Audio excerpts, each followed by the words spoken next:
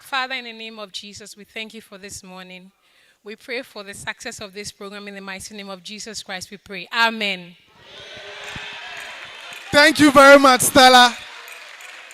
That's how we are going to be doing it this morning, directly to the point as we crown the best business school in Ghana.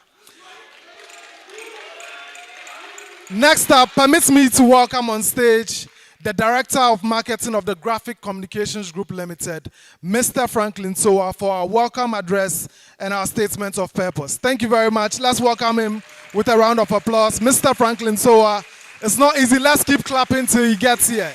Let's keep on clapping. Thank you very much, Zurich.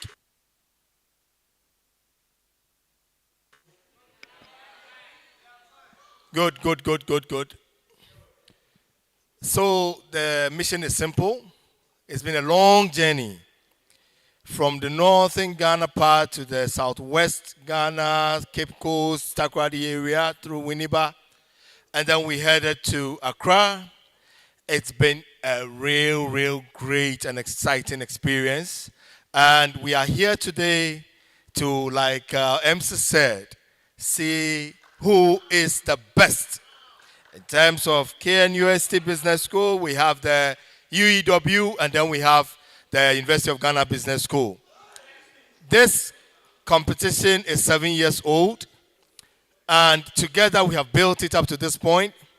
It's been extremely exciting knowing the value it's bringing to students, knowing the value it's bringing to the tuition centers, and the value it's bringing to Mother Ghana as far as business education is concerned.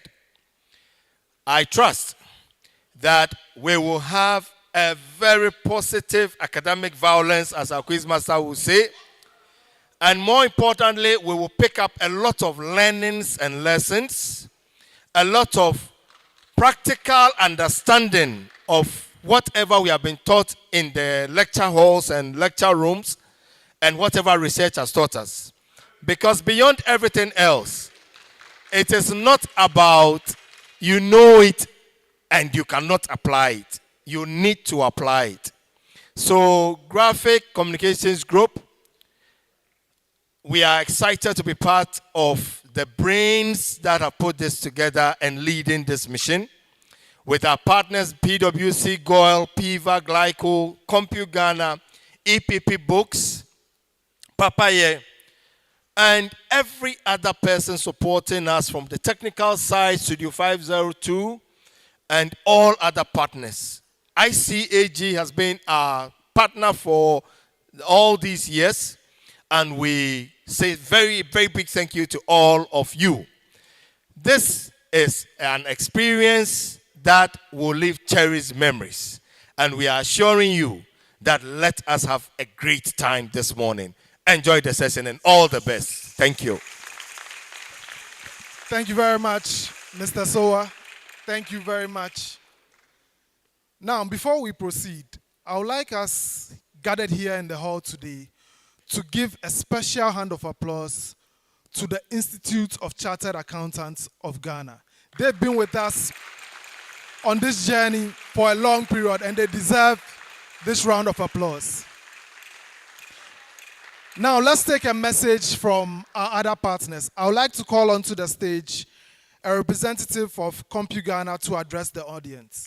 CompuGhana rep, let's give her a hand of applause till she gets here. Very important. They are sponsoring the mouth-watering prizes today, so give her a hand of applause till she gets here. Very important. You are welcome, madam. Good morning, everyone. Okay. Distinguished guests, I'm honored to represent CompuGhana as a top sponsor for this challenge. We are passionate about leveraging technology to drive innovation and progress.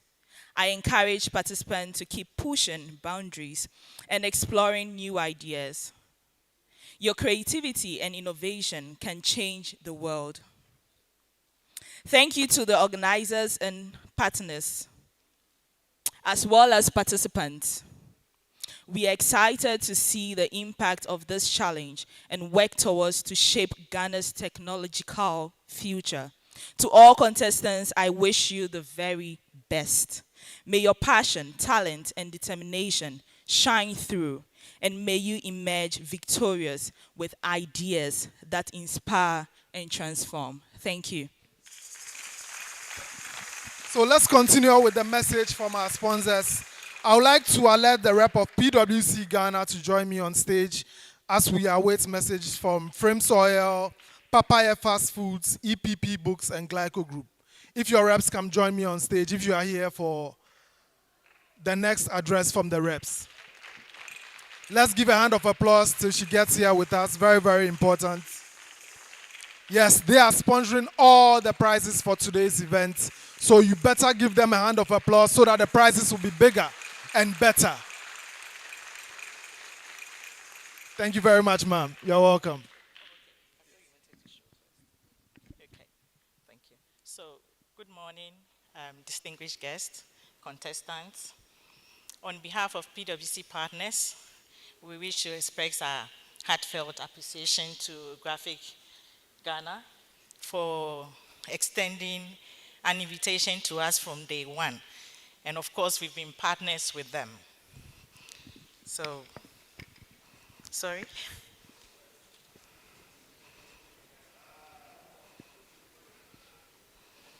Okay, so PwC Ghana is proud to be part of the Tertiary Business Sense Challenge, a partnership that reflects our enduring commitment to education and talent development. This initiative aligns with our broader strategy to empower the next generation of leaders with the skills and mindset needed to thrive in an evolving world of work.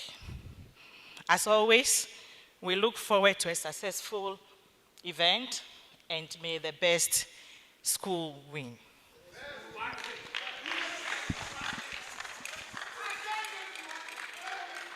Now, let's head into the moment we've all been waiting for,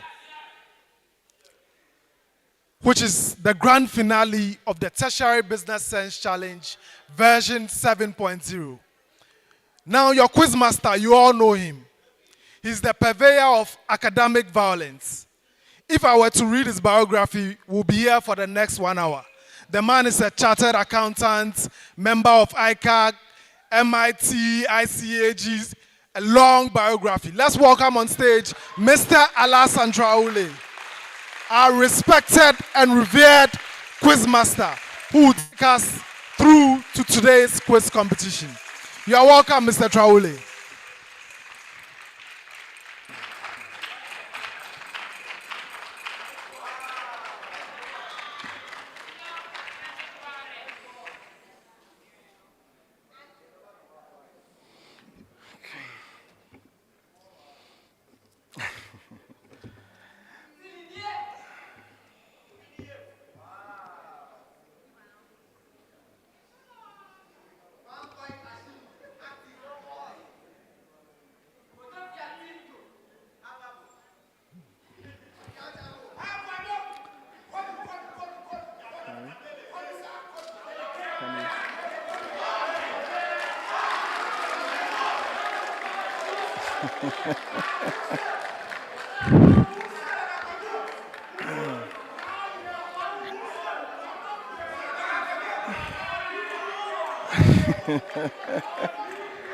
Ladies and gentlemen, indeed, it is a moment we've all been waiting for. You are especially welcome to the grand finale of the Tertiary Business Sense Challenge 2025, version 7.0.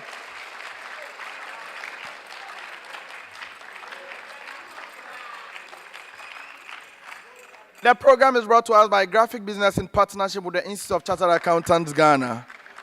Our sponsors, distinguished sponsors, Glyco Life, PwC, Goal Ghana, Papaya Fast Foods, Compi Ghana, Ghana National Association of Teachers, EPP Book Services, Zenith University College, MTN Ghana, GCB Bank, and many others. Ladies and gentlemen, after months of serious academic violence, it all comes down to these three wonderful institutions. Suffice to say, as it stands, they are the topmost business schools in the country. Congratulations to all of you.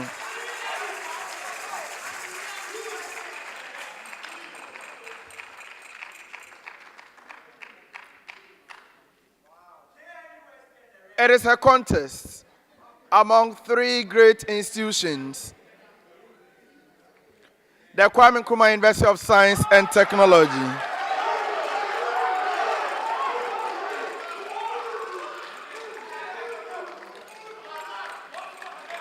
the University of Education Winneba,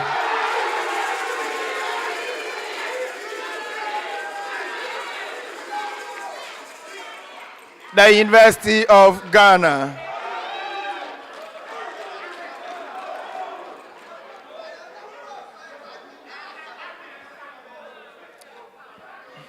Ladies and gentlemen, they are the three best amongst all the rest. They are the three best. And they are here to defend their institutions as well as their zone. We have three zonal champions on stage. Three zonal champions: the middle zone, the southwest zone, and the southeast zone. Ladies and gentlemen, historically, these three schools met last year at the same stage.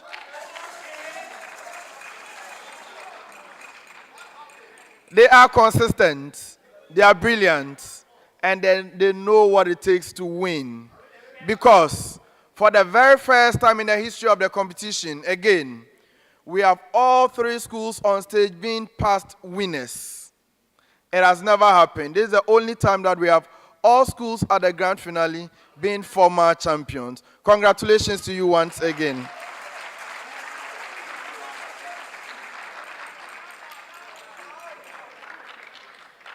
Ladies and gentlemen, to add again, these are the last three winners of the Tertiary Business Sense Challenge.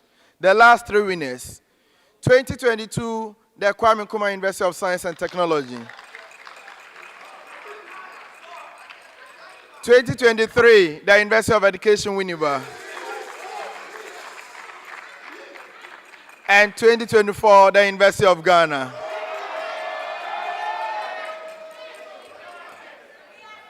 Ladies and gentlemen, we couldn't have wished for any other school than these three. They are the best in the game.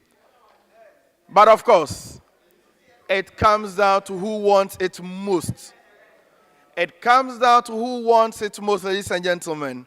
It comes down to the most prepared.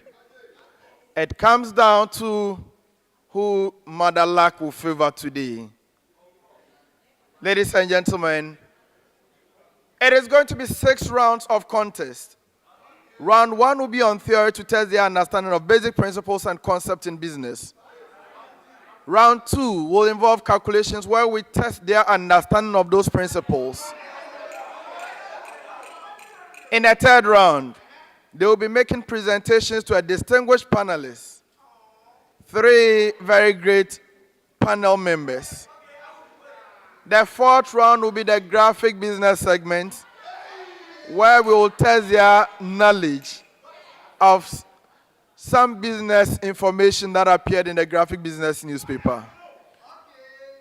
The 5th round will be the true or false segment, where I'm going to read out some statement to them, and they are to tell me whether the statement is true or false. The 6th and final round will be on riddles.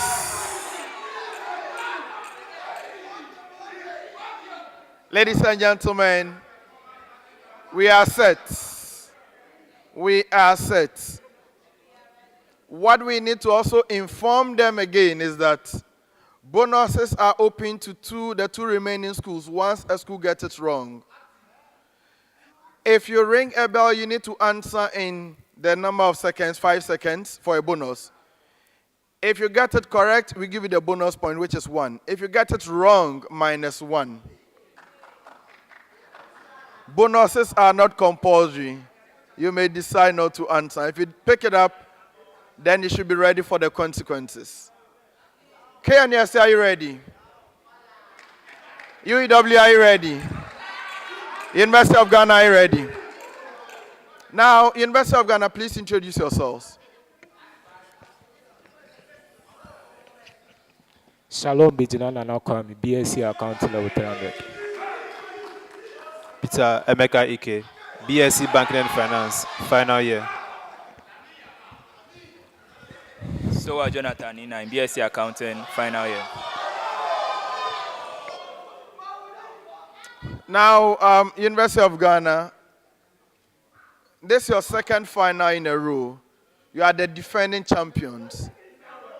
How has the preparation been like for this particular one? The preparation has been very intense because we do know that to whom much is given, much is expected. All right. So, ladies and gentlemen, that is a team from the University of Ghana. They are 4-time zonal champions. They are 1-time national champion. Indeed, they are the defending champions for the trophy. When they won it, they had a distinguished quartet of Peter Emeka Ike, Jonathan Sowa. Both were part of the team last year. They also had Edwin Enti as well as Prince Ascot. I wish you the very best of luck, University of Ghana. University of Education, Winneba, please introduce yourselves. My name is Ashimi Awudu, BB Accounting, level 300. Apente Matilda Jima, BB Accounting, level 400. Fiasi Aaron Kojo, Accounting, final year. University of Education, Winneba, tell me how your preparation have been like.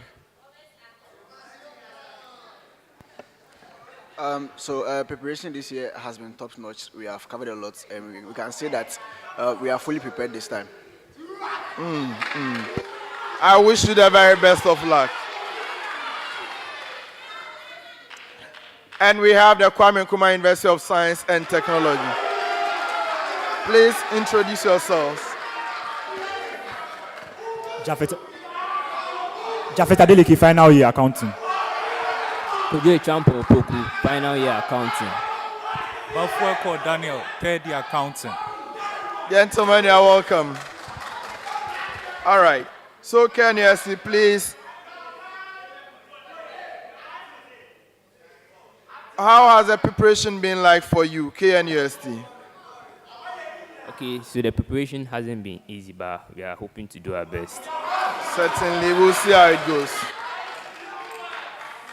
For KNUST, they are also 4-time zonal champion, 1-time national champion.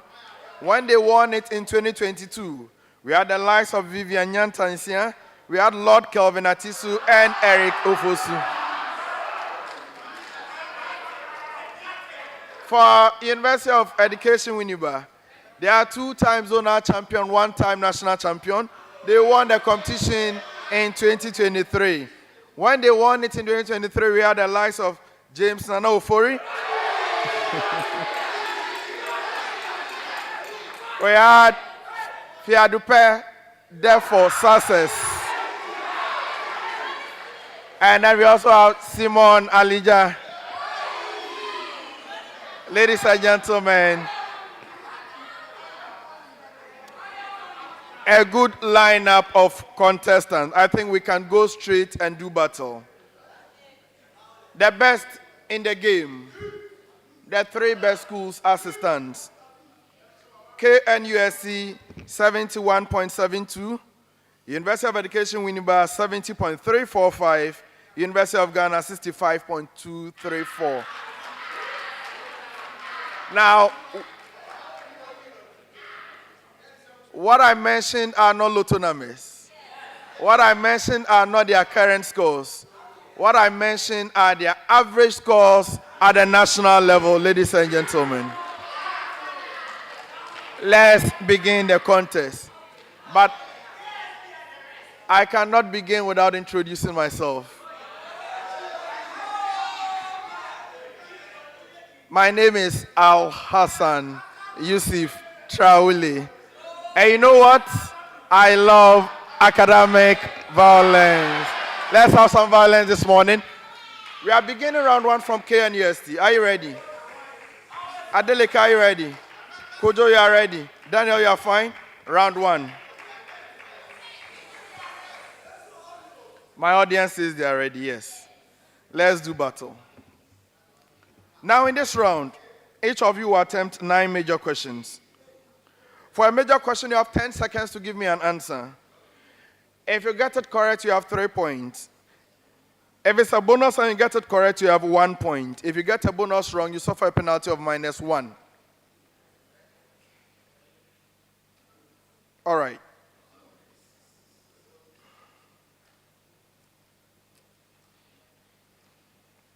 Please, we will do well with some silence at this stage as we begin the contest.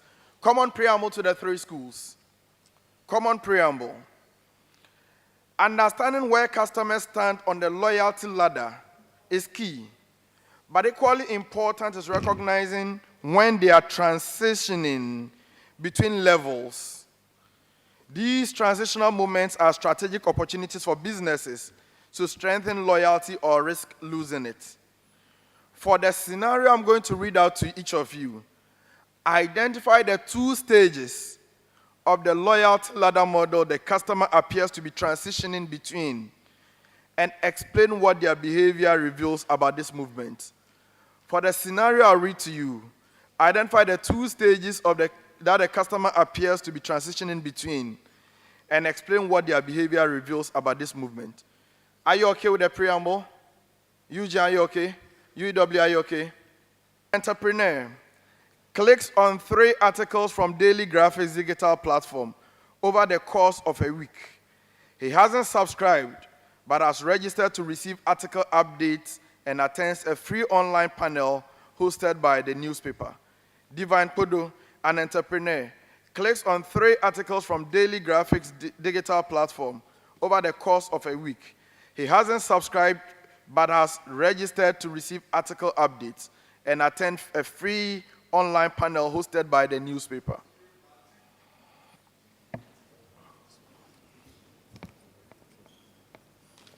Okay, so the 2 stages of this customer that's divine is we have the prospect, because he's now being interested in daily graphic newspapers, and then the next stage will be going to be client, because he has subscribed to their newsletters in hope that he will get more interest to move forward.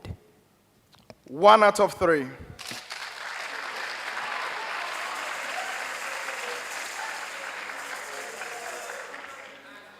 University of Education, Winneba. Joshua Agbowada, a long-time buyer of Papaya Fast Food, has just emailed the company with ideas for new recipes and offered to volunteer for product testing. He still doesn't promote the brand online or refer it to others, but wants deeper involvement. Joshua Agbowada, a long-time buyer of Papaya Fast Foods, has just emailed the company with ideas for new recipes and offered to volunteer for product testing. He still doesn't promote the brand online or refer it to others, but wants deeper involvement. Okay, so we have the client or customer where he gradually buys from the organization, and then he's transitioning to be an advocate since he's ready to convince others to also purchase the product. 1 out of 3.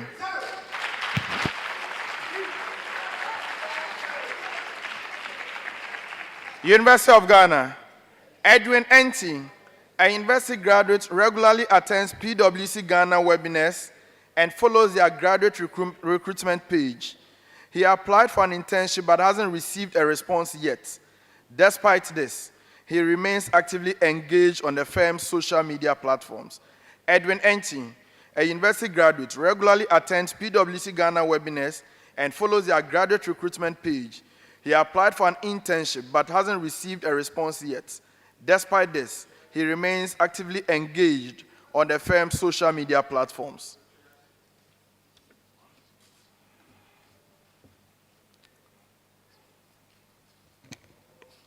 So here the customer is moving from the customer stage. So here the customer stage here. So here the individual is moving from the customer to advocate stage. So with the customer stage, here the individual makes a purchase. And with the advocate stage, the individual is actively engaged in a commitment and social media activities of the firm. I can only give you 1 out of 3.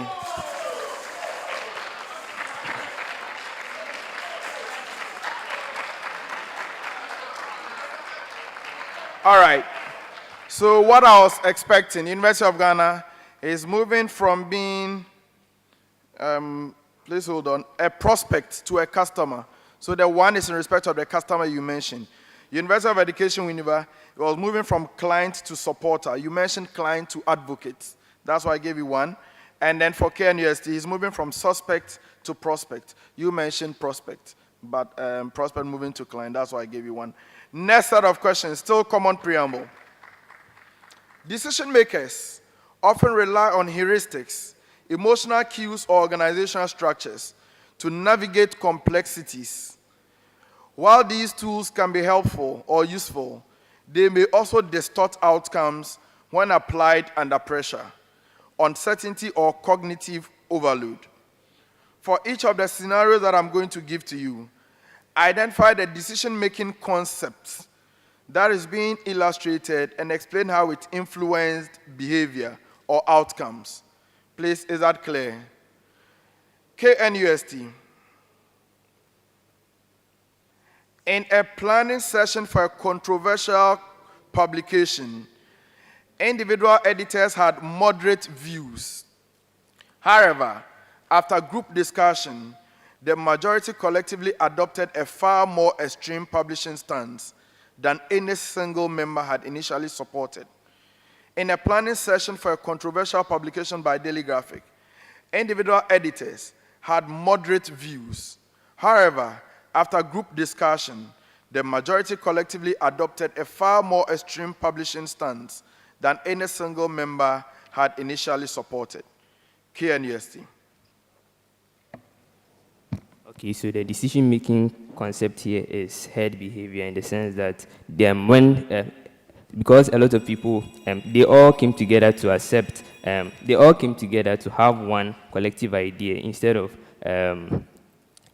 they all came together because of one collective idea. And how it influences behavior is that mostly because there's a herd, individuals also want to be part of the herd without being separated. It is not correct. Bonus is available to you. The school to ring their bell.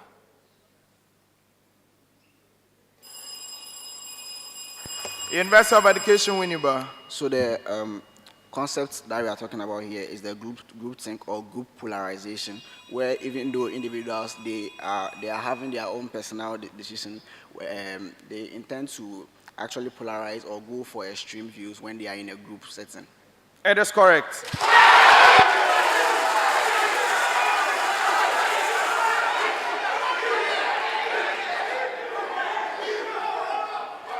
Your major question, UEW. University of Education, your major question. UEW, after reviewing 37 supplier bids in a day, the procurement manager at EPP Book Services begins making quicker decisions, relying on gut feeling. By the final round, several inconsistent or contradictory approvals are made. After reviewing 37 supplier bids in a day, the procurement manager at EPP Book Services begins making quicker decisions, relying on gut feeling. By the final round, several inconsistent or contradictory approvals are made.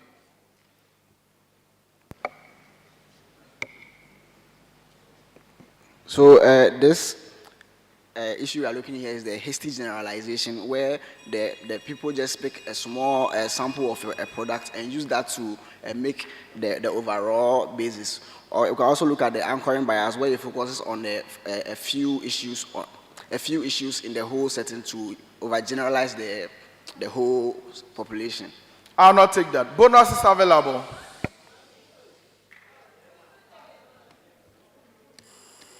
University of Ghana. So it is the concept of satisficing. This is because the individual is using the available information or the sample to make decisions, and at the end, it's just using what it has available to him. It is not correct.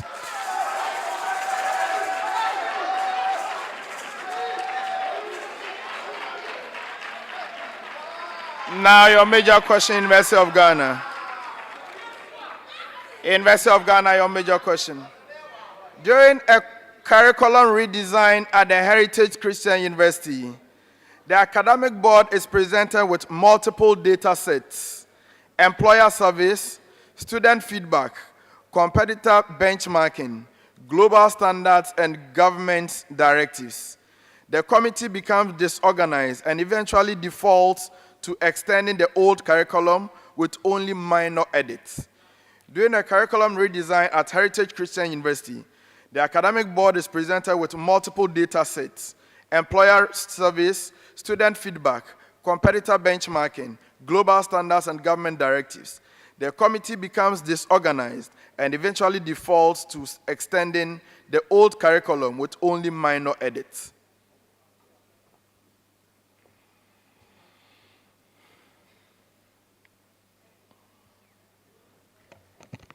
So it's going to be the incremental approach. This is because the party is not making drastic change it's not making drastic decisions, but it's making decisions one step at a time. So how it influences their behavior is that they make decisions in a steady manner, not in a radical way. It is not correct. Bonuses available.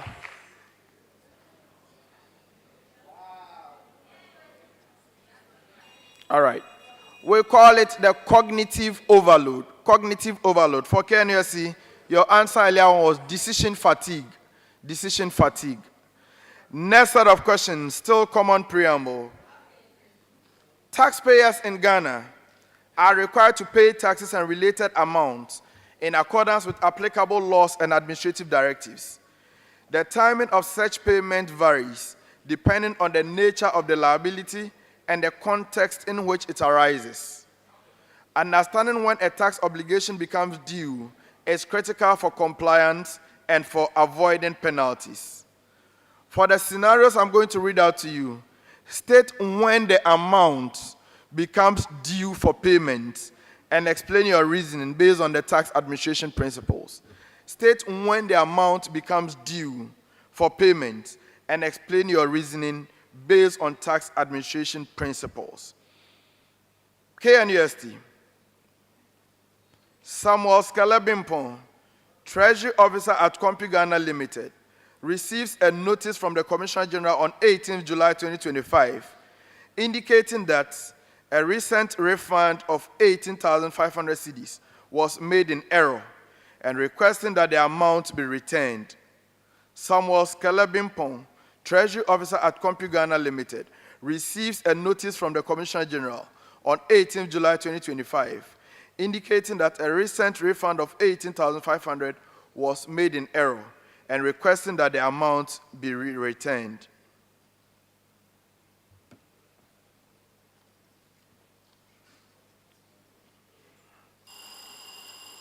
Go ahead. Okay, so the tax we are looking over here is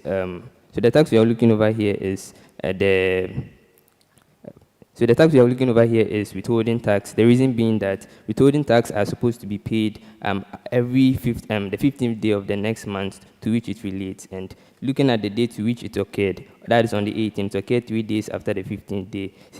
Hence, the individual will have paid tax on 15th. And so the Commissioner General is asking him to bring back the money. It is not correct. Bonus is available.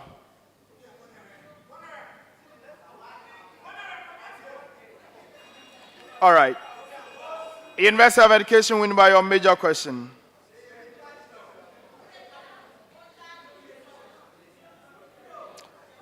Fiadupe, therefore, a professional tax advisor, assists a client who was recently reassessed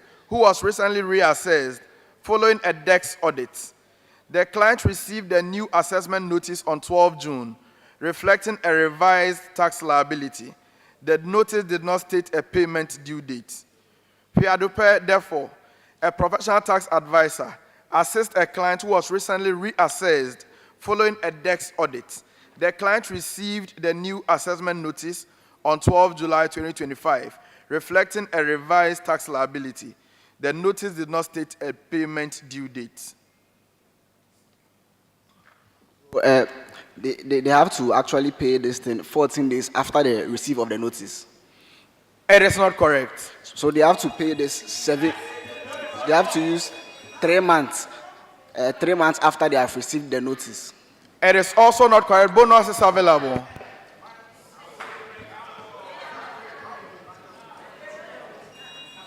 All right.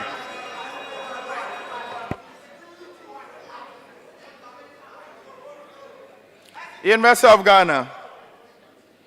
Prince Ascot, sales manager at Stella Mining Limited, oversees the auction of company equipment worth 300,000 cedis on 3rd May 2025.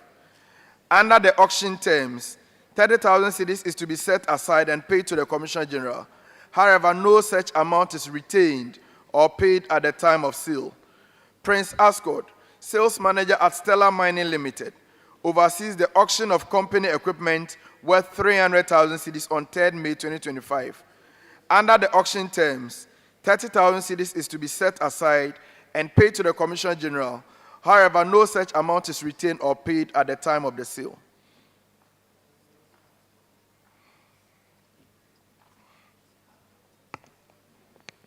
So is due for payments 30 days after the date of transaction.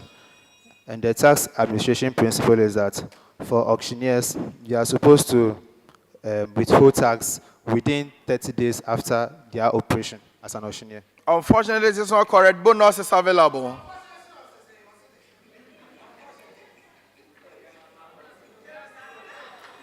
All right.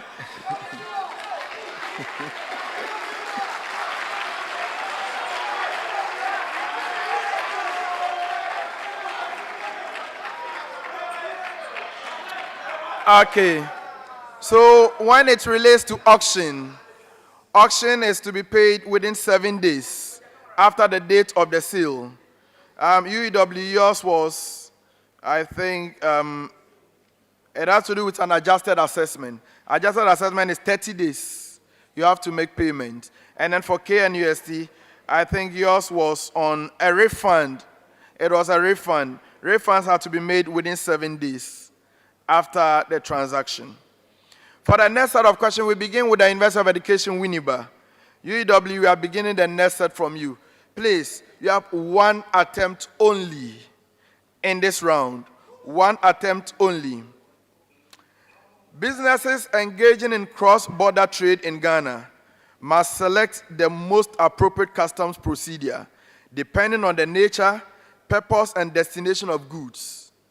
Misapplication may result in delays, penalties, or loss of privileges. Identify the applicable customs procedure and explain how it applies under Ghana's customs regulations. Please, is it clear? Kenya, is it clear for you? UEW? Is it clear? Eugene? All right, UEW, your major question. Yvonne IE Imports Limited arranges for a container of home appliances, including refrigerators, TVs, and air conditioners from Shenzhen, China, to be delivered through the Tema port. Upon arrival, the company processes the consignment through ICOMS, pays all applicable import duties and VAT, and immediately distributes the goods to Accra, Kumasi, and Takoradi retailers. If an IE Imports Limited arranges for a container of home appliances, including refrigerators, TVs, and air conditioners from Shenzhen in China, and these are to be delivered through the Tema port. Upon arrival, the company processes the consignment through ICOMS, pays all applicable import duties and VAT, and then immediately distributes the goods to Accra, Kumasi, and Takoradi retailers.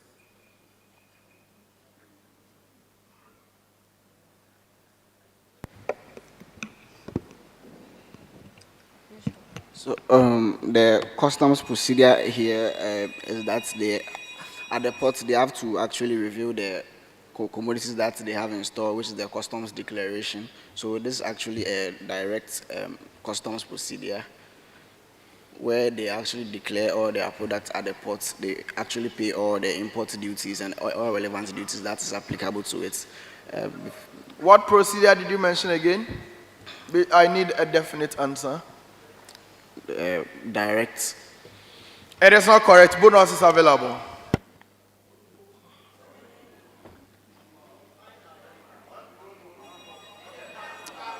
University of Ghana. Papaya Foods Limited discovers defect in the sensors of its automated bottling equipment. With no local expertise available, the machines are temporarily exported to a German contractor for diagnostics and repair. They are expected to return to Ghana within 45 days with minimal value added. Papaya Foods Limited discovers defect in the sensors of its automated bottling equipment. With no local expertise available, the machines are temporarily exported to a German contractor for diagnostics and repair. They are expected to return to Ghana within 45 days with minimal value added.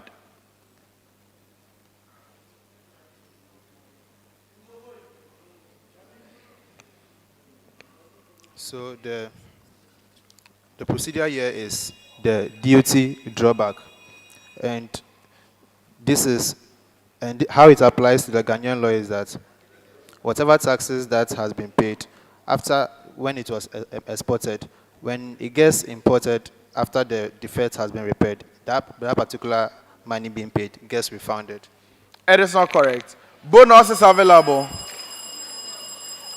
University of Education, Winneba. The customs procedure that would be used here is called the outward processing, where a company in Ghana will take a product outside the country for fixes without adding any relevant value or significant changes to the machine and bringing it back into the country. So it's called the outward processing. It is correct.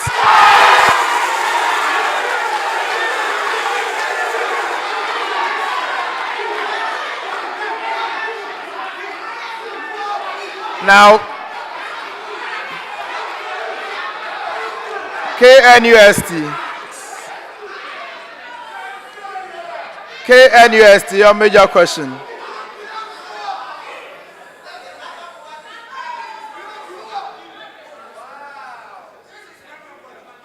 KNUST, David Able Limited is contracted to provide 100 laptops and accessories for a United Nations ICT workshop in Accra.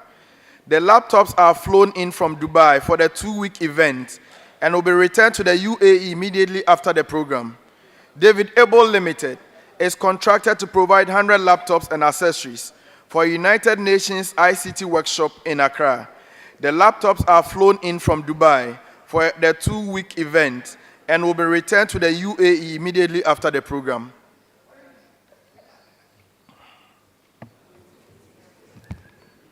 Okay, so this custom procedure is related to duty drawback in the sense that the goods are imported from Dubai, and then once they are done with the event, they are going to send it back to Dubai at the same value.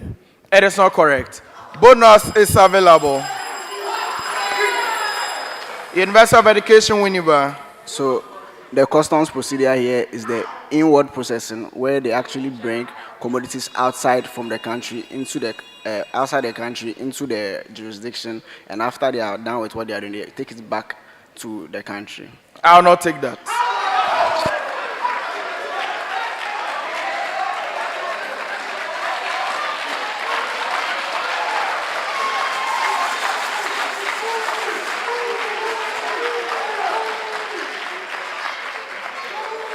Now, what you need to know is that there was no mention of processing here. It was for an event, and after the event, the equipment are taken back, the laptops are taken back. Refer that as temporary importation. For the earlier one, yours was home use. The first question I asked you was home use. All right, next set of questions, still beginning with UEW, common preamble. Here also you have one attempt only, there's no bonus. One attempt only, no bonus here. The following scenarios describe the workforce roles within organizations applying flexible and modern employment models. For each scenario, identify which category of the Shamrock organization model the worker falls into, and justify your choice. Identify which category of the Shamrock organization model the worker falls into, and justify your answer. University of Education, Winneba, your scenario. James Ofori is a freelance UX designer contracted by MTN Ghana to revamp the user interface of his customer self-service portal. He works remotely, is paid based on milestones, and has no involvement in MTN's internal decision-making processes. James Ofori is a freelance UX designer contracted by MTN Ghana to revamp the user interface of his customer self-service portal. He works remotely, is paid based on milestones, and has no involvement in MTN's internal decision-making processes. UEW. So with this, we'll look at the flexible or the part-time workforce due to the fact that they are not full-time employees and they only contract and come in and work. Yes.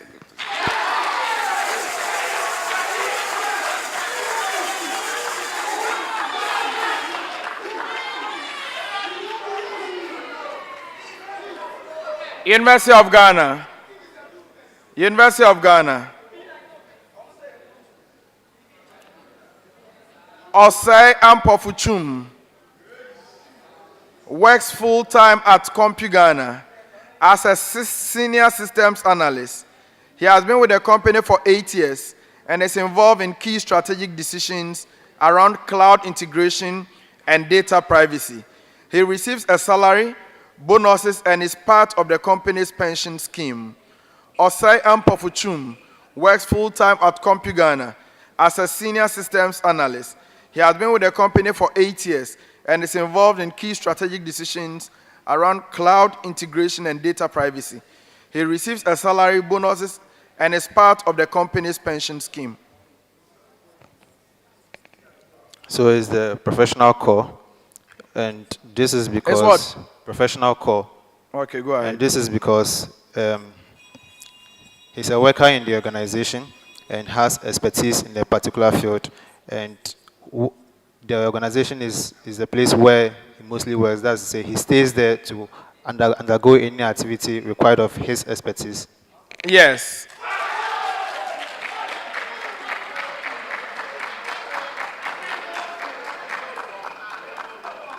KNUST. KNUST. Ria works weekends for Yomle Beverages as a promotional assistant in supermarket during product launch seasons. She receives a daily wage and is trained just before each campaign. Ria works weekends for Yomle Beverages as a promotional assistant in supermarkets during product launch seasons. She receives a daily wage and is trained just before each campaign.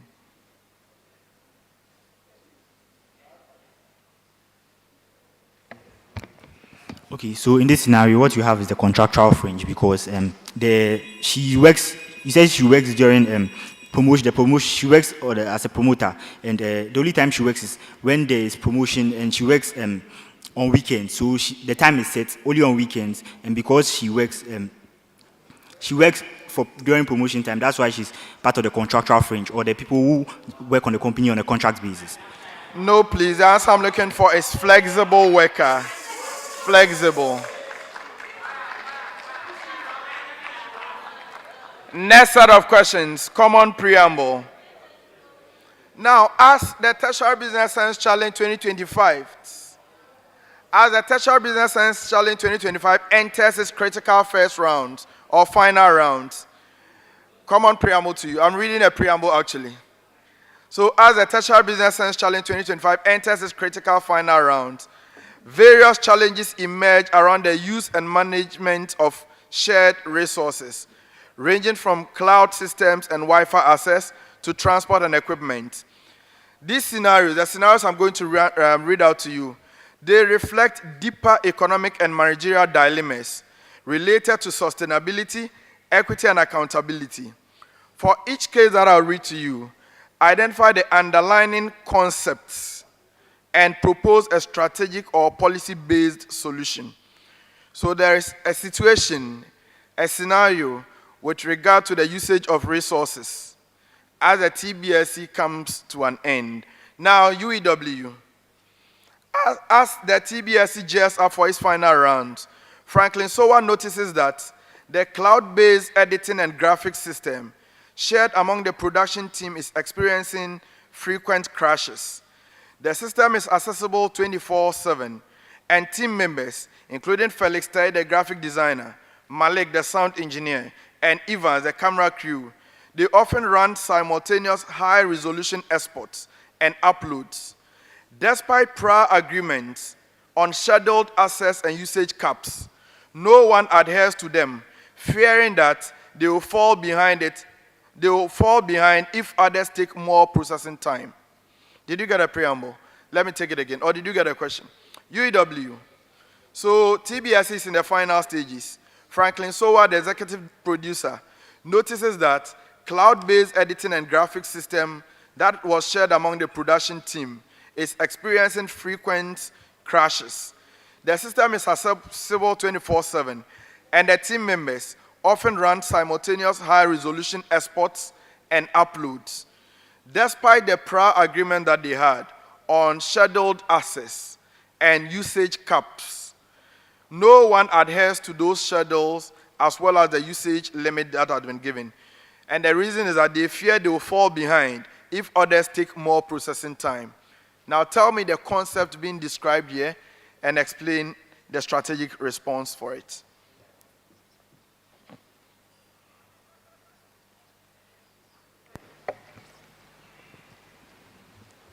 So, with the issue of shared resources, due to the fact that they are using it simultaneously, which is synchronously, what the organization can do to solve this problem is strict enforcement of the access controls, because they are not following the rules. So they should do strict enforcement to the laws, and they should also purchase additional equipment so that the employees could use them differently at the same time.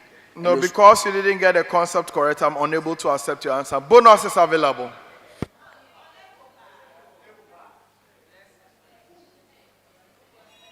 All right. Now, University of Ghana. University of Ghana. During the TBSC finals, Goal Ghana sponsors a hospitality booth with free public Wi-Fi for all contestants, sponsors, and staff. As the contest progresses, Evans Jesse, the switcher, and David Niama, the photographer, they begin using the connection to upload full-resolution files to the cloud. Soon, the connection slows down drastically, frustrating everyone, including participants who rely on the internet for live research and updates. During the TBSC final, Goal Ghana sponsors a hospitality booth with free public Wi-Fi for all contestants, sponsors, and staff. As the contest progresses, NSJC and David Niyama, they begin using the connection to upload full resolution files to the cloud. Soon, the connection slows down drastically, frustrating everyone, including participants who rely on the internet for live research and updates.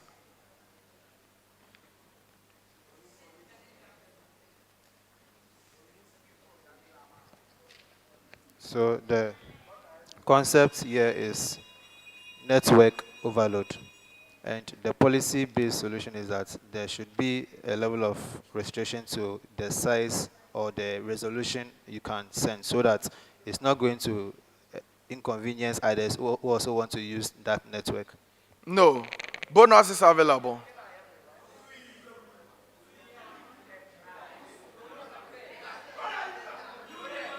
All right.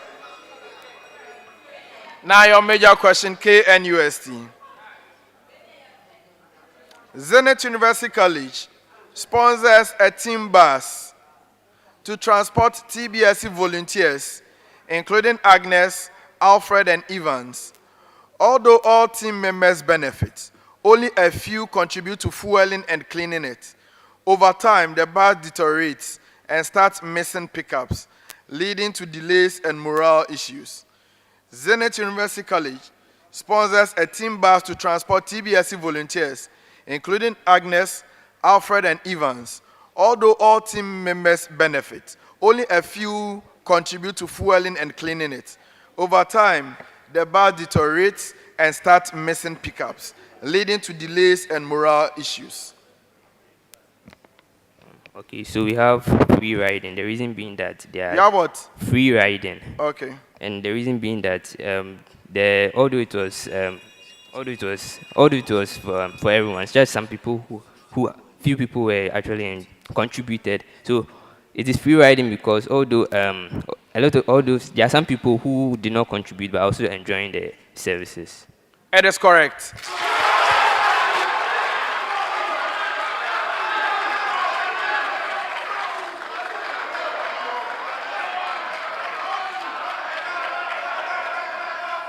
The free rider problem is correct. Now for UEW, the question I asked you was the tragedy of the commons. And for KNUST, it was, Eugene, it was public goods dilemma. Public goods dilemma. Next set of questions, we are beginning with the University of Ghana. The University of Ghana, you are starting the next set for us. Common preamble. In contract for the sale of goods, the law implies certain terms and conditions to protect buyers, especially where they rely on the seller's knowledge, description, or expertise. These terms exist regardless of whether they are expressly written in the contract. For each scenario, identify the implied term or condition being applied and explain how it affects the rights or remedies of the parties. So we know that in the sale of goods, there are certain terms that are implied in the contract, regardless of whether you expressly state them or not. So I'll read out a scenario, identify the implied term that is being described, and how it affects the rights or remedies of the partners. University of Ghana.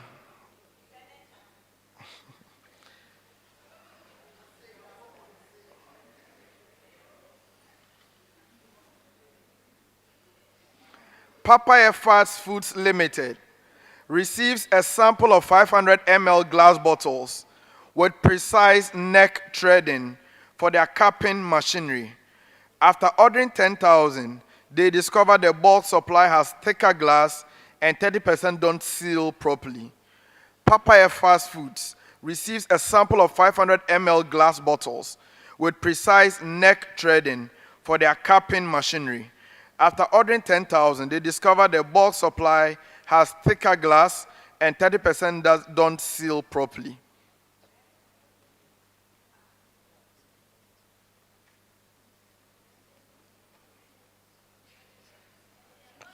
So the implied term is that the sample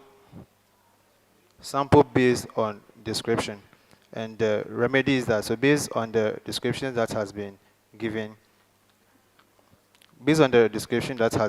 it is expected that whatever goods that was ordered should be merchantable or should meet the sample that was given. Emeka, I want one definite answer. Please come clear. What is the implied term here? So the implied term is sample by description, and the remedy is that when a sample has been described as to what the buyer wants, when it doesn't meet that particular specification, it is expected that you provide the goods to meet that specification, since a sample has been given. 2 out of 3.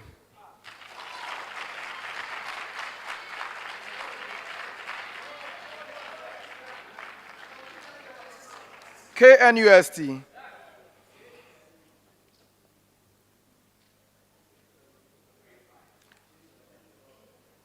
Glycolife purchases 20 high-end printers from a company offering liquidation stock. 2 months later, the police confiscate the printers, revealing that they had been stolen. Glyco had bought them in good faith and with documentation. Glycolife purchases 20 high-end printers from a company offering liquidation stock. 2 months later, the police confiscate the printers, revealing they had been stolen. Glyco had bought them in good faith and with documentation.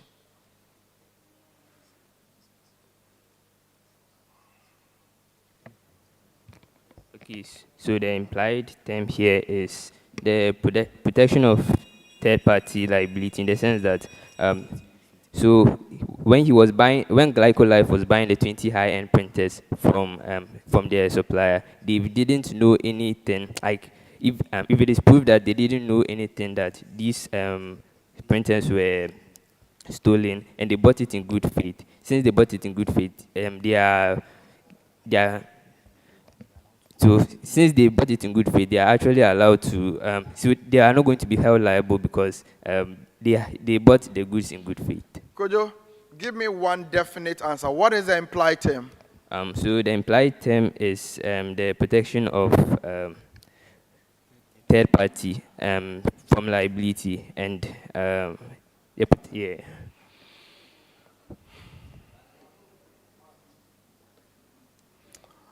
I'm going to give you 1 out of 3.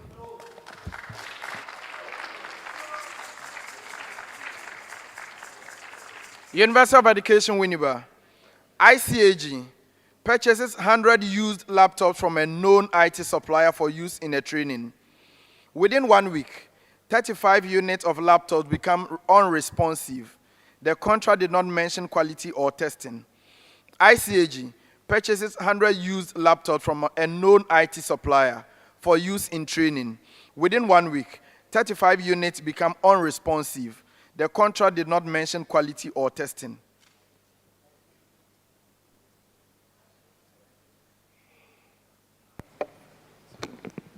Okay, so we have implied by parties. You have what? Implied by both parties, where both of them have the same idea. Since they have been in business for long, they know what is at stake. And if some of the goods are defective, they send it back for redress. Ashimi, come again with one definite answer. What is the implied term? Okay, so we have guarantee, or implied by the parties. I'm not taking that. Bonus is available.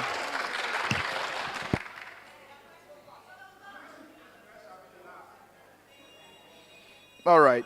So the implied term here is merchantable quality. There is an implied term that when you are selling something, it should have a quality that makes it saleable, merchantable quality. KNUST, yours was title. There is an implied term that if you are selling something, you have title to it. And University of Ghana, yours was sale by sample. Sale by sample. Okay? So when you are selling something by, or you advertise a sample to someone, and you are delivering the items, the sample should correspond, or the bulk, the population should correspond to the sample that you show to the person. I hope that is fine. All right. All right, now let's take the last set of questions for this round. Last set of questions for the round.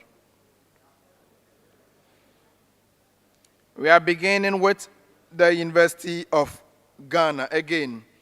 In commercial and corporate disputes, writ may be issued to correct or prevent unlawful actions or regulators, corporate officers or tribunals that impact a company's legal right.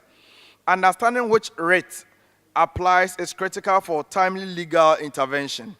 Identify the writ that should be sought in the scenario and explain how it applies in the given corporate or commercial context. One attempt only.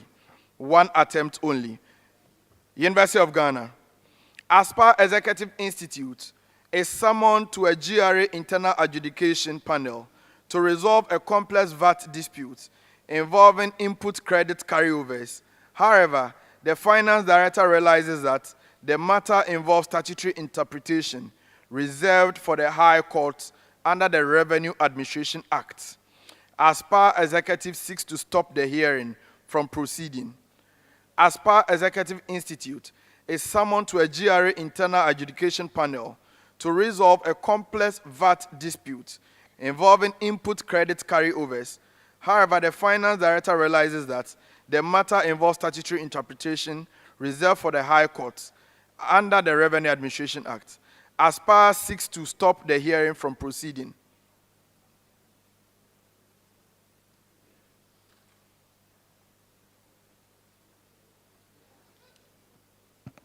So the rates being identified here is the certiorari. This is because there is the lower court, or the lower court is supposed to report to the higher court, and the higher court decides what should move forward and what should not. So based on the scenario, because it didn't meet certain specifications, that's why the higher court didn't accept it. It's not correct. Bonus is available. KNUST. Yes. So we have the writ of prohibition because the law is asking Aspire to stop what he's doing. It is correct.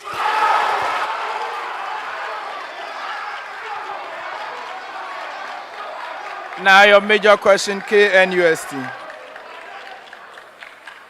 KNUST, your major question.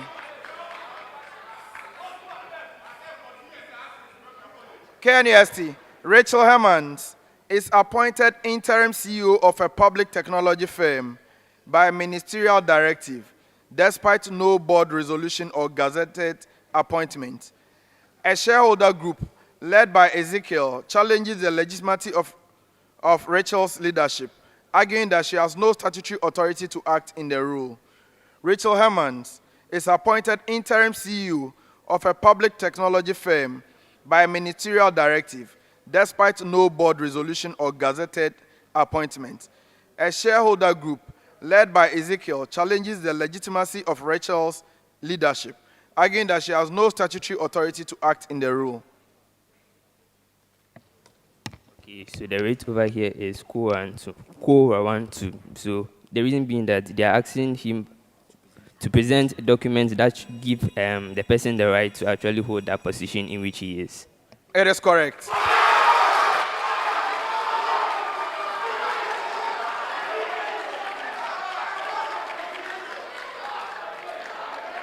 UEW. And now the last question for the round. Last question for the round goes to UEW. Graphic Business. Graphic Business is issued a cease and desist letter. Graphic Business is issued a cease and desist letter by the National Communications Authority, ordering it to suspend its innovative mobile ad streaming platform. The NCA claims it lacks a proper license, though Graphic had received prior clearance from the Ministry of Communications. No hearing or clarification is offered. The company's reputation and investment suffer as a result. Graphic Business is issued a cease and desist letter by the National Communications Authority, ordering it to suspend its innovative mobile ad streaming platform. The NCA claims it lacks a proper license, though Graphic had received prior clearance from the Ministry of Communications. No hearing or clarification is offered. The company's reputation and investment suffer as a result. Graphic is seeking to get some hearing from the court. UEW.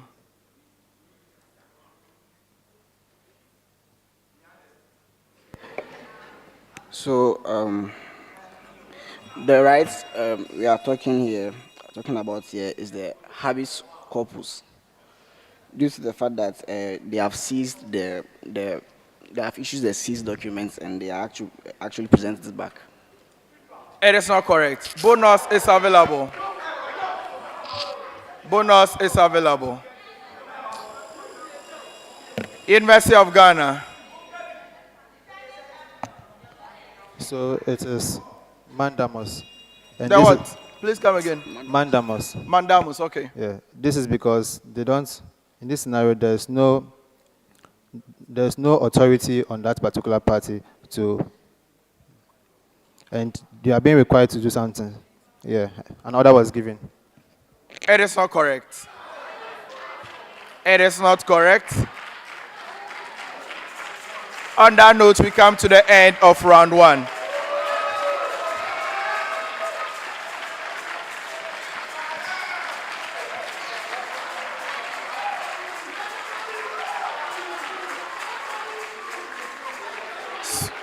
It is actually certiorari. Certiorari is what I'm talking about. So, ladies and gentlemen, this is the grand finale of the Tertiary Business Sense Challenge. We had very interesting round one. We are going to take the scores for round one, and then we progress immediately to the second round. At the end of round one, University of Ghana had 4 points. University of Education had 9 points.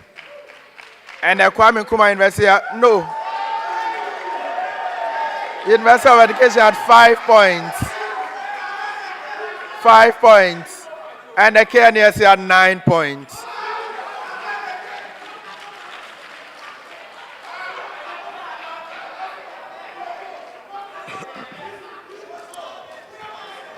We are going into round two.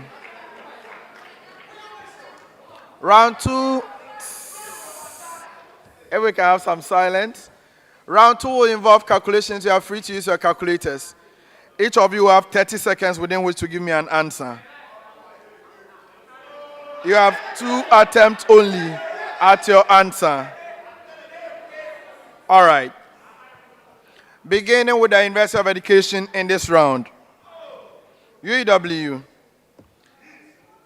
Simon Alija, a production analyst at ICAG Industries, oversees a 2-stage production of antiseptic liquid. In process A, 12,000 liters of raw inputs costing 144,000 cedis are introduced. Process A allows a normal loss of 15% with a scrap sold at 1.5 cedis per liter. The output is transferred to process B, which experiences a 10% normal loss, and scrap from this stage fetches 2 cedis per liter. The final output after process B is 9,000 liters. Calculate the cost per liter of the final output after both processes. Simon Alija, a production analyst at ICAG Industries, oversees a 2-stage production of antiseptic liquid. In process A, 12,000 liters of raw input costing 144,000 are introduced. Process A allows a normal loss of 15% with a scrap sold at 1.5 cedis per liter. The output is transferred to process B, which experiences a 10% normal loss, and scrap from this stage, it fetches 2 cedis per liter. The final output after process B is 9,000 liters. You have to calculate the cost per liter of the final output after both processes.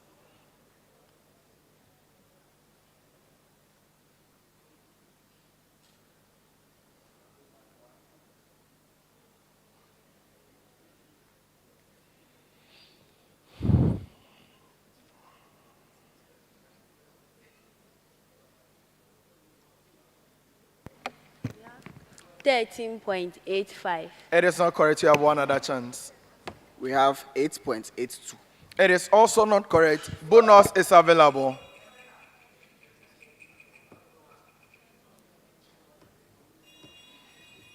Now your major question, University of Ghana. Derek Kofi Otu, the operations manager at Graphic Business Limited, supervises a 2-stage toner production process. In process 1, 8,000 liters of chemicals are introduced at a cost of 96,000 cedis. Normal loss is 12%, and scrap is sold at 1.8 cedi per liter. Process 2 has a 5% normal loss. Scrap sold at 2.5 cedis per liter. Surprisingly, final output from process 2 is 7,200 liters. Calculate the cost per liter of the final product. Derek Kofi Otu is the operations manager at Graphic Business. He supervises a 2-stage toner production process. Process 1, 8,000 liters of chemicals are introduced at a cost of 96,000 cedis. Normal loss is 12%, and scrap is sold at 1.8 cedi per liter. Process 2 has a 5% normal loss. Scrap sold at 2.5 cedis per liter. Surprisingly, final output from process 2 is 7,200 liters. Calculate the cost per unit of the final product.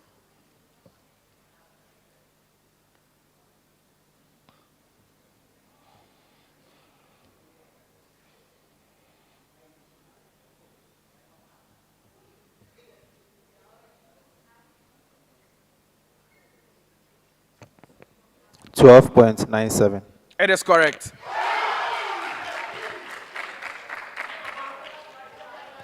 KNUST. KNUST. Eric Ofosu, the financial controller at GOL Ghana, is evaluating the cost structure for a new fuel additive processed in 2 stages. Stage 1, 20,000 liters at a cost of 240,000 cedis. Normal loss is 5%, and the scrap is 2 cedis per liter. Stage 2, normal loss is 5%, but abnormal loss of 200 liters occurs. Scrap has no value. Final output after stage 2 is 17,800 liters. I take it again. Eric Ofosu, the financial controller at GOL Ghana, is evaluating the cost structure for a new fuel additive processed in 2 stages. Stage 1 is 20,000 liters at a cost of 240,000 cedis. Normal loss is 5%. Scrap is 2 cedis per liter. Stage 2, normal loss 5%. Abnormal loss 200 units. 200 liters occurs. Scrap has no value. Final output after stage 2 is 17,800 liters. Calculate the cost per liter of the final product.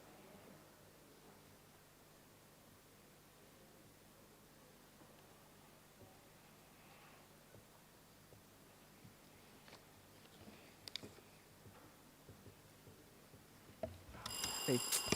You haven't bailed out. 13.19. You haven't bailed out. It is not correct. Bonus is available. That wasn't the bill. Oh, go on. Then go on. Sorry. So 13.19. What? 13? Yeah, 13.19. I'll not accept that. Bonus is available. University of Ghana. 13.37. Yes.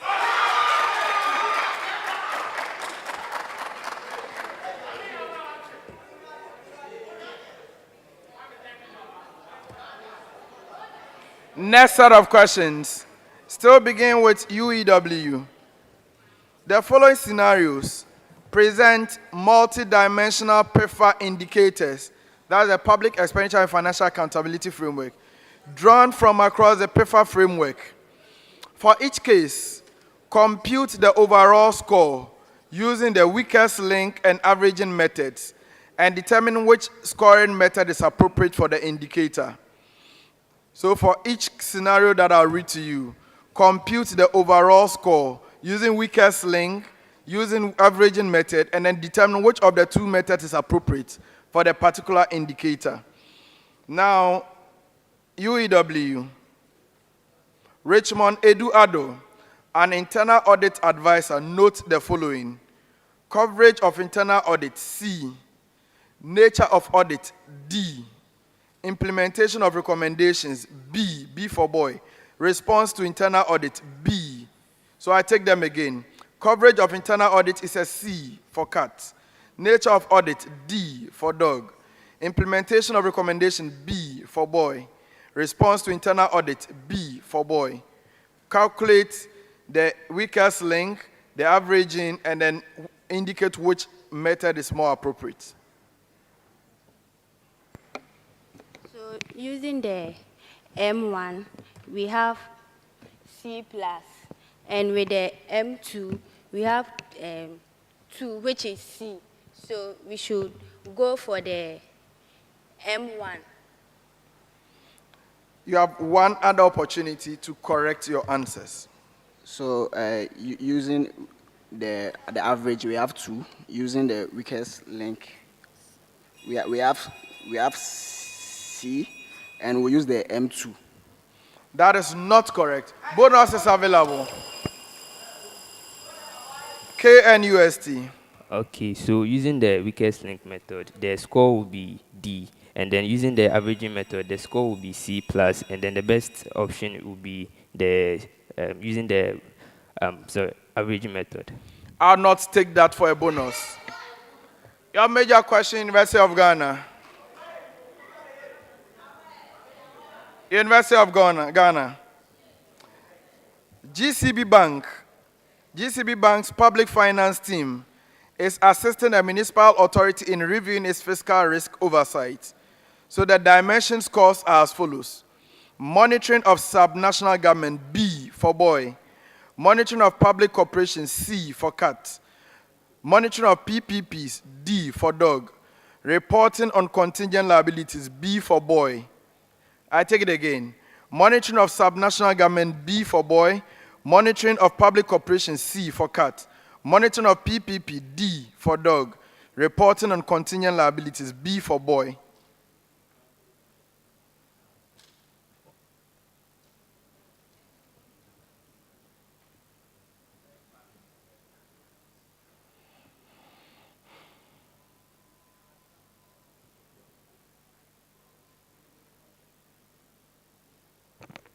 So using the weakest link is going to be using the weakest link is going to be D plus, and using the average is going to have an average score of 2.25, and with a dimension is going to be C, and we should go in for the average method.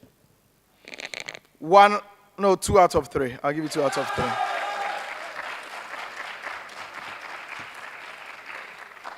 Two of your answers are correct. KNUST. Wesley Ekuban, a procurement reform analyst at the Ministry of Infrastructure, reviews the 2023 PEFA self-assessment and records the following scores. Economic appraisal, C for cat. Selection of investment, B for boy. Project costing, A for Al Hassan. Investment project monitoring, D for dog. I take it again. Economic appraisal, C for cat. Selection of investment, B for boy. Project costing, A for Al Hassan. And investment project monitoring, D for dog.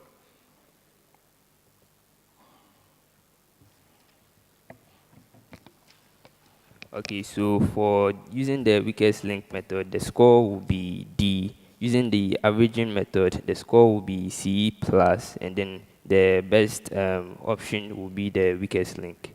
That is, using the weakest link. You have one chance to correct your answers. You haven't been bailed out yet. Okay, so using the averaging method, the score will be 2.5. Using the score will be 2.5, making it a C plus. Using the weakest link method, the score will be D, which the score will be D, which is 1, and then the best option will be the averaging method. 2 out of 3.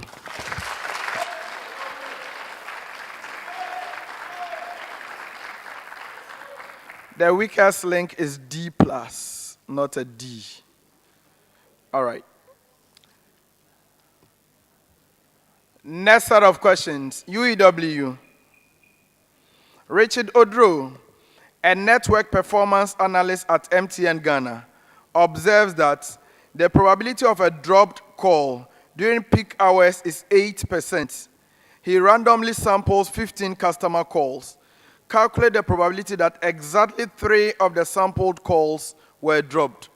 Richard Odro, a network performance analyst at MTN Ghana, observes that the probability of a dropped call during peak hours is 8%.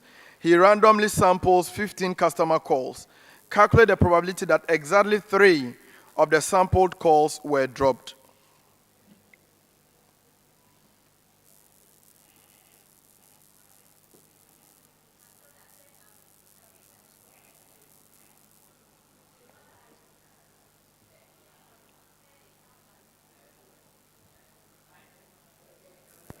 We have 0.123. It is not correct. You have one other chance.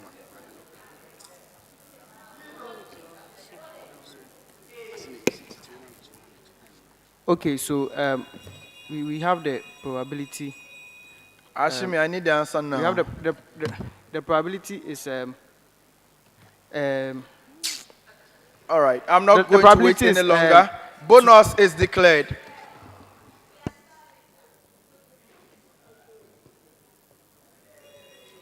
Okay. Your major question, University of Ghana. Jessica Baidu monitors GCB Bank's ATMs and notes a 3% failure rate per transaction. She samples 20 transactions from the weekend log. What is the probability that no ATM failures occurred?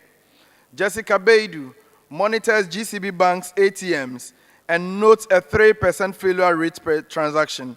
She samples 20 transactions from the weekend log. What is the probability that no ATM failures occurred?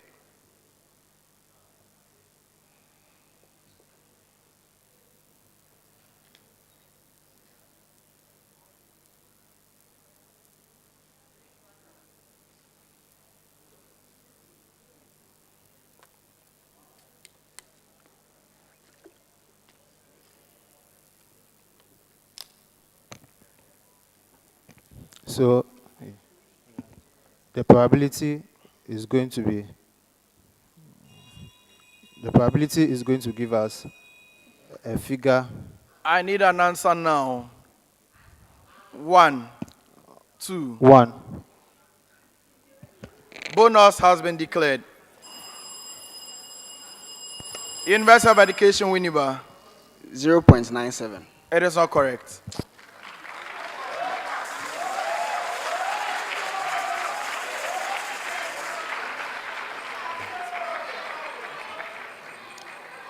Your major question, KNUST.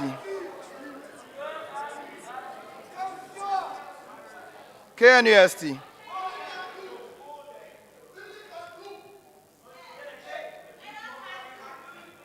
All right. Vivian Nyanta, a web engineer at Graphic Online, estimates that 10% of all uploaded hyperlinks are broken due to user error. She audits a random sample of 12 hyperlinks. What is the probability that exactly 1 hyperlink is broken? Vivian Nyanta, a web engineer at Graphic Online, estimates that 10% of all uploaded hyperlinks are broken due to user error. He audits a random sample of 12 hyperlinks. What is the probability that exactly 1 hyperlink is broken? 37.66%. What? 37.66%. It is correct.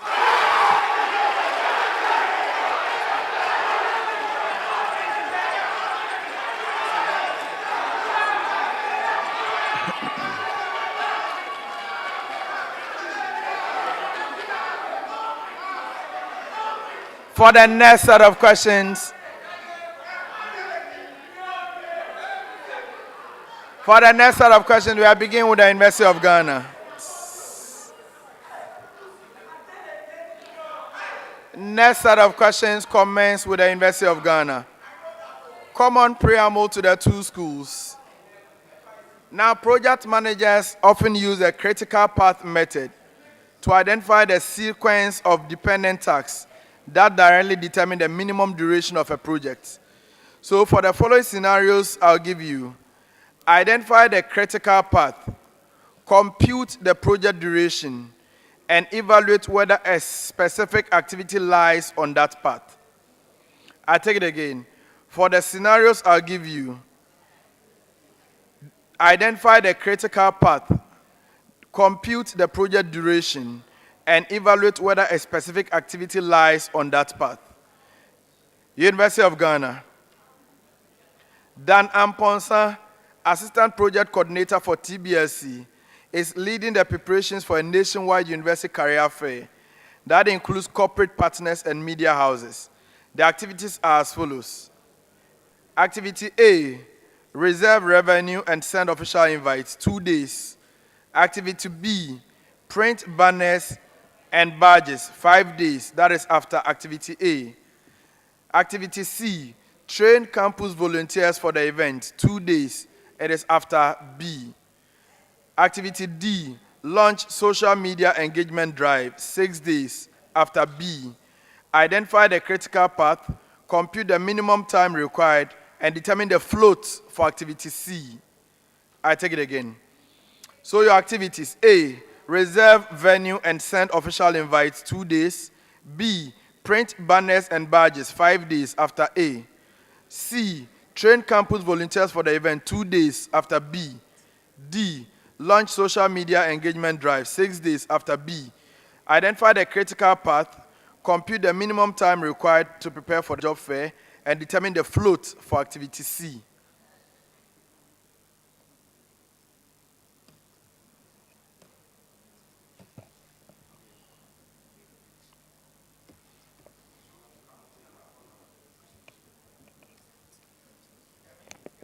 So the critical part is A to B to D, and the duration is 13, and the float is 6. You have one other chance to correct your answers. All right. Once you've been bailed out, I'll take the previous answers you mentioned, and for that, you got 2 out of 3.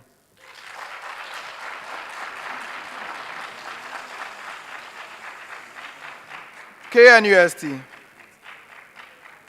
Hussein Ismail, Ghana's Community Engagement Officer, is coordinating the phased introduction of an eco-fuel product to selected senior high schools. The rollout plan includes the following activities. A, obtaining environmental safety clearance, 4 days. B, delivery of trial fuel unit to pilot schools, 3 days, after A. C, stakeholder demonstration event, 6 days, after B. D, student awareness campaign via digital channels, 3 days, after B. Identify the critical path and compute the minimum time required. Also determine the float for activity D. I take it again. Your activities: A, obtaining environmental safety clearance, 4 days. B, delivery of trial fuel unit to pilot schools, 3 days. That is after A. C, stakeholder demonstration event, 6 days, after B. And D, student awareness campaign via digital channels, 3 days, after B. You have to identify the critical path, compute the minimum time required, and determine the float for activity D.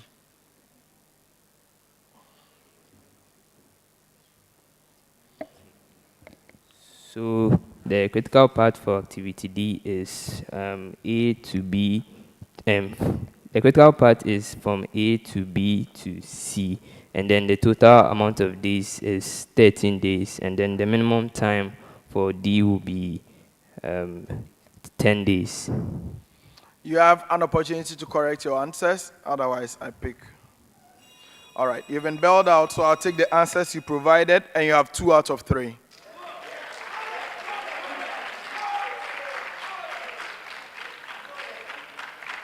University of Education, Winneba. Dallas, from the TBSC production team, is responsible for setting up new broadcasting studio for the national contest. The project involves a tight timeline to prepare the venue before the live screening. The activities are as follows. A, procurement of broadcasting equipment, 3 days. B, studio fit out and network cabling, 5 days after A. C, visual audio synchronization testing, 2 days after B. D, on-site rehearsals with hosts and technicians, 4 days after B. Identify the critical path and compute the minimum time required to complete the studio setup. What is the float for activity C? I take it again. Your activities. A, procurement of broadcasting equipment, 3 days. B, studio fit out, 5 days after A. C, visual audio synchronization testing, 2 days after B. And then D is on-site rehearsals with host, 4 days, and that's also after B. Identify the critical path, compute the minimum time required, and what is the float for C, activity C?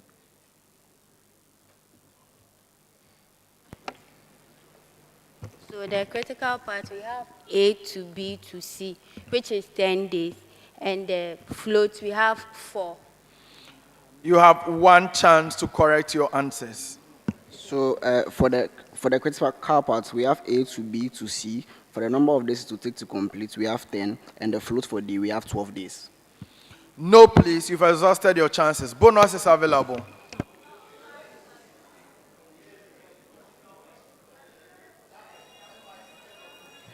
All right. The critical part is A to B to D. The project duration is 12 days and the float is 2 days. All right. Next set of questions, still commencing with the University of Ghana.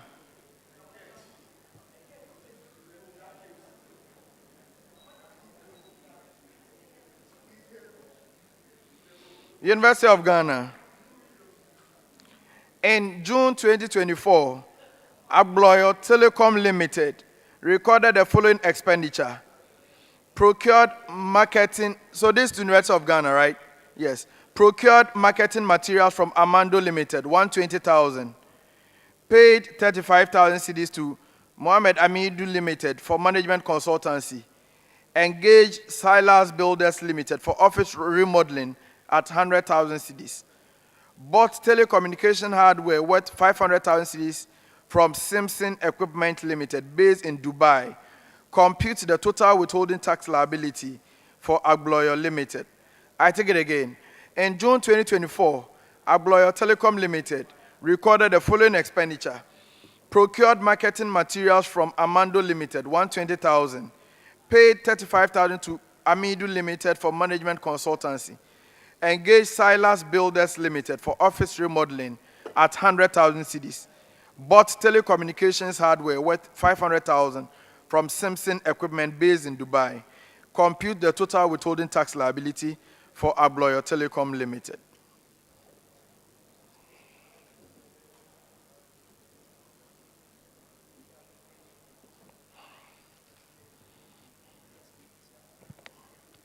$118,100. No, please, you have one other chance.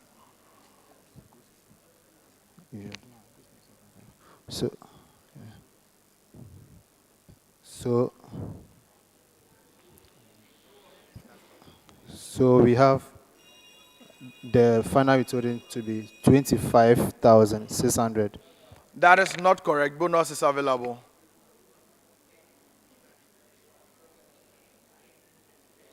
All right.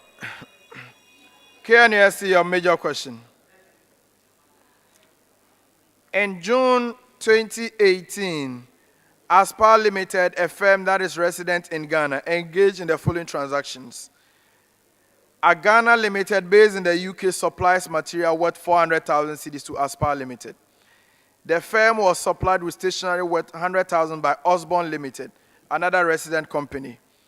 A Ghanaian-based consultancy firm, Van Yorsen Limited, was engaged by Aspar to provide advice to to its management for a fee of 50,000 cedis. Epiphany, a resident firm, carried out construction works costing 60,000 for Aspire. How much will be paid by Aspire to the GRA as withholding tax for the period? I take it again. Aspire Limited, a firm resident in Ghana, engaged in the following transactions. Ghana Limited, based in the UK, supplies material worth 400,000 to Aspire Limited. The firm was supplied with stationery worth 100,000 by Osborne Limited, another resident company. A Ghanaian-based consultancy firm, Van Yorsen Limited, was engaged to provide advice to its management for a fee of 50,000. And Epiphany, a resident firm, carried out construction works costing 60,000 for Aspire. How much will be paid by Aspire to the GRA as withholding tax for the period?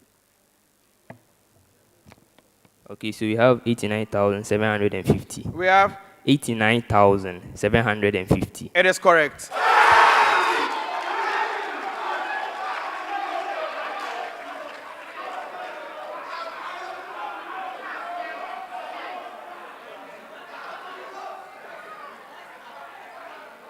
University of Education, Winneba.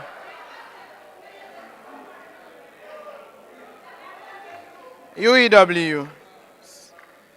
In June 2024, Papi Limited, a resident Ghanaian company, engaged in the following transactions. In June 2024, Papi Limited, a resident Ghanaian company, engaged in the following transactions.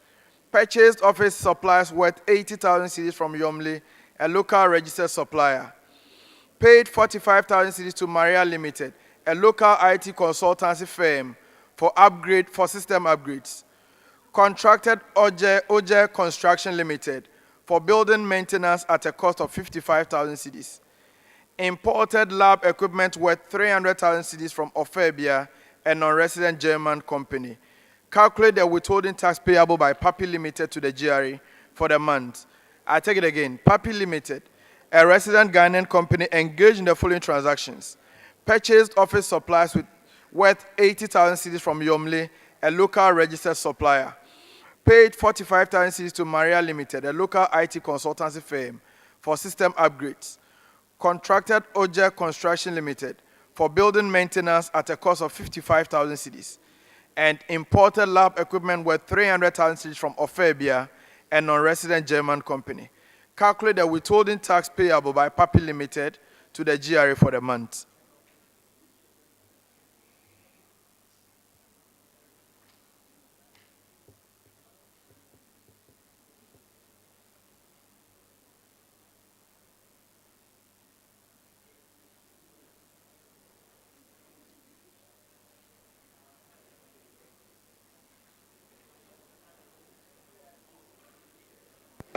We have 26,000. It is not correct. You have one other chance. Okay, so we have 23,525. What? 20? 3,525. It is not correct either. Bonus is available. University, KNUST. Okay, so we have withholding tax of 68,525. Yes.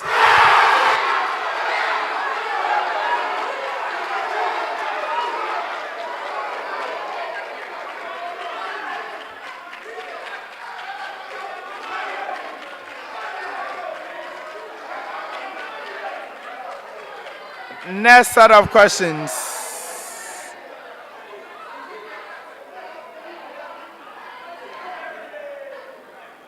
Next set of questions, still beginning with the University of Ghana.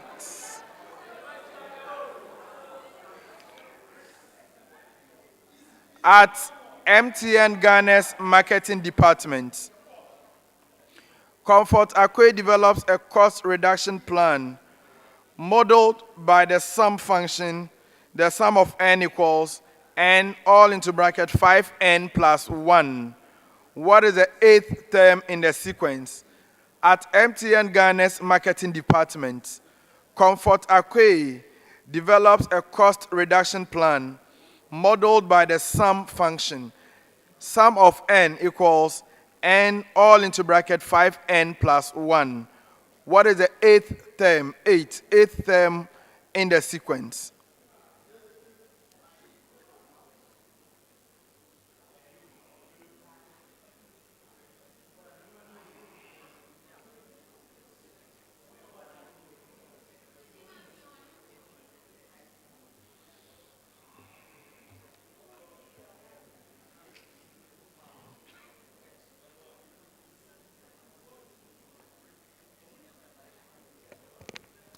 41.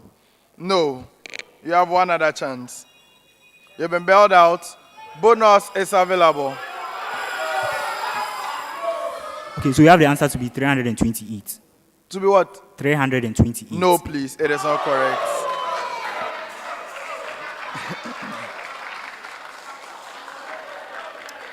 Now your major question, KNUST.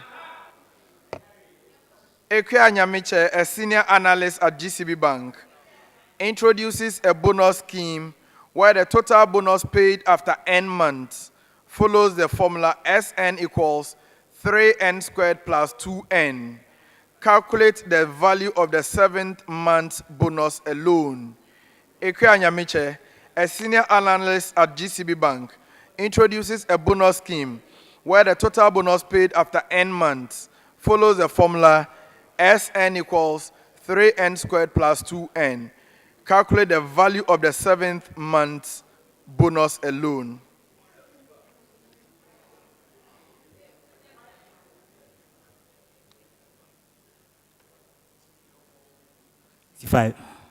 What? 65. No, please, you have one other chance.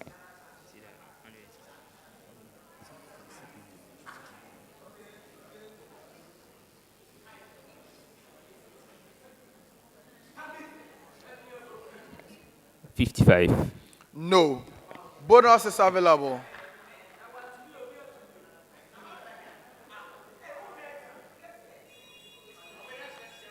Now, UEW, your major question. David Abel notices that the total training hours provided to staff each quarter follows the formula Sn equals n into bracket 3n minus 2. Find the 10th term of the training hours sequence.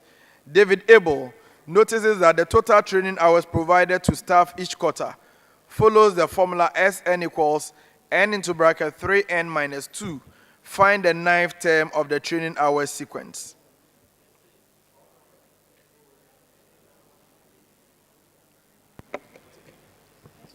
We have 280. That is not correct. You have one other chance.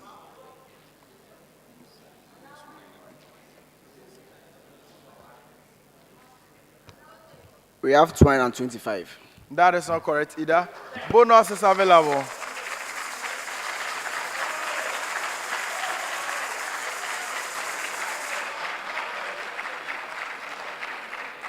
All right.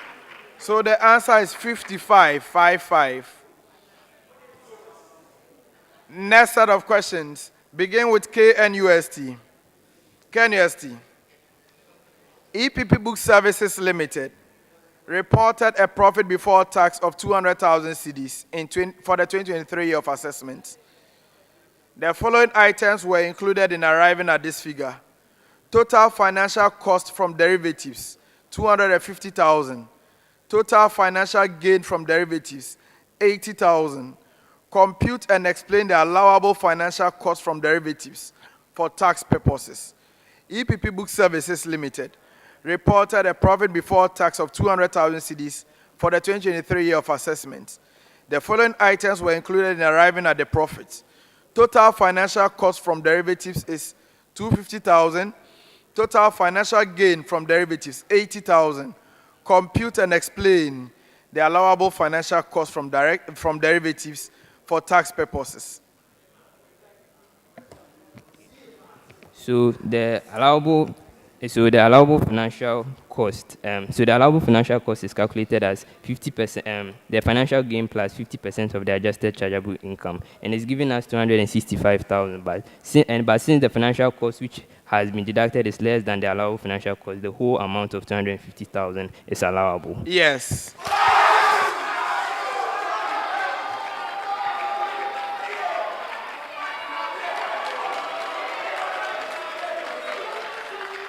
University of Education, Winneba. UEW. CompuGhana Limited. CompuGhana Limited. CompuGhana Limited declared a profit before tax of 100,000 cedis for the 2022 year of assessment. Included in this figure were the following: financial cost from derivatives 180,000, financial gain from derivatives 20,000. Determine the allowable financial cost and any disallowed amount. Compy Ghana Limited declared a profit before tax of 100,000 cedis for the 2022 year. Included in this figure were the following: financial cost from derivatives 180,000, financial gain from derivatives 20,000. Determine the allowable financial cost and any disallowed amount. So with the adjusted chargeable income, we have 260,000. So we allow all the 180 financial costs. You allow? All the 180,000 financial costs. That is not accurate. You have one other chance. So with the allowable chargeable income, we have 230 and we allow all the 180. You allow? All the 180. It is not correct. Bonus. University of Ghana. So you are going to allow 150,000 Ghana cedis and disallow 30,000 Ghana cedis. And this is arrived by because the maximum amount that can be granted as financial cost is 150,000. But because the financial cost exceeds it, you are allowing 150,000 and disallowing 30,000. That is correct. Now your major question, University of Ghana. PwC Ghana. PwC Ghana reported a net loss of 60,000 cedis in 2023. However, included in the computation of the loss were the following: financial gain from derivatives 20,000 and financial cost from derivatives 120,000. Compute the allowable and disallowable financial cost.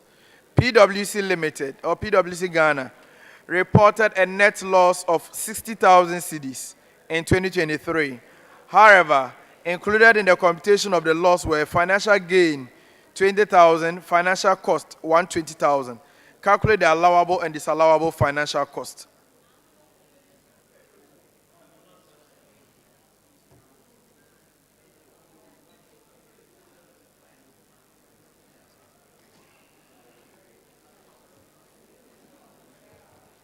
So we are going to allow 40,000 and disallow 80,000 Ghana cedis. It is correct.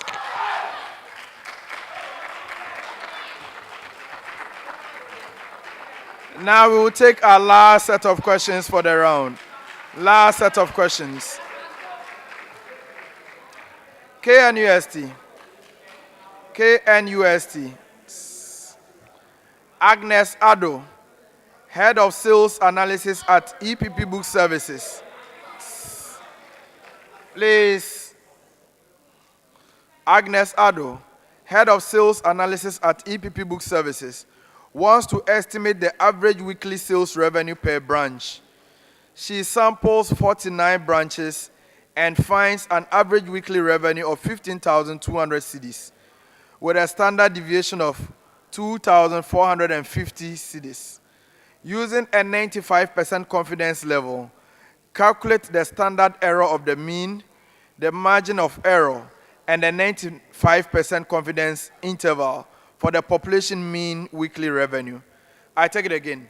Agnes Addo, Head of Sales Analysis at EPP Book Services, wants to estimate the average weekly sales revenue per branch.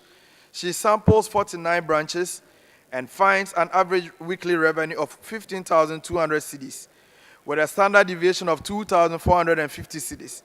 Using a 95% confidence level, calculate the standard error for the mean, the margin of error, and the 95% confidence interval for the population means weekly revenue.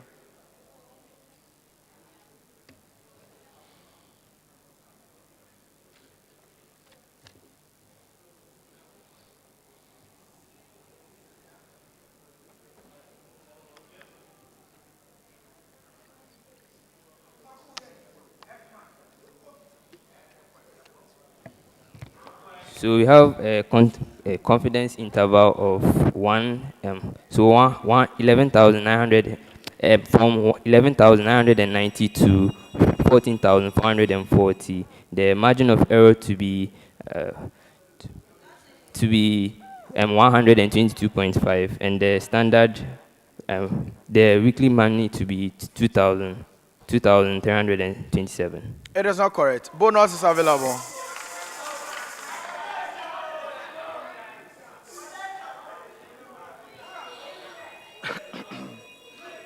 Your major question, University of Education, Winneba. UEW. MTN Ghana conducted a satisfaction survey among a random sample of 64 premium customers. The average satisfaction rating on a 10-point scale was 8.2, with a standard deviation of 1.6. Calculate the standard error, the margin of error, and the 95% confidence interval for the true average satisfaction rating of MTN Ghana's premium customers. MTN Ghana conducted a satisfaction survey among a random sample of 64 premium customers. The average satisfaction rating on a 10-point scale was 8.2, with a standard deviation of 1.6. Calculate the standard error, the margin of error, and the 95% confidence interval for the true average satisfaction rating of MTN Ghana's premium customers.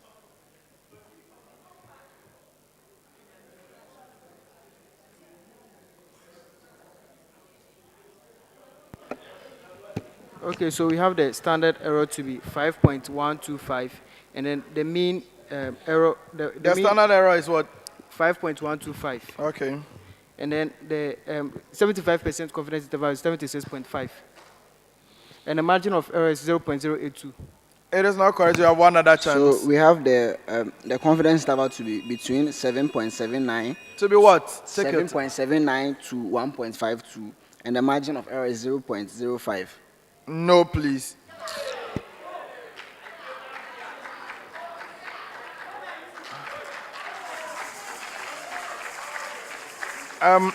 Ashimi, mention the answers you gave me again. The standard error was 5.125, and then the confidence interval was 76.5, and then the margin of error was 0.080. 0.08. No, please. Fiati, mention the answers you gave me. The confidence interval was between 7.79 to 1.52, and the margin of error is 0.05.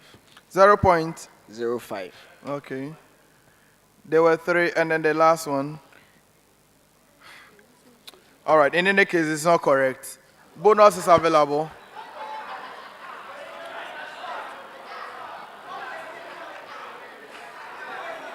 And now the last question for the round goes to the University of Ghana. University of Ghana, complete the round for us. GCB Bank Limited. GCB Bank Limited timed how long it takes for customers to complete ATM transactions. From a sample of 49 customers, the mean time was 2.8 minutes, with a standard deviation of 0.7 minutes. Find the standard error, the margin of error, and the 95% confidence interval for the population mean transaction time. GCB Bank timed how long it takes for customers to complete ATM transactions. From a sample of 49 customers, the mean time was 2.8 minutes, with a standard deviation of 0.9 minutes. Find the standard error, margin of error, and the 95% confidence interval for the population mean transaction time.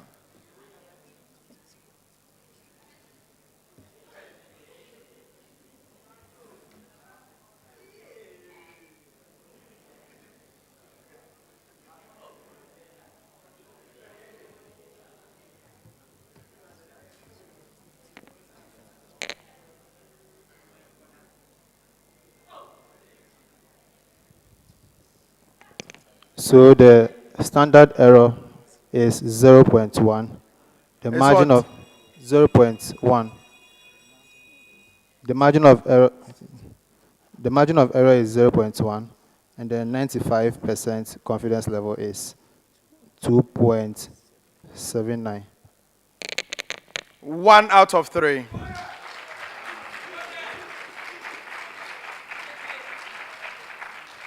So the standard error of 0.1 is correct. The others were wrong. On this note, we come to the end of round 2.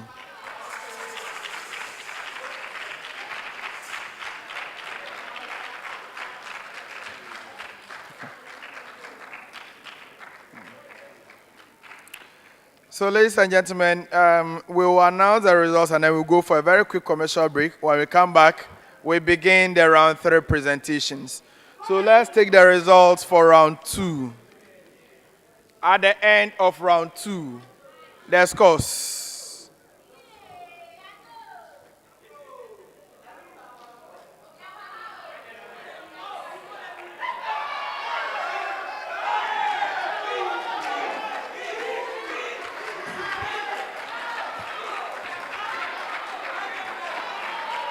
At the end of round 2.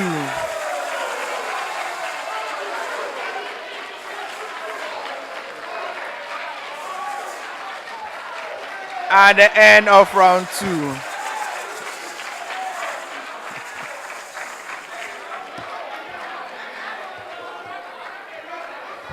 The University of Education Winneba had -1, KNUST had 12 points, University of Ghana had 13 points. So we'll go for a very quick commercial break. We'll be right back.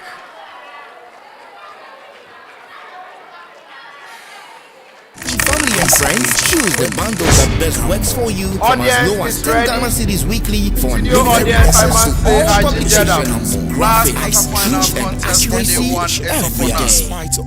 Information is a great source of power, adding to your options, knowing that quality and standard remains intact and our content, which is accepted as true accuracy every day, is accessible on the go. Access your favorite daily graphics and our weekly The Mirror, Graphic Business, Graphic Showbiz, Junior Graphic, and Graphic Sports on Graphic News Plus app. It's the digital replicas of our work. Download Graphic News Plus app on the Google Play Store, Apple App Store, and available on www.leadershipnewsplus.com as you remain abreast of and keep pace with on-the-minute news updates on the go. Home sweet home. Welcome family and friends. Choose the bundle that best works. Next set of questions, University of Education Winneba. 24 editions of the Tertiary Business Sense Challenge has finally come to an end. How do you assess your own performance? Adding to your options, knowing that quality and standard remains intact and our content, which is accepted as truth and accuracy every day, is accessible on the go. Access your favorite daily graphic and our weekly The Mirror, Graphic Business, Graphic Showbiz, Junior Graphic, and Graphic Sports on Graphic News Plus app. It's the digital replicas of our work. Download Graphic News Plus app on the Google Play Store, Apple App Store, and available on www.graphic.newsplus.com as you remain abreast of and keep pace with on-the-minute news updates on the go. Home sweet home. Team Gamma, 8 members with individual coding speed of 11 tasks per day, operate at 80% efficiency. Determine how many days each team will take to complete the project. Back if you should lose this one. A place at the semi-final is what is at stake. You are tempted to school. Bonus for Central University. On that note, we can ceremony of the giant trophy, which signifies that UGBS are our 2024 champions. So let's welcome them with a hearty round of applause as they receive the trophy.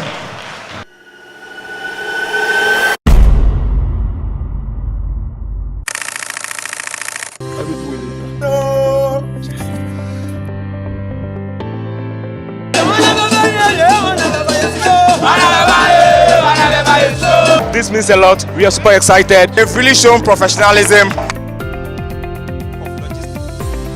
Improve the experience and compliance. Yes, that is correct.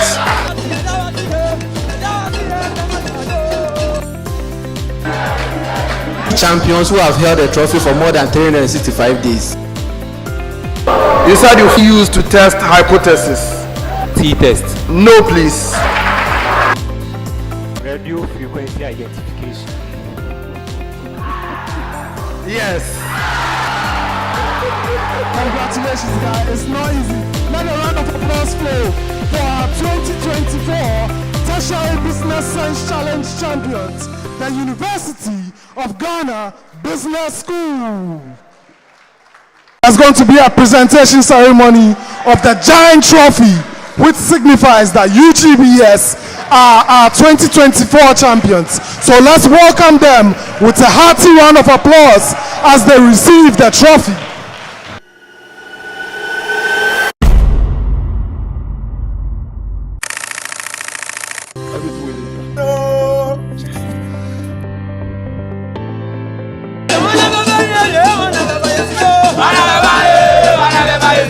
This means a lot. We are super excited. They've really shown professionalism. Prove the experience and compliance. Yes, that is correct.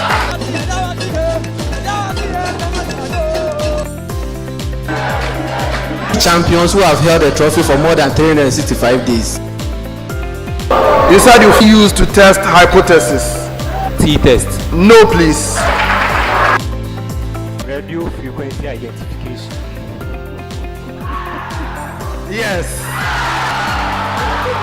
Congratulations, guys. It's not easy. Let a round of applause flow for our 2024 Tertiary Business Sense Challenge champions, the University of Ghana Business School. There's going to be a presentation ceremony of the giant trophy, which signifies that UGBS are our 2024 champions. So let's welcome them with a hearty round of applause as they receive the trophy.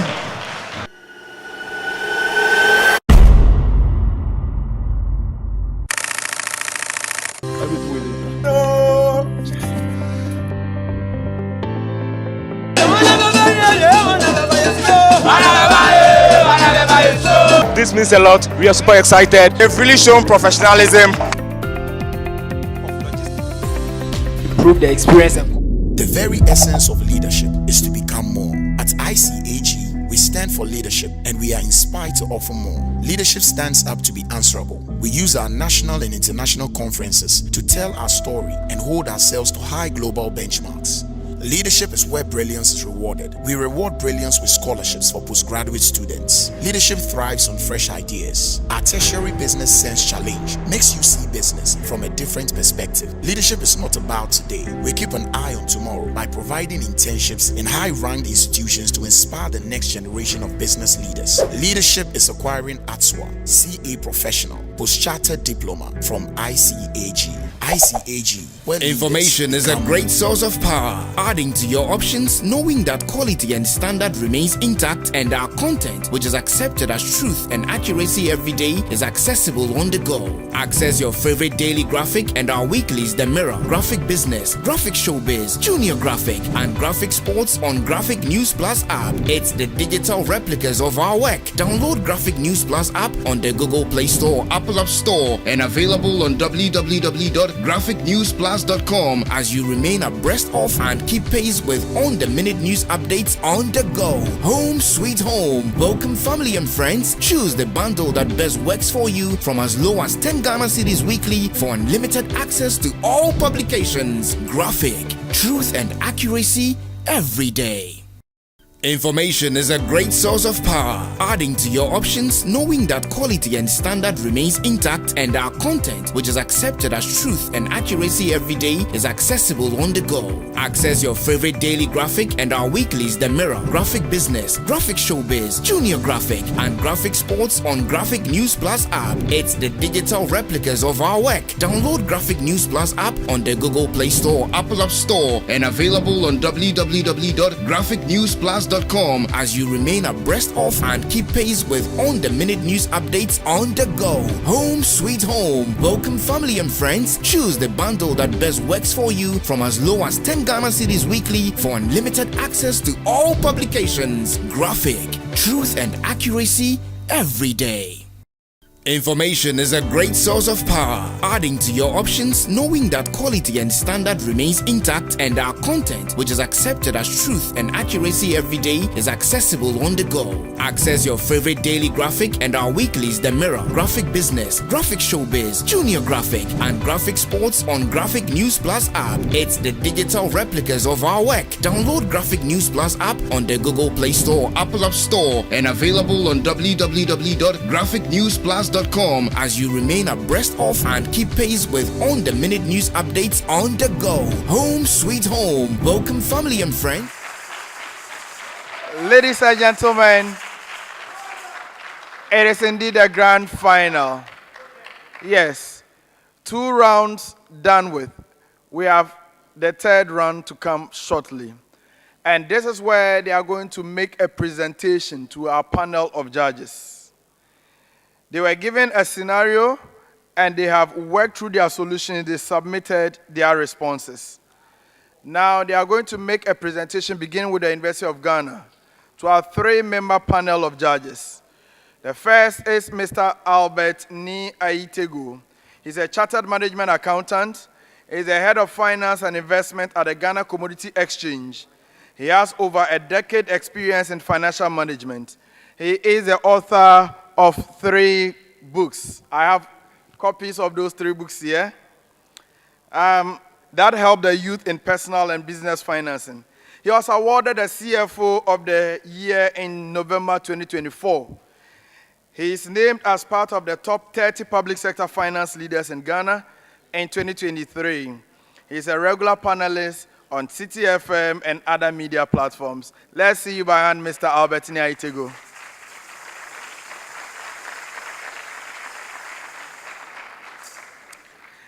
Next beside him is Miss Rachel Hermans. She is a chartered accountant. She is a chartered tax analyst. She is a senior consultant and lecturer at the Aspire Executive Institute. She wants to keep it at this. Let's see you by hand, Rachel.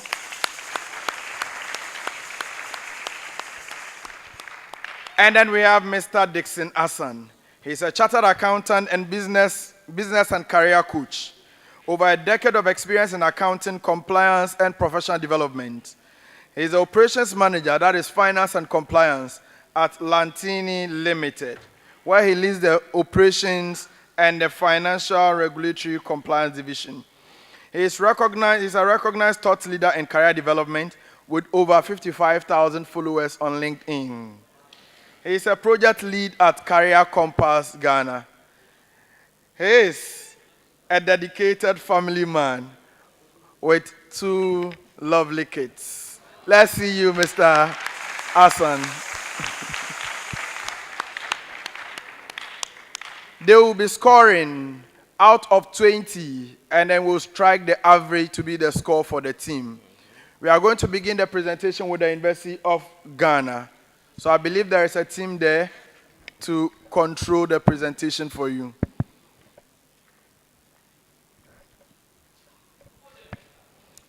Please restart the time. We haven't started yet. Reset the time, please. All right, so Emeka, you have 3 minutes to present to the panel of judges and to convince them. Your time begins now. Greetings.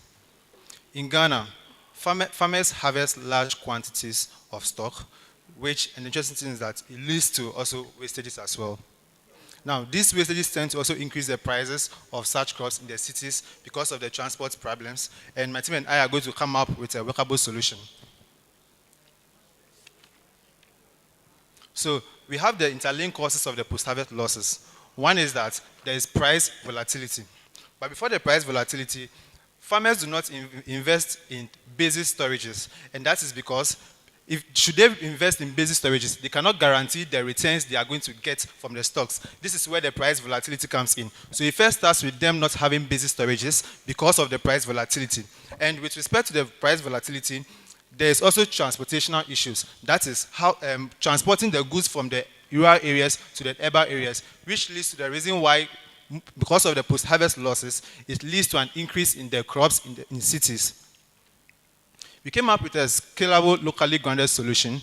That is the community-based produce preservation and linkage systems. So it's looking at three things. That is, there should be preservation, there should be extending its shelf life, and also ensure that there is market linkage. So we are going to establish the shaded collection sheets in farming communities. That is to work on the preservation, introduce low-tech preservation methods like charcoal coolers to extend the shelf life, and coordinate shared transport to make sure there is market leakage.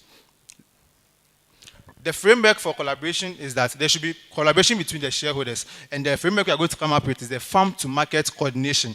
And this is to ensure that there is ready market. That can be done by planning and synchronizing harvest and transportation schedules, and this is going to help reduce delays and spoilage. We came up with a pilot program. That is, the duration of the pilot program is 12 months. The first phase, that's from the first month to the third month, has to do with site selection for a hub and stakeholder mapping. The second phase, which is from 4 to 8 months, has to do with training farmers and also constructing hubs as well. And the final phase, which is the skilling, has to, from the 9 to the 12 months, has to do with expanding to other hubs as well. So how do we monitor our framework? One is that we have several KPIs, and a few of them are the post-harvest loss reduction. And we are going to measure it by recording our transactions and making sure that we automate it. Another KPI we are going to look at is that we are going to target that farmers' income should also increase. And how do we measure that? We should ensure that quarterly income and satisfaction assessments are being recorded. From this framework, or from our scalable solution, you realize that collaboration is very necessary, and farmers should really invest in products that is going to ensure, farmers should invest in procedures that are going to ensure that there's no spillages. Thank you.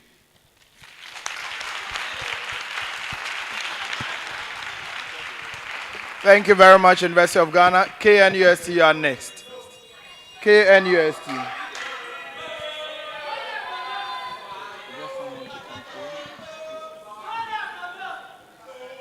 KNUST, who is controlling your presentation?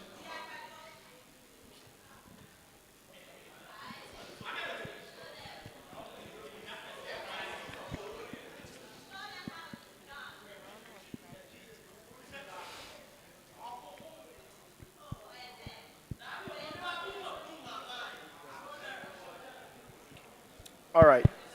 Are you ready, Kojo? Okay. So, KNUST, you have 3 minutes. Your time begins now. So, good morning, ladies and gentlemen. So, we were tasked to develop a system for reducing post-harvest losses, and so we tried to focus on Edra as a place. So Edra is a place in the Ashanti region in which employs 60% of its people in agriculture, where they focus on maize and plantains and cassava. Now they face post-harvest losses mainly due to their poor road construction and also due to the price volatility, because they mostly sell their things at farm gate prices, which means that they sell it, they are not able to get more revenue. So in order to solve this problem, what we decided to do was we decided to create something known as a solar-enabled agri-hub, where it is based on where we develop solar-enabled cold stores, in which the cold stores are going to be powered by solar. Now, with these solutions, we are also going to look at collaborations between farmers and transporters, and farmers and also aggregators, mostly someone like NAFCO.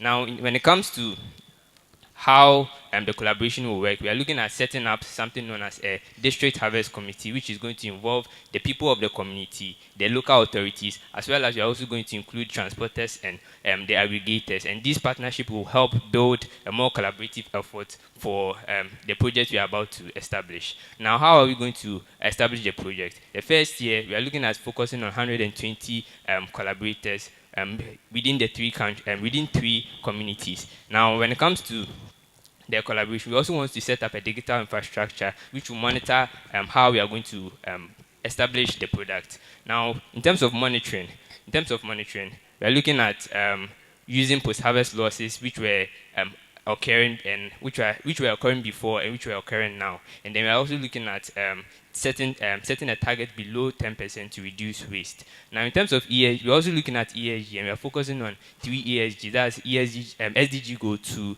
SDG Goal 13, and also SDG Goal 12. Now, we believe that we believe that we can establish more with focusing on SDG, as well as because we know that based on solar, we are able to reduce our waste emission and carbon emissions. And we believe that if we are able to establish these procedures, we'll take the people of Adria will take advantage and be able to develop, provide for national development. Thank you.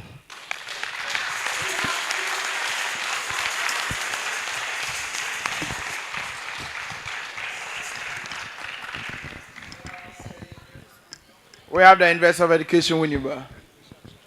Okay.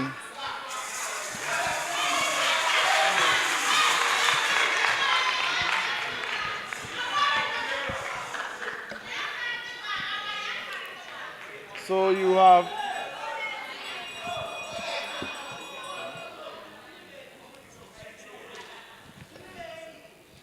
3 minutes. Your time begins now. Okay, good afternoon, panel members. Good afternoon, ladies and gentlemen. We are from Team UEW and we are presenting on post-harvest losses and local food system. So the scenario that was given to us, we talk about where farmers, after they have produced their commodity, few days after those commodities get rotten. So we'll look at some interlinked causes of this, then we'll look at solution and we'll come up with a collaborative framework to deal with this post-harvest losses. So with the interlinked causes, we have fragmented market information where farmers produce in anticipation that there will be higher demand in the market without getting actual information about the demand in the market. And as a result, most of the food that are being produced gets rotten. We can also look at it in terms of infrastructure where the farmers don't have enough infrastructure to store the produce that are being produced. Even when they have the infrastructure, they are not adequate. So with the solution that we came out with, we'll be looking at the solar drying and processing units that will be used to process the food that have been produced for some time before transporting them. We have the modern cold storage unit that will also be used to store the food produce before transporting them to the market. And we look at basic packaging where we can do some simple sorting. We sort the perishable items from non-perishable items in order not for them to get spoiled easily. So we have our financial model for the solution to the modern storage and the drying panels that we'll be using. Then we came up with a collaborative framework where we'll be looking at Farm to Market Alliance. So with the Farm to Market Alliance, we will establish a state level committee because we'll be taking funds from the government, that is through the internally generated fund. We will establish a committee where we have a representative from each stakeholder group. Then also we establish the operating working group. Then to ensure trust, we will ensure a transparent pricing system. And also, how do we communicate with the farmers? We will use low technology such as the radio stations and the community centers to communicate with the farmers. So with the Farm to Market Alliance, this is our financial model. So as we are going to implement, we're going to have a committee and we are going to implement some strategies. There will be some financials involved. So this is how we are going to get our funds and go about with our strategy. So this is a medium to short term solution. So in the long term, we will recommend that the government set up the commodity board, just as we have the gold board and the cocoa board, so that we have a representative in each district. Then they will buy the produce directly from the farmers. Thank you.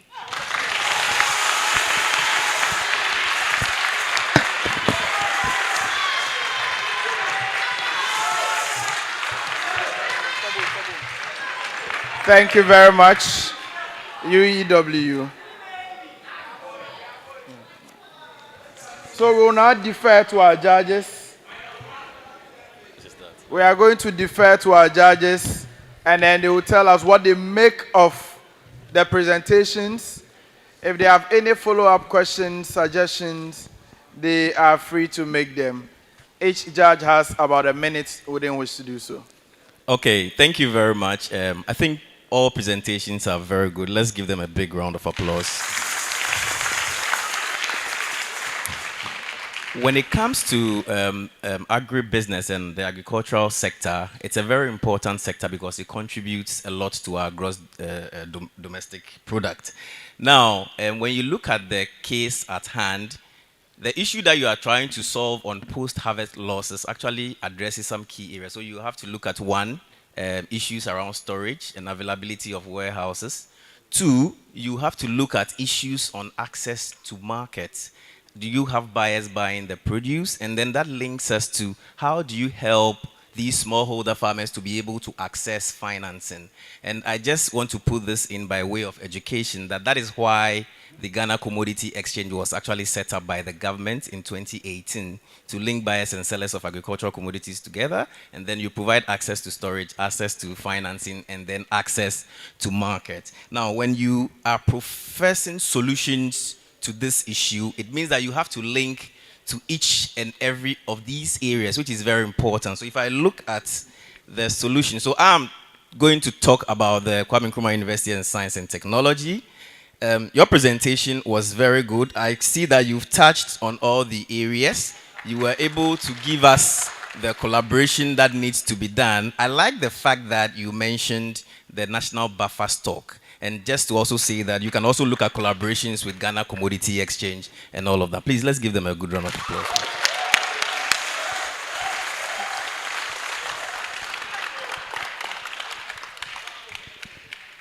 Okay, so for me, I will be looking at University of Winneba.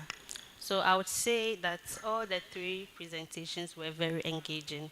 They were able to they were able to capture my attention from beginning to end. So my comment on UEW's solution is that we are in a digital world.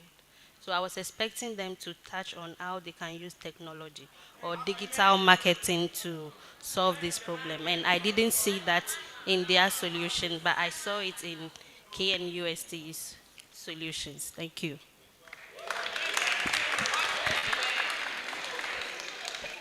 First of all, congratulations to all the team. University of Ghana, thank you for the presentation. Ordinarily, I love to see some numbers when it comes to this area because this is a widely researched area. I mean, we have a lot of data available in terms of how much Ghana loses, okay, when it comes to post-harvest losses. So normally when you are doing such presentations, it's always good to come up with some of these numbers such to make a very strong case for whatever you are presenting. Now, in terms of the reasons for post-harvest losses, you gave 3 of them, and I'm so much happy about 2, especially with the storage and transportation issues. The other one, I'm not so much convinced because of, the literature does not really mention it as a primary cause of post-harvest loss. But that notwithstanding, it was great.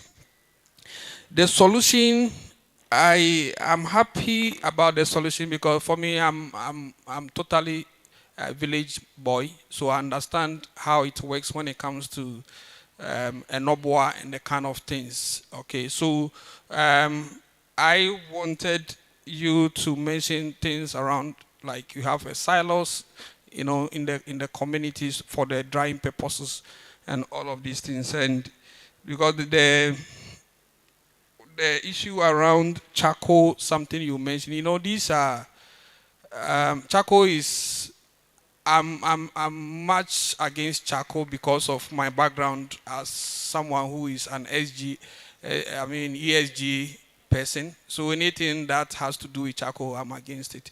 So I'm not too convinced, but at least I like the part about solar. So that said, all together, very good presentation. It can be enhanced, and for such a good one, I have scored you 11.5 out of 20 for your very good presentation. And for I'm not going to comment.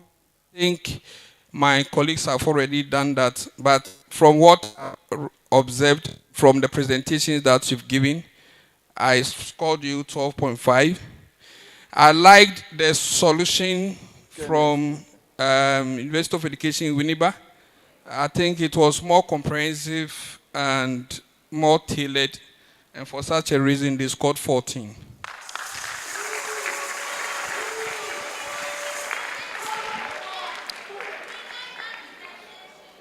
All right, Rachel. Okay, please a minute. Okay, so let me repeat the scores that were given by the first judge. He gives University of Ghana 11.5, KNUST 12.5, and UEW 14. Now, let's listen to the judge 2. Okay. So for me, because we got the opportunity to go through their slides before the presentation. Please, I can hardly hear you. Can Okay. So for me, because I had the opportunity to go through their slides before the presentation, I can tell that KNUST did a very good job.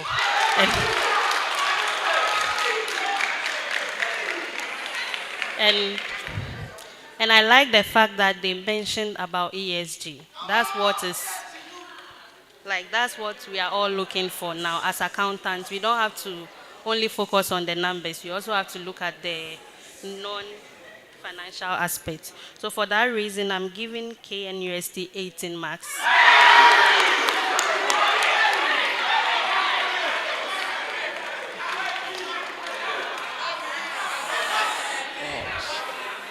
Please, let's listen to her.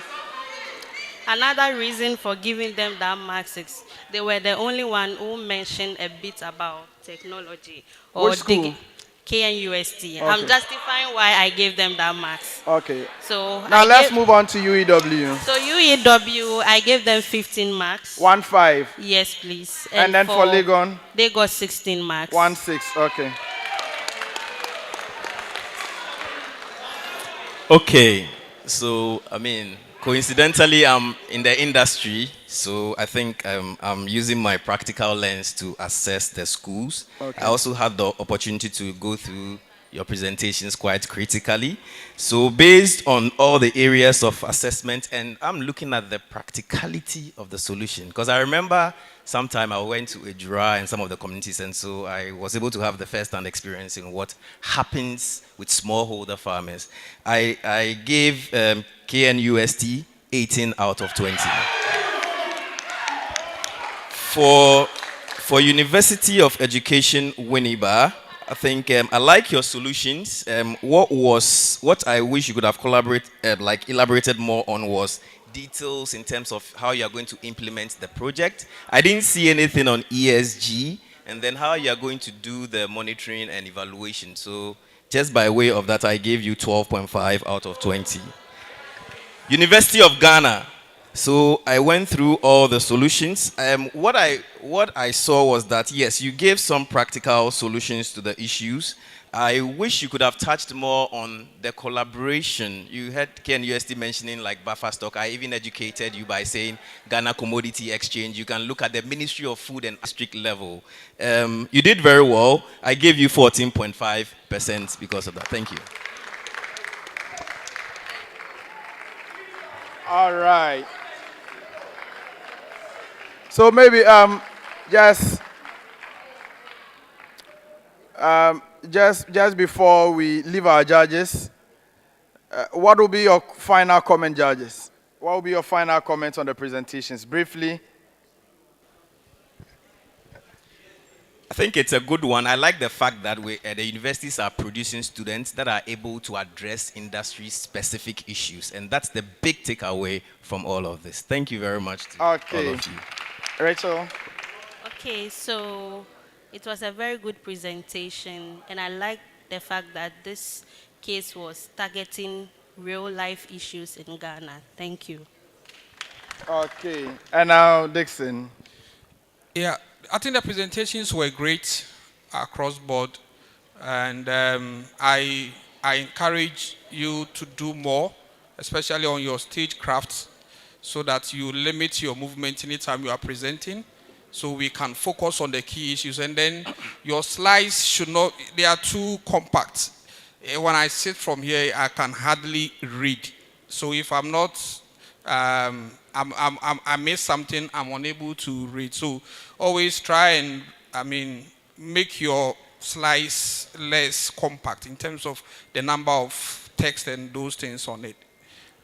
All right. Thank you very much. So, ladies and gentlemen, per the results or per the scores they give me, these are the average scores for round 3. University of Education, Winneba had 13.83.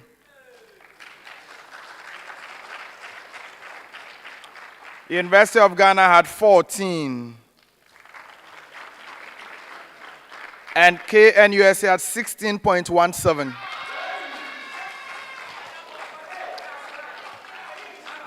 We will move on straight into round 4, the graphic business segment. I don't know if there are any substitutions. If there are, please effect them now.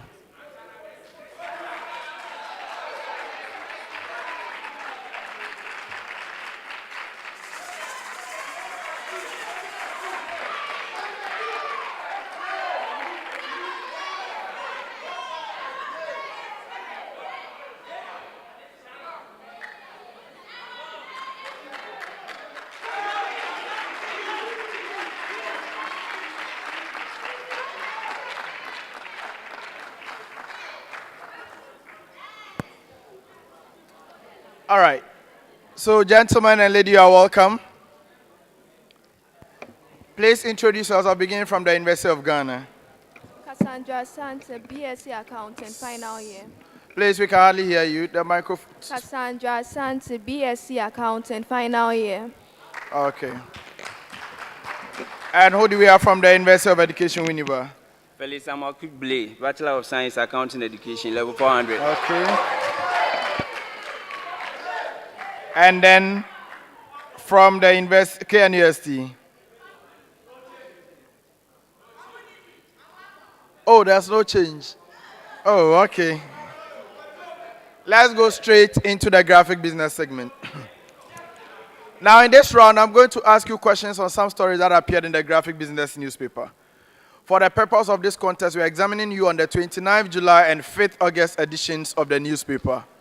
Each of you will attempt 8 major questions. For a major question, you have 10 seconds to give me an answer. If it's a bonus, you have 5 seconds. I'm beginning this round from the Kwame Nkrumah University of Science and Technology. Let's begin. Common preamble to the 3 schools.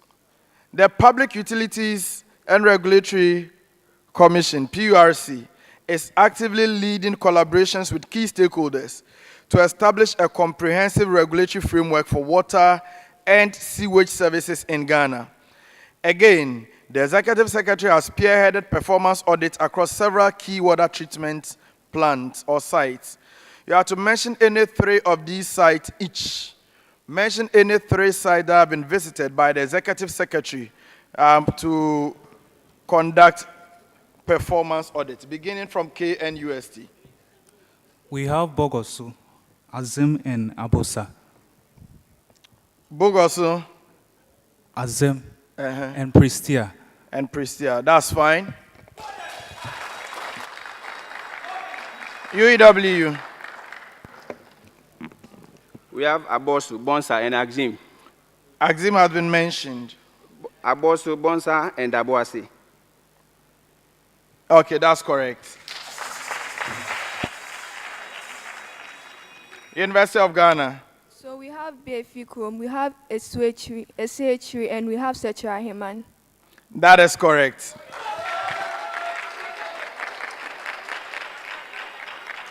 Next set of questions, still a common preamble.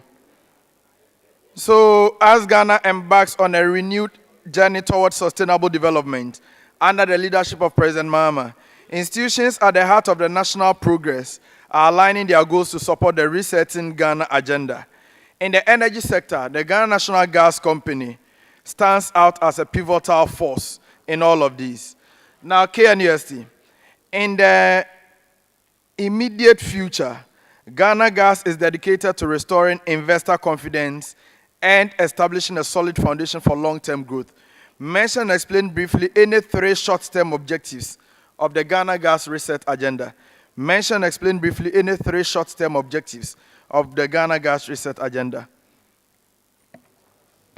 Okay, so in terms of short-term, medium-term objectives, one of them is securing foreign exchange. So with securing foreign exchange, they are looking at, so they are actually saving to GPP2, and they believe that the annual savings from GPP2 will provide them enough funds to focus on other developmental areas. And we're also looking at energy advancing energy transition. So currently, they believe that natural gas is a best solution to fossil fuels. So they are focusing on transitioning towards natural gas. And then we're also looking at being a reliable and cost-effective supply of natural gas. And so they believe that if they believe that they can actually be in terms of Ghana, they can supply they can supply natural gas effectively.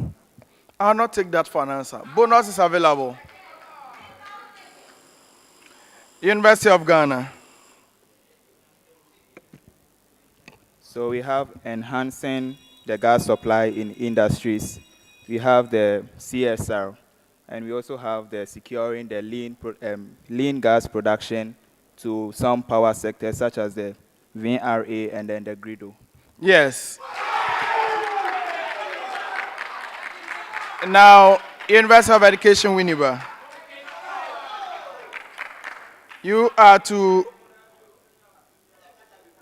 So the Ghana Gas's medium-term plans are in line with the government's economic transformation agenda. Mention and explain briefly any 3 medium-term objectives of Ghana Gas. Mention and explain briefly any 3 medium-term objectives of Ghana Gas. So we have building a second oil processing plant, that is the 2, and that one will enhance the operation. The number 2, we are looking at production of cost-effective lean gas. And then the number 3, we are also looking at savings from foreign exchanges. Yes. 6.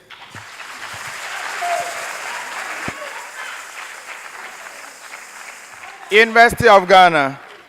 Ms. Judith Ajoba, CEO of Ghana Gas, is committed to advancing Ghana Gas's mission through some key priority areas. Mention and explain briefly any 3 of these areas. Mention and explain briefly any 3 priority areas of the current CEO.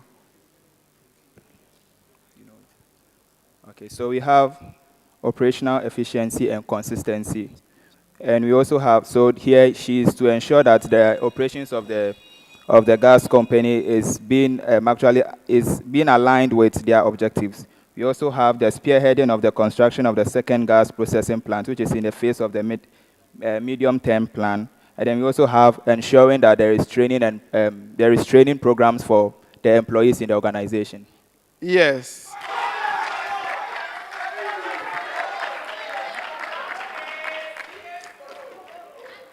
Next set of questions still begin with KNUST. We are still on Ghana Gas. You would recall that they have a new board, new leadership of Ghana Gas. I want each of you to mention any 3 new board members of Ghana Gas. KNUST. Okay, so you have the chairman, that is Honorable Kofi Totobi Kwache, then Ms. Judith Ajoba Blay, and we also have Mr. Emmanuel Vincent. Yes. UEW. We have Bilenyamike Ama, and then we also have Jamal Abdul, and then we also have Charlotte Osei. Yes. University of Ghana. So we have the Juliet Blay, we have Samuel Kwame. Blay has been mentioned, right? Yes. We have Samuel Kwame, we have Nisara Afram, and then we have Kwame Ajay. We have Kwame Ajay, we have Nisara Afram, and then Samuel Kwame, the second. You've mentioned 2.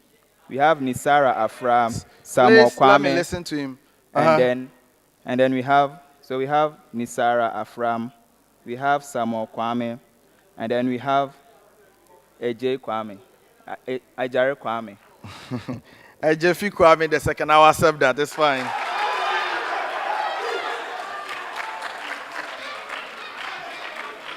Next set of questions. For the next set, I'm beginning with University of Education, Winneba. UEW. Now, formerly known as special projects.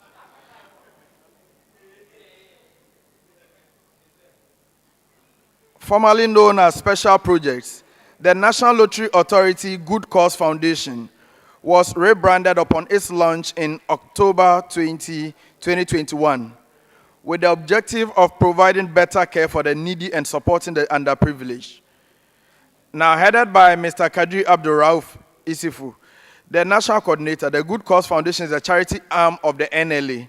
The foundation's goal is to develop, implement, and sustain a structure based on 4 main pillars approved by the National Lottery Authority. Now, each of you is to mention any one of the pillars and identify any 2 kinds of support given by the foundation under that pillar in 2025. Mention 1 pillar and identify any 2 kinds of support given by the foundation under that pillar. UEW, start for us. So we can look at the education pillar, where they have established a 3-unit classroom at Aquantin in the Lower West Akim municipality in the Eastern region.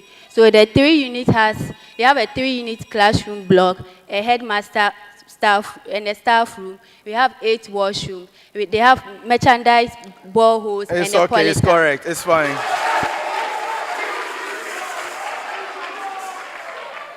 University of Ghana. We have the art and culture. We have art and culture. Okay, go ahead. And then here we have 50,000 being disbursed to the Gbiwa Palace at TND for the 8 refurbishment. And we also have 60,000 in donation to the Basic Traditional Council to support the Homo Festival. I had 2. And then we also have the supply of... okay, I requested for 2, that's correct, yes, yeah, correct. Yes. And now KNUST. Okay, so we have the sports and development. Please take your time, Adeleke, take your time. So we have the sports and youth development. With the sports and youth development, they gave 60,000 to... I can hardly hear you, please. So we have the sports and youth development. Under the sports and youth development, they gave 60,000 cedis to Red Tamale United team. They gave 100,000 cedis to blind support, and they gave 50,000 cedis to the National Youth Authority. It is correct. Next set of questions, still beginning with UEW, also a common preamble. In the annals of our national journey, Ghana has often stood at the edge of inflection point. Today, as President Mohamed's administration charts the contours of a national research agenda, the central question lingers: does Ghana require just a recalibration, or is a complete overhaul long overdue? Mount Ojirasa questions the options available and how they are being deployed in her article on Resetting Ghana, a complete overhaul. That's a preamble. Now, UEW. A national reset is not merely about reviving the economy or instituting piecemeal reforms. Mention any 3 issues that are at the core of the national reset. Mention any 3 issues that are at the core of the national reset. We have industrialization, inclusive growth, and sustainability. Please repeat your answers. So we have industrialization, inclusive growth, which is the economic good, and sustainability. I'm not sure I want to accept that. Bonus is available.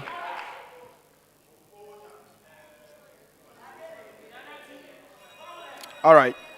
Now your major question, University of Ghana. Ghana, like many post-colonial states, inherited institutions and systems designed for extraction and not transformation. Many of these legacies remain intact, now complicated by certain events. Mention any 3 of these events. Mention any 3 events that are associated with most post-colonial states that Ghana inherited.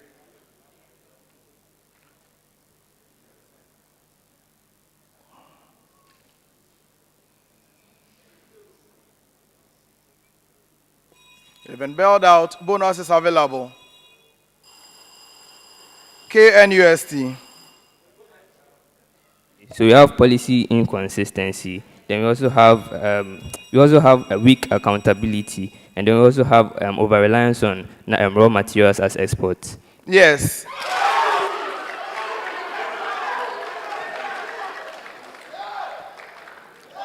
And now your major question, KNUST. A complete reset or a complete overhaul carries risk. Mention any 3 risks that are associated with a complete overhaul. A complete overhaul carries risk. You have to mention any 3 risks that are associated with a complete overhaul. Okay, so we have bureaucratic inertia, then resistance from certain individuals with interest, and then we also have we have bureaucratic inertia, resistance from individuals with vested interest, and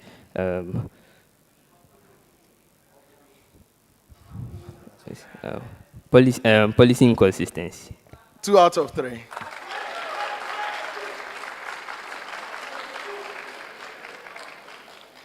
Next set of questions.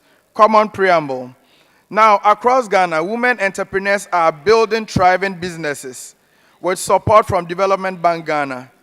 To date, over 991.6 million cedis in financing has been disbursed to women-led businesses, enabling them to grow resilient enterprises and create meaningful jobs across sectors. Now, with regard to women-led or owned businesses, you have to identify any one sector and indicate how much was distributed in loans by Development Bank Ghana to that sector and the percentage of the loan to the total amount disbursed. You have to identify any one sector and indicate how much was disbursed or distributed in loans by DBG to that sector and the percentage of the loan to the total amount. UEW. So we can look at the Leap Here Initiative Program, where they have distributed 8 million to 6,800 women-led initiative, and the percentage is 0.806. I'm not taking that. Bonus. University of Ghana. So we have the ICT sector. The amount is 25.86 million, and the percentage is 3%. Yes. Now you can continue with your points. So we have the high sector.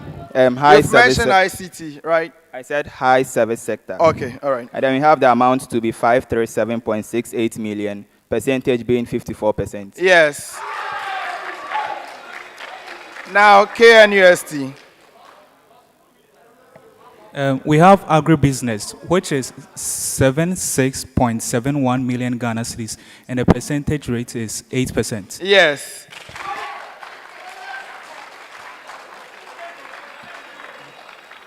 For the next set of questions, I'm beginning with the University of Ghana. University of Ghana, you start the next set for us.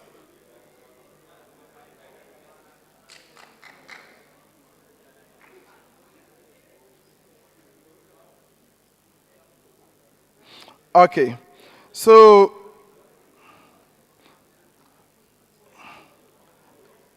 all right, so President John Maham's recent call for the construction of new sports stadiums across the 6 newly created regions and other underserved areas is on the surface a welcome policy. It promises inclusivity and expansion of Ghana's sports infrastructure.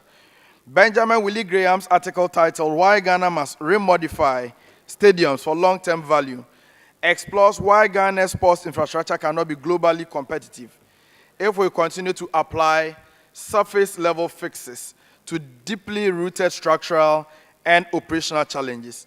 That's the preamble. Now to each of you, or for each of the challenges that I'm going to mention to you, you have to examine any 2 specific issues identified under that major challenge and the content of a report signaling the potential impact on Ghana of that challenge. Please, did you get a question? KNUST, did you get a question? UEW, did you get a question? UG, did you get a question? All right. Now, University of Ghana. University of Ghana, yours is lack of commercial spaces. Lack of commercial spaces. So the issues are hotels, gym centers, and retail outlets. And there's a report by KPMG in 2023 that says that a stadium that cannot operate 365 days in a year is a liability. That is correct.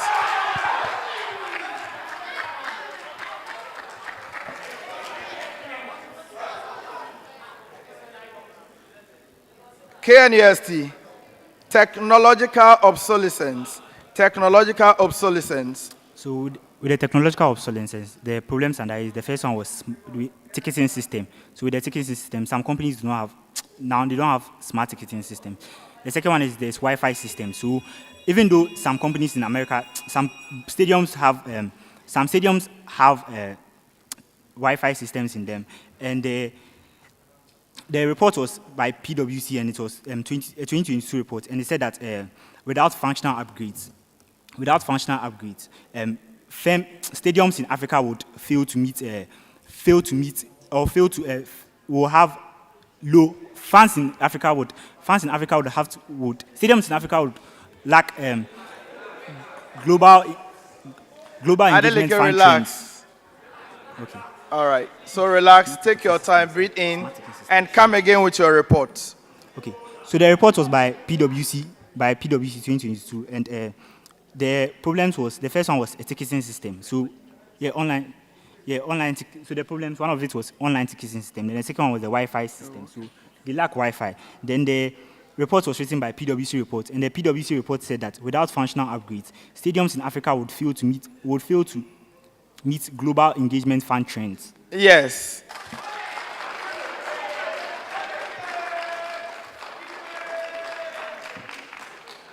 And the University of Education, Winneba, subpar fun experience. Subpar fun experience.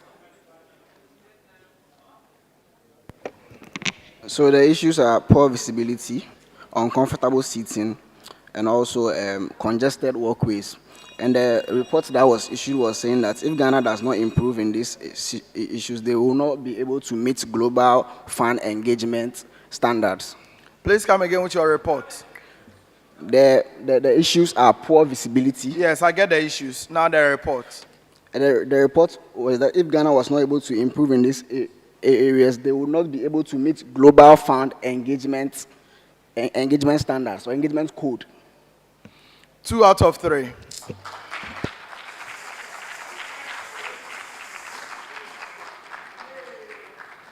And the last set of questions for the round. Last set. The University of Ghana, you are starting again. The preamble is that Ghana's equity market continued its impressive run in the final week of July, driven by strong investor interest in heavyweight stocks, particularly MTN Ghana. Now, University of Ghana, by what percentage did the GSE Financial Stock Index increase? What major factor contributed to this surge? By what percentage did the GSE Financial Stock Index increase?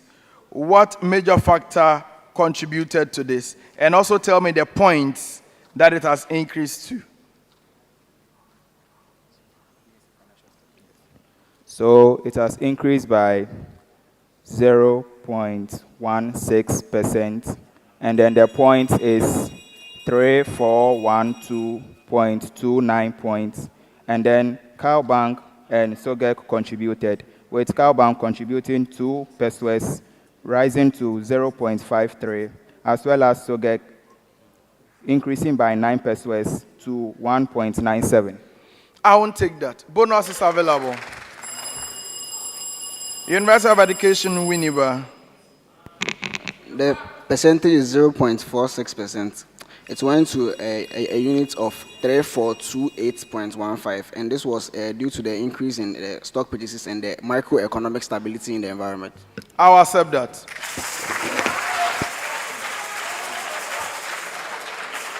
KNUST. By what percentage did the GSE Composite Index increase? What major factor contributed to this surge and the point at the end of the period? By what percentage did the GSE Composite Index increase? What major factor contributed to this surge and the point? Okay, so it increased by 4.82%, and it surged to 6994.45 points. And the main reason was because of MTN's growth. Yes.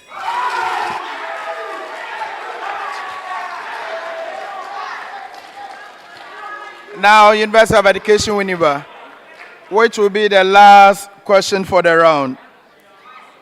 By what percentage By what percentage did the total trading volume change? What was the total number of shares? And what major factor contributed to this surge? By what percentage did total trading volume change? What was the total number of shares? And what major factor contributed to this surge?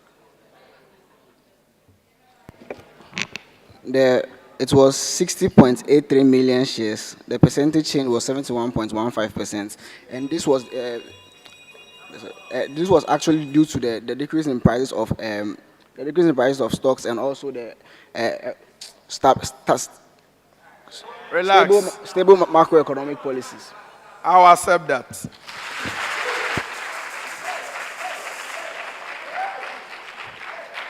On that note, we come to the end of round 4.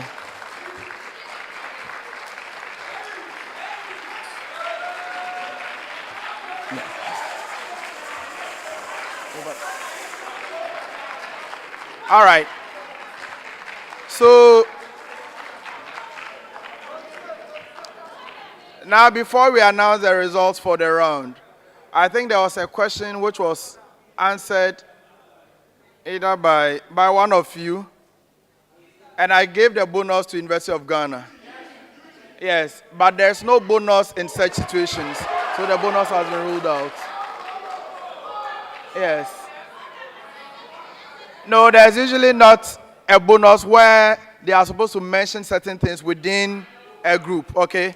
So theirs was to mention a percentage or something about DBG, and then they mentioned, but in situations like this, bonus marks are not given. All right. Sorry about that.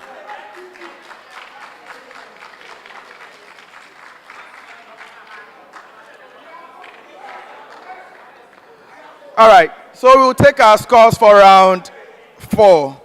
The scores for round 4.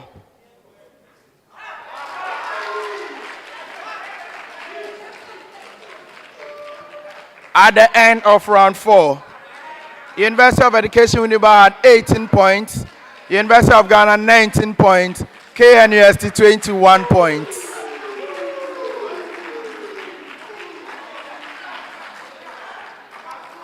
We are going into round 5. This is a true or false segment. Oh, okay. So the KNUST want to effect a substitution.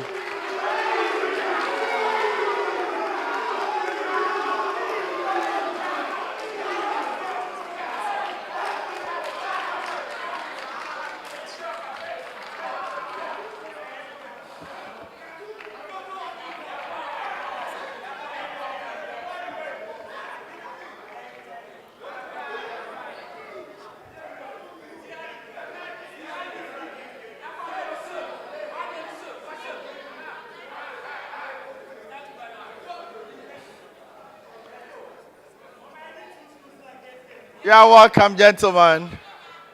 Please introduce yourself. Okay. My name is Asuntolia Frederick, third year accounting.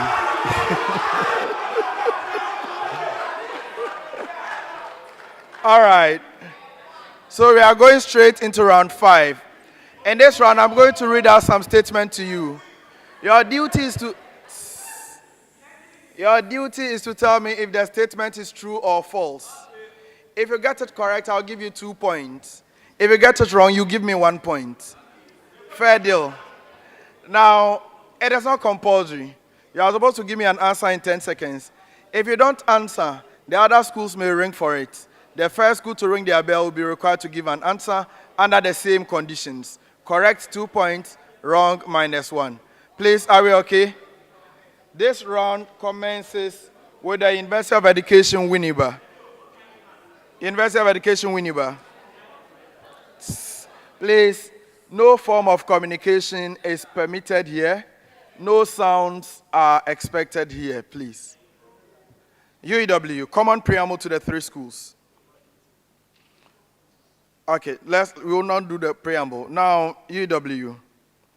Bernice Suman gives a talk on communication breakdowns at the Ghana National Association of Teachers and illustrates how external factors like poor internet connection and ambiguous wording affect message delivery. She attributes this to the helical model of communication, true or false. Bernice Esuman gives a talk on communication breakdown at NAT and illustrates how external factors like poor internet connection or ambiguous wording affect message delivery. This is attributed to the helical model of communication. True or false?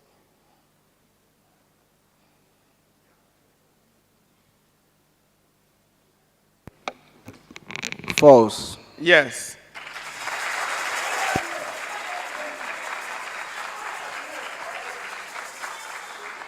University of Ghana, Comfort Adai designs a communication workshop where participants focus on the source, message, channel, and receiver, exploring how communication can fail at any of these points. She is referencing the Bellows model of communication. Comfort Adai designs a communication workshop where participants focus on the source, message, channel, and receiver, exploring how communication can fail at any of these points. She is referencing the Bellows model of communication. True.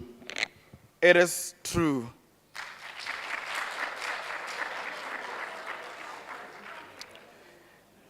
University, KNUST. Felix Tay analyzes communication patterns within the TBSC production team and notes that each team member continuously encodes and decodes messages.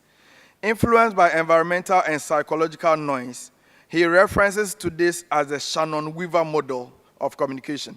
Felix Tay analyzes communication patterns within TBSC production crew and notes that each team member continuously encodes and decodes messages, influenced by environmental and psychological noise. He references to this, or he refers to this as a Shannon-Weaver model of communication.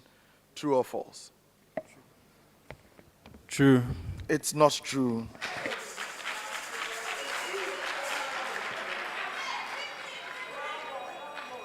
All right, next set of questions. Still beginning with University of Education, Winneba. Under the Ricardian model of trade, a country with a higher production cost, no, let me take it again. Under the Ricardian model, a country with a higher opportunity cost of producing a good will export that good.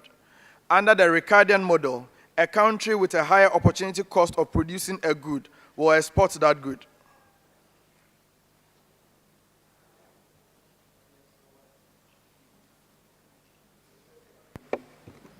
False. Yes.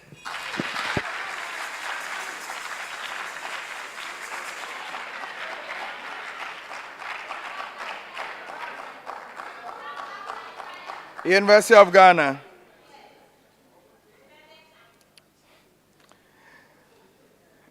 Under the, all right, the Paul Krugman's new trade theory explains intra-industry trade based on product differentiation and economies of scale. Paul Krugman's new trade theory explains intra-industry trade based on product differentiation and economies of scale. False. It is not false.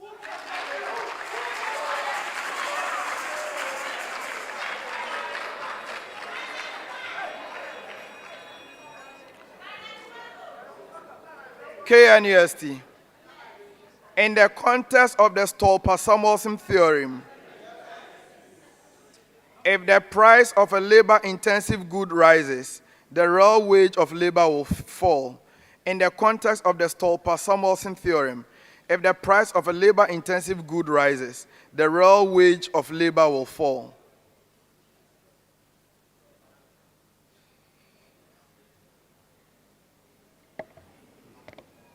False. Yes.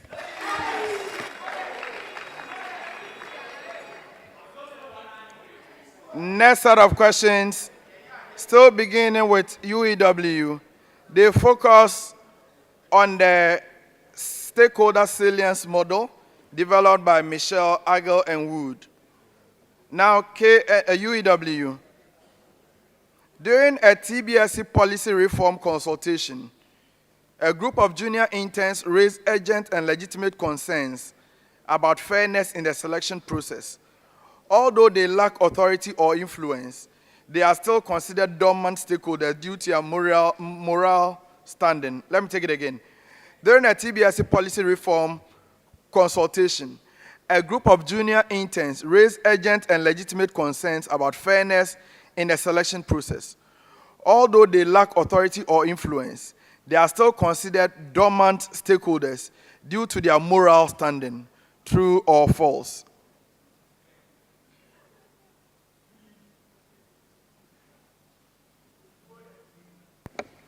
False. Yes.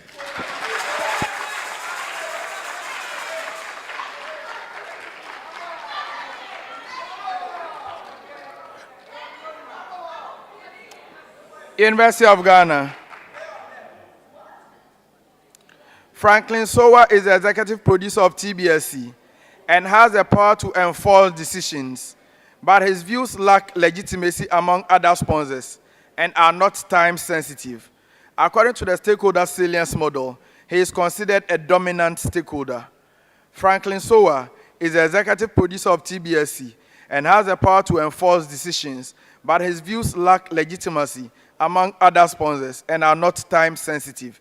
According to the stakeholder salience model, he is considered a dominant stakeholder.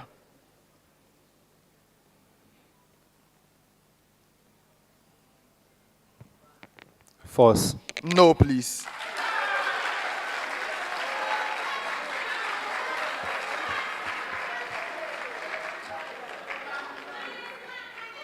KNUST. Evans Tayuba, TBSC social media manager. Please. Evans Tayuba, TBSC social media manager, has both the power to influence public opinion and a strong moral standing, but his concerns aren't time sensitive. He is considered a dominant stakeholder. Evans Tayuba, TBSC social media manager, has both the power to influence public opinion and a strong moral standing, but his concerns aren't time sensitive. He is considered a dominant stakeholder. True. It is true.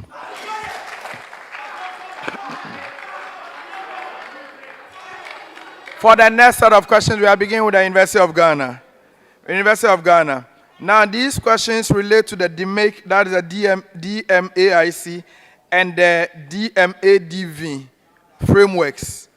The scenarios I'm going to give to you, they relate to DMAIC and DMADV methodologies that are used in Six Sigma.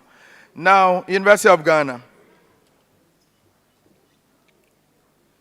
The verify phase of DMADV uses control charts and statistical process control to monitor ongoing performance, just like the DMAIC. The verify phase of DMADV uses control charts and statistical process control to monitor ongoing performance, just like the DMAIC.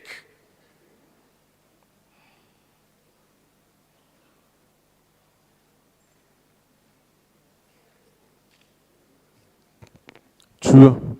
No.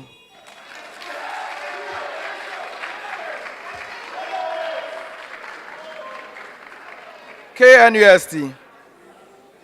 KNUST. If a current process is fundamentally incapable of meeting Six Sigma standards, DMADV would be more suitable than DMAIC. If a current situation or if a current process is fundamentally incapable of meeting Six Sigma standards, DMADV would be more suitable than DMAIC. True. Yes.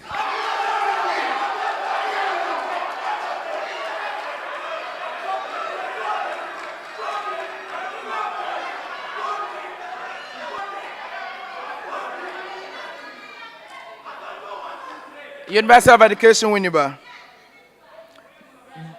DMAIC is most appropriate when no existing process or product exists, while DMADV is used for incremental improvements. DMAIC is most appropriate when no existing process or product exists, while DMADV is used for incremental improvements.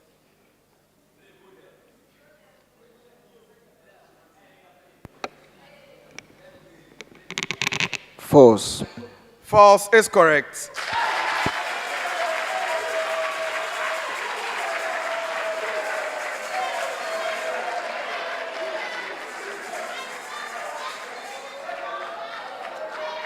University of Ghana.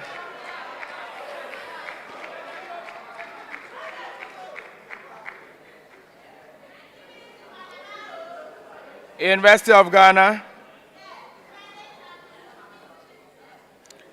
A customer who gives a passive net promoter score reduces the overall net promoter score. A customer who gives a passive net promoter score reduces the overall net promoter score. False. Yes.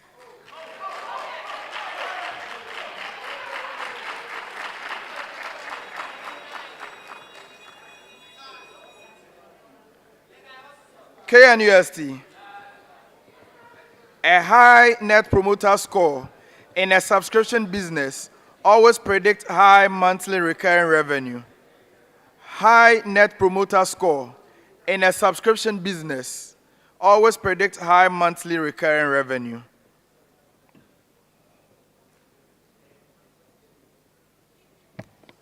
False. Yes.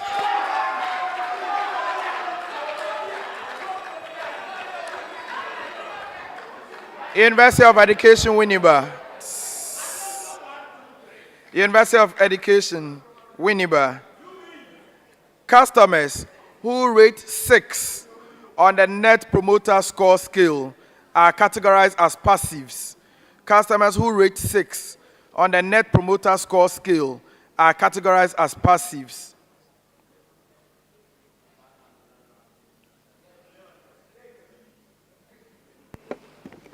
True. No.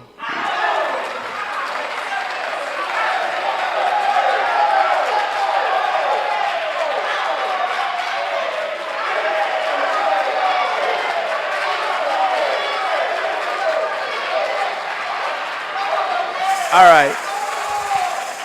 Let's go on.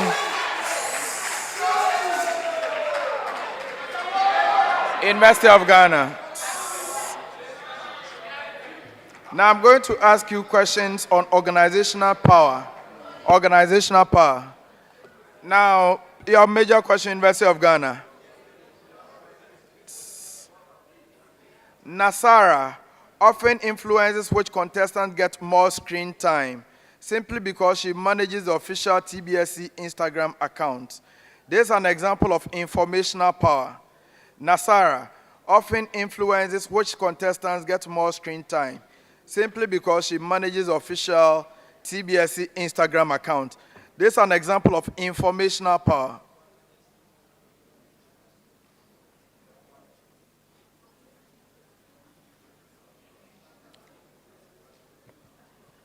False. No, please.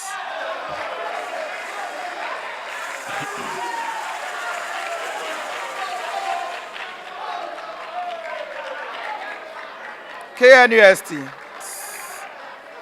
KNUST.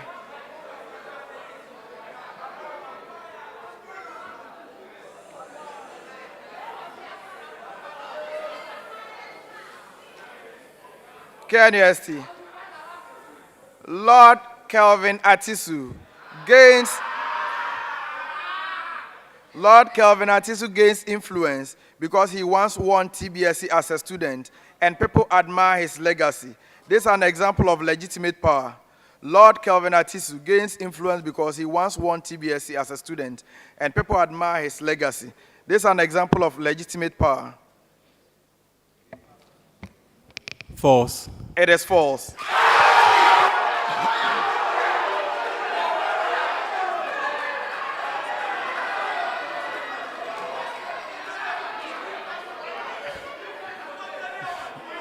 Now, University of Education, Winneba. University of Education, Winneba. UEW. Akosia Nkrumah, a TBSC team volunteer, convinces others to adopt a new app just because of her job title. This is an example of expert power. Akosia Nkrumah, a TBSC team volunteer, convinces others to adopt a new app just because of her job title. This is an example of expert power.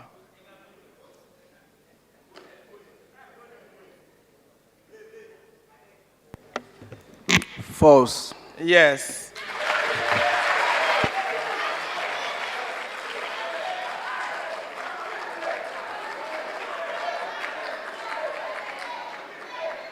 For the next set of questions, we are beginning with KNUST. KNUST, let's do something about correlation, regression, etc.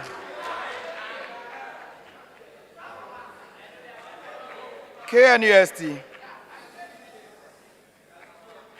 If R squared is 0.95, the linear relationship between variables must be strong and positive. If R squared equals 0.95, the linear relationship between the variables must be strong and positive. False. Yes.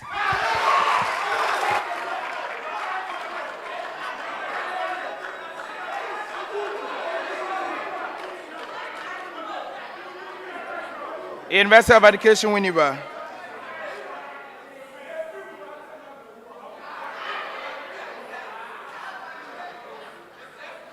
UEW. An R squared of 0.90 in a nonlinear regression model implies a stronger linear relationship than an R squared of 0.80 in a linear model. An R squared of 0.90 in a non-linear regression model implies a stronger linear relationship than an R squared of 0.80 in a linear model.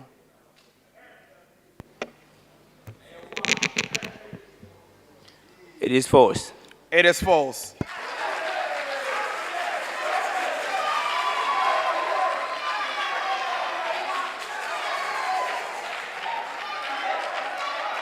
University of Ghana. University of Ghana. A correlation coefficient R. A correlation coefficient R of 0.8 implies that 80% of the variation in the dependent variable is explained by the model. A correlation coefficient R of 0.8 implies that 80% of the variation in the dependent variable is explained by the model. False. Yes, it's false.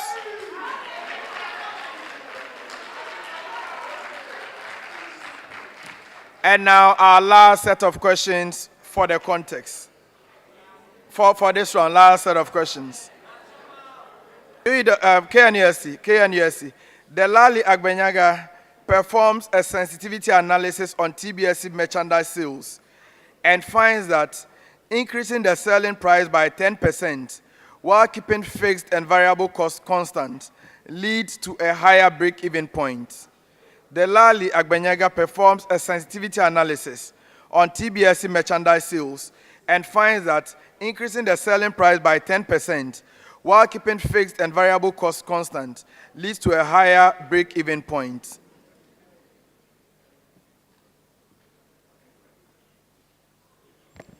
False.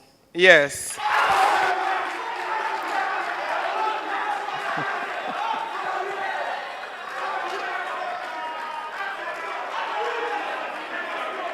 University of Education, Winneba. UEW.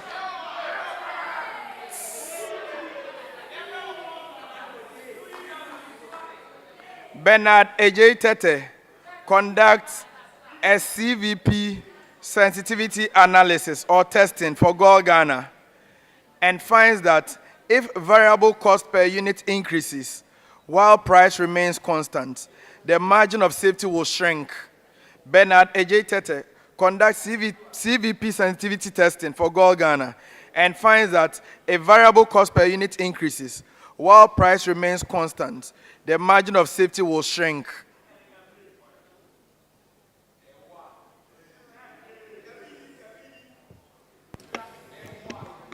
True. Yes.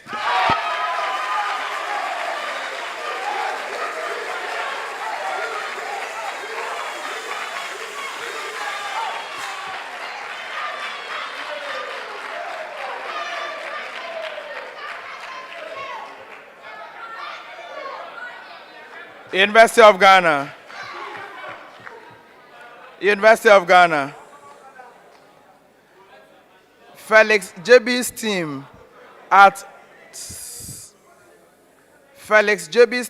Koforidua Technical University models profit sensitivity to volume changes and concludes that, please, UCC, we need some silence, please. Let me take it again. Felix JB's team at Koforidua Technical University models profit sensitivity to volume changes and concludes that when operating leverage is high, small increases in sales volume cause disproportionately large increases in profits. Felix JB's team at KTU models profit sensitivity to volume changes and concludes that when operating leverage is high, small increases in sales volume cause disproportionately large increases in profits.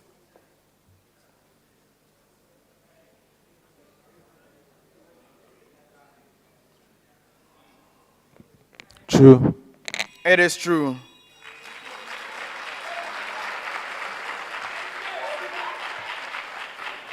On that note, we come to the end of round 5.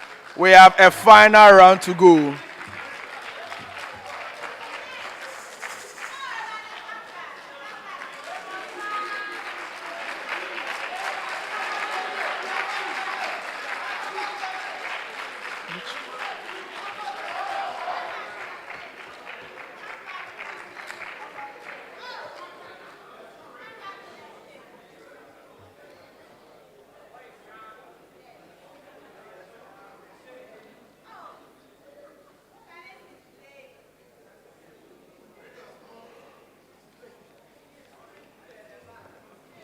All right, so we will come back with the result after a very quick commercial break. We'll be right back.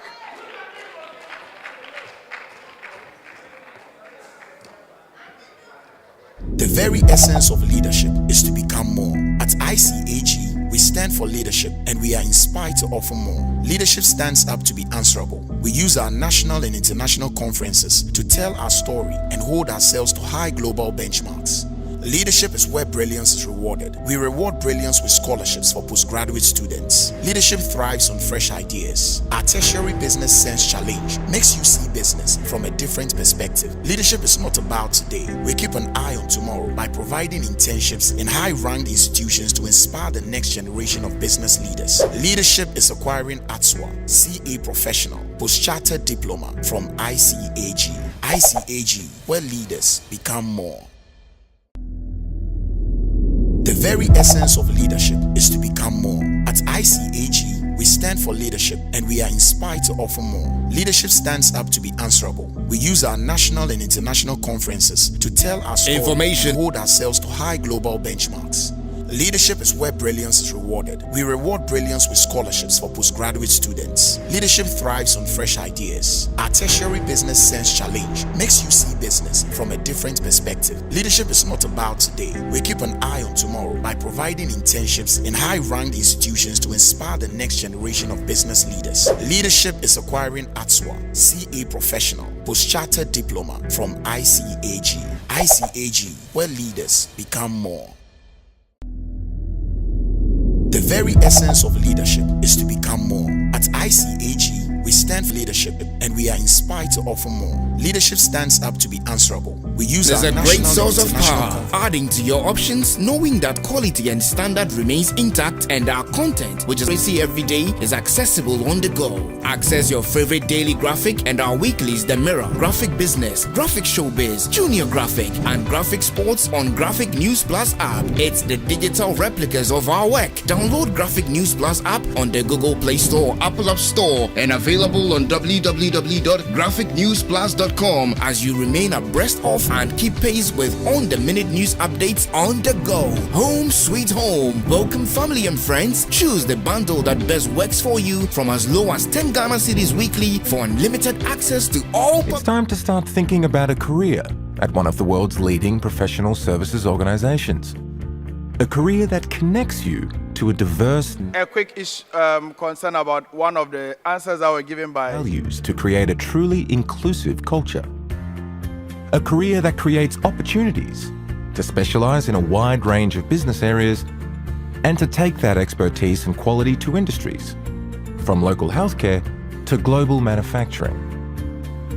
A career that puts collaborative technology at your fingertips, so together we can help make a difference to our clients in real time. And where our human differences mean we can respond to whatever the world throws at us. A career where our impact really matters, because we care about our people, our communities, and... Ladies and gentlemen, you are welcome back from the break. This is still the Tertiary Business Sense Challenge. It is a grand finale. It is a contest among 3 great institutions, KNUST, UEW, and the University of Ghana. At the end of round 5, the scores. University of Ghana had 4 points, UEW 13, KNUST 13.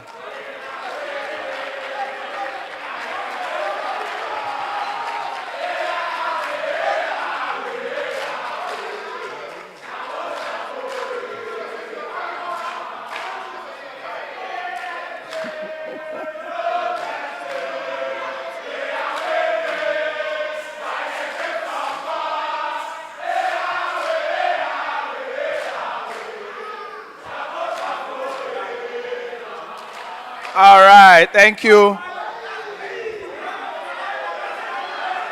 We are going into the final round.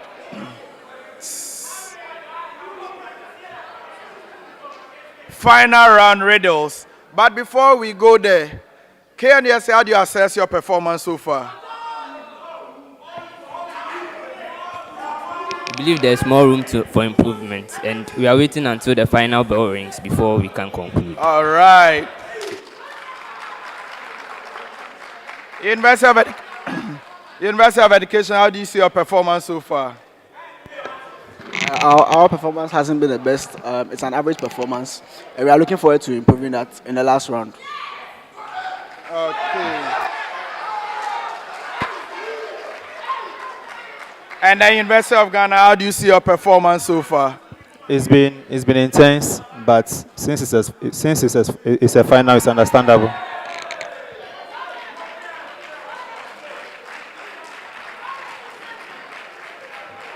All right, thank you very much.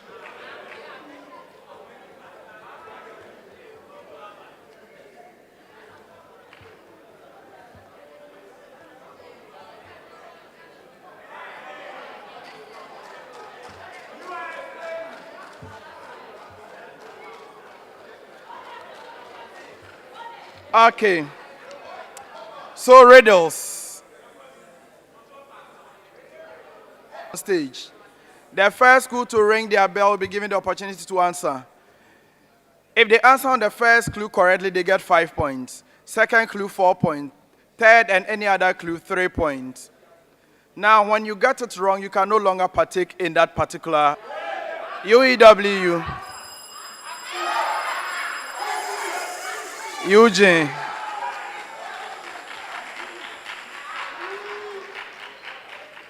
Please, silence. 7 riddles. Riddle number 1. I am a statistical test tool for determining significant differences between the means of 2 or more independent groups. I am applied across fields such as biology, psychology, education, and social sciences to analyze experimental data. My framework can be extended to handle factorial designs, multivariate cases, and the inclusion of covariates. I require that observations are independent. Each group's data is approximately normally distributed, and variances are equal across groups. University of Ghana, equal across groups. University of Ghana. The Leven's test. No, please. I continue. In my simplest form, I compare means for one independent variable with a continuous dependent variable. Who am I? University of Education, Winneba.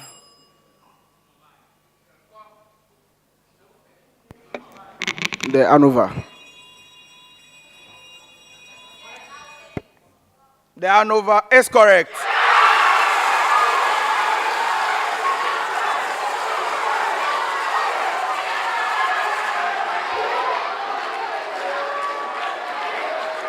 Riddle number 2.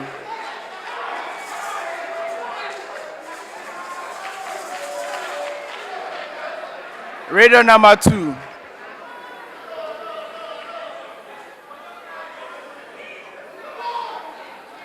I am a sales and marketing framework. I focus on spotting specific events or changes in a customer's life, business, or environment that create a need or openness to buy. These events may be internal or external to the organization and often signal a shift in circumstances that triggers a buying opportunity. I help increase sales, improve customer engagement, and enhance sales efficiency. For individual consumers, my examples include marriage or divorce, the birth of a child, KNUST. Customer relationship management. No, it is not correct.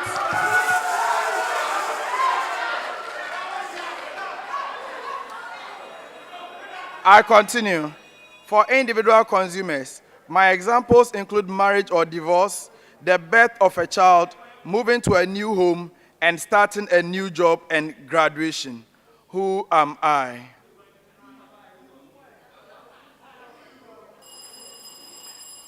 University of Education, Winneba.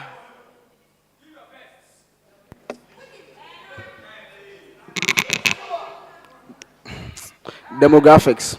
No, please.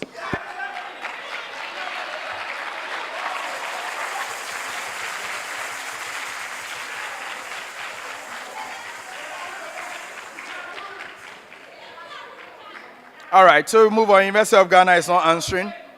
So the answer is a trigger event model. Riddle number 3. I am a labor market term associated with gender-based job roles for women. Coined in the 1970s, I was used to highlight occupational segregation that often confined women to low-paid, low-advancement positions. I commonly describe roles in the service and caregiving sectors. For example, clerical work, teaching, or childcare, which have historically been female-dominated. KNUST. Glass ceiling. No, it is not glass ceiling. I continue. So I continue for the benefit of UG and UEW. While these jobs are essential to society, they have often been undervalued, offering low wages and limited upward mobility, though this is gradually changing. I stand in contrast to blue collar, that is manual work, and white collar, professional office categories. Who am I? UEW. UEW. The gray color work. It is not gray color work.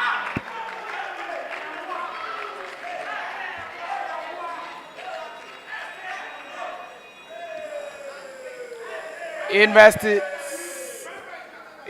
of Ghana. The brown color work. It is not brown. So which color do you think to be? Which color? Pink. It is known as a pink color work.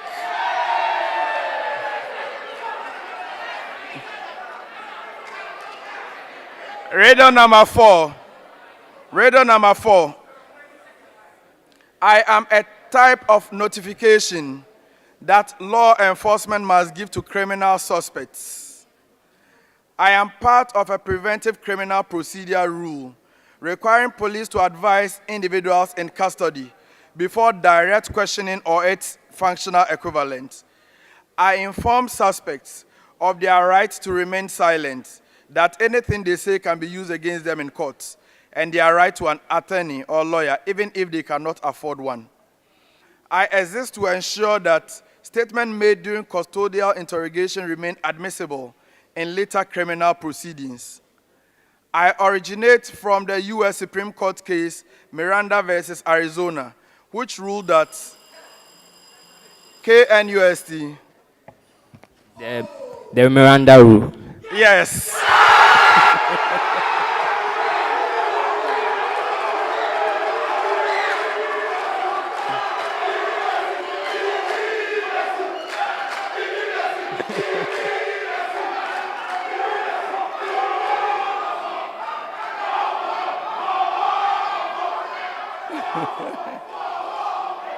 All right.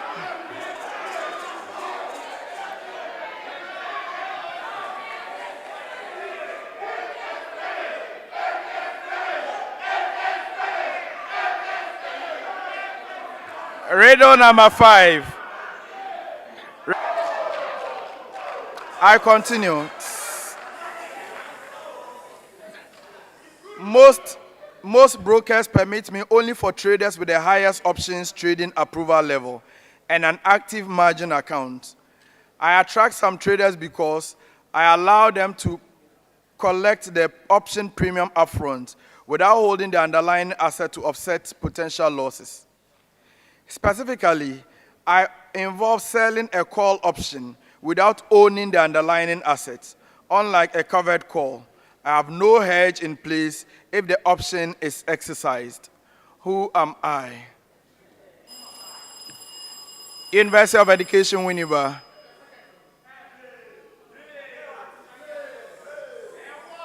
Have the buying on margin. What? Buying on margin. That is not correct.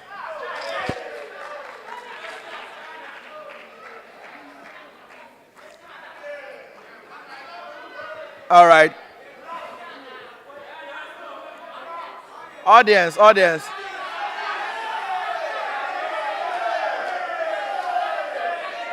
Naked, yes. Naked call option is what I was talking about. Naked call option. And now, the sixth riddle. We have 2 final riddles to go. Now, I am a pioneering Ghanaian accountant. I am a pioneering Ghanaian accountant celebrated for my contributions to the profession and for advancing the role of women in accounting.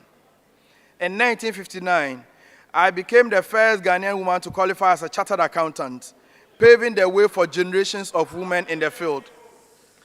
I earned my qualification through the ACCA. In 1994, I founded the Association of Women Accountants in Ghana and served as its first president. I later became the first woman to serve as president of ICAG in 2000 to 2002. In 2008, I received the Order of the Volta for my exceptional service to the accountancy profession in West Africa. And in 2025, I was honored at the 10th Ghana Women of Excellence Awards for my pioneering role as Ghana's first female chartered accountant. Who am I?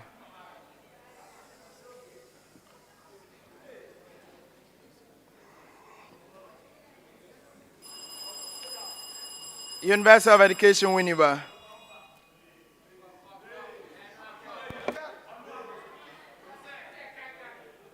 Miss Senna. No.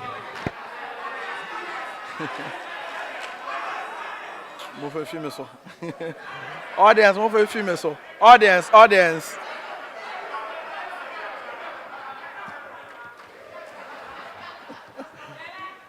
The name is Miss Aurora Loco.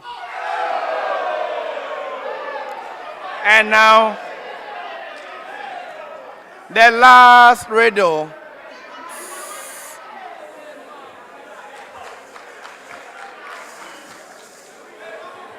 The last riddle, which happens to be the last question. The last riddle. I feature in ancient scriptures, mathematical curiosities, modern lotteries, and even computer viruses. My reputation changes with the storyteller. In Chinese culture, I'm a harbinger of smooth progress and prosperity, often glowing in neon above bustling shops. I was at the heart of the infamous 1980 Pennsylvania lottery scandal, and the original name of a 1998 Macintosh virus, later named 7 Dust. I'm the 36th triangular number, the sum of the first 36 natural numbers, and a rare rep digit with deep mathematical quirks, including being the sum of the squares of the first 7 primes. In Roman numerals, I am DCLXVI, University of Education in Winneba. University of Education in Winneba. So, we have... You've been bailed out. I continue. KNUST. 666. The word 666 is correct.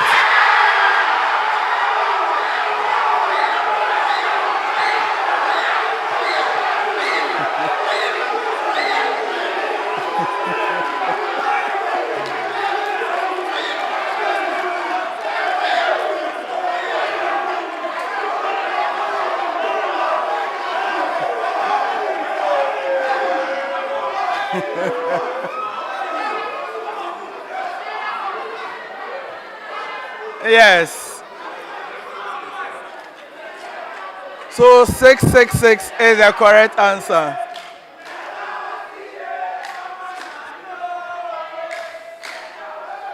Ladies and gentlemen, on that 666 note, they answered on the 4th clue, so that's 3 points actually. We come to the end of the contest. The contest has concluded, ladies and gentlemen.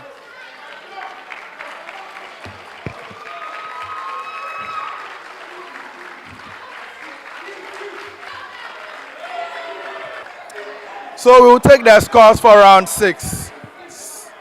Let's take the results for round 6. Yes, he had 6 points.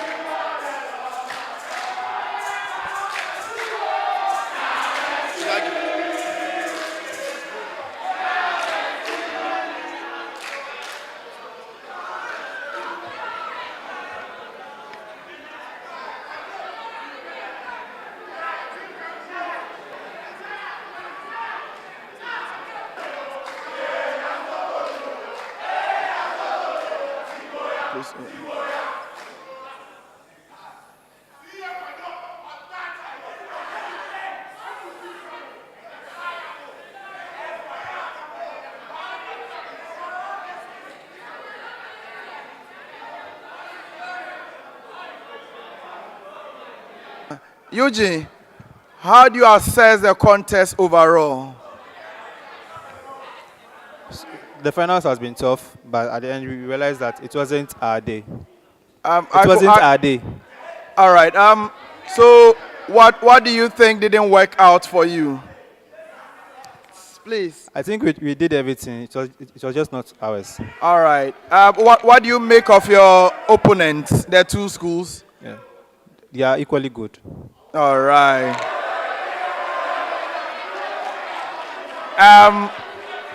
University of Education Winneba, how do you assess your performance in the contest overall? So it has been an average performance. We are not. It's. What do you think didn't go well for you?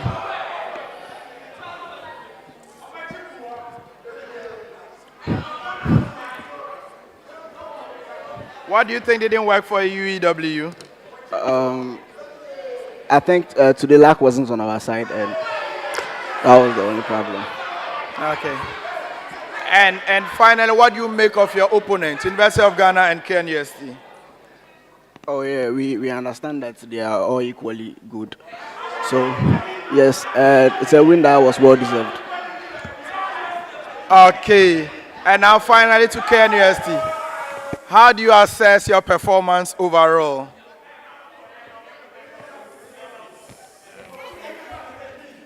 Okay, so we believe we've done well. Although we started on, we believe we've done well, and we would like to thank all those who supported us, especially Vitalis, who didn't give up on us, and I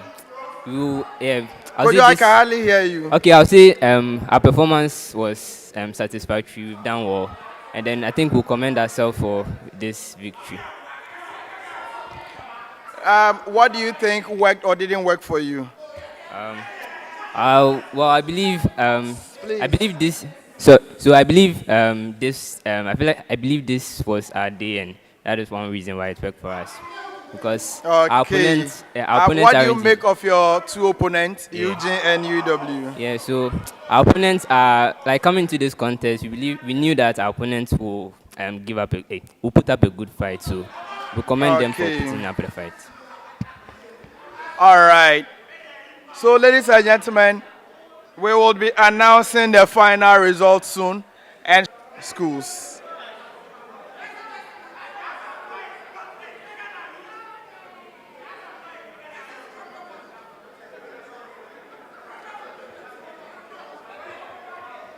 So whilst we wait, if our final results are ready, please let's take our final results.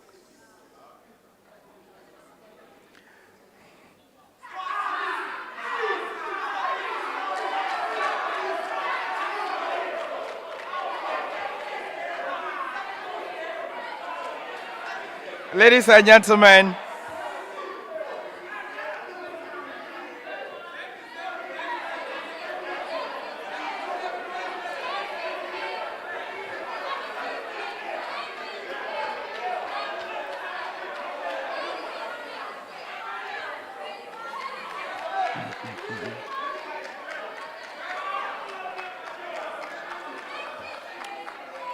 gentlemen, now our final results.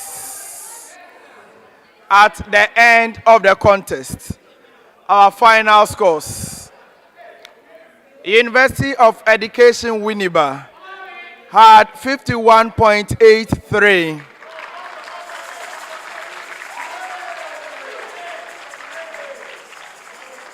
University of Ghana had 54.0.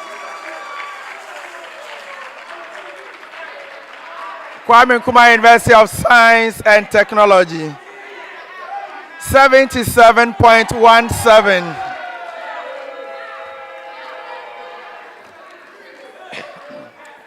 Ladies and gentlemen,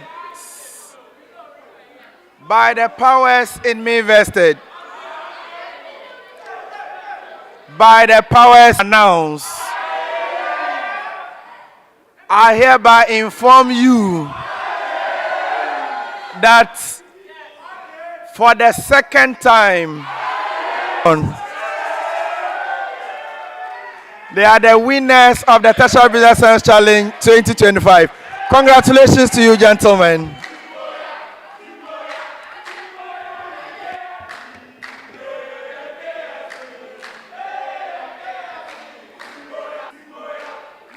So, to my other two schools, UEW and you are very good, you are very solid. Unfortunately, today did not work out for you. For those who have the opportunity to come back, I'll see you next year. For those who will be leaving the scene, It's been a very humbling pleasure having you people on set. So we are going to proceed to awards, but let me announce that we have some special awards that will be given out shortly. We have some special awards. I'll make the announcement and then the MC will take over. Oh, we can.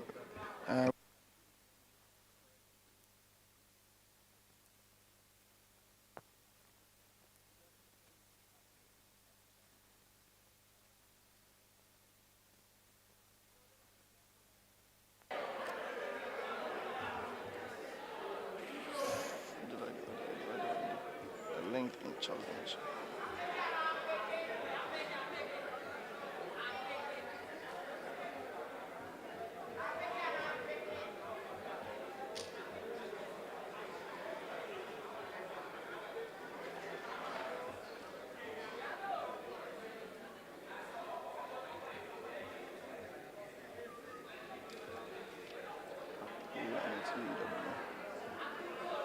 All right, so ladies and gentlemen, we will be presenting some awards.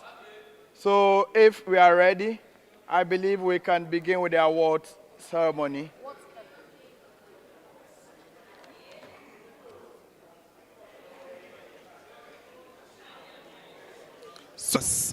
I'm sure we all enjoy. Let's give another on the stage. It's not easy, but they did it. Tertiary Business Sense Challenge version 7.0. It was an exciting contest, and we have worthy winners. I saw in the crowd somewhere 70 is A.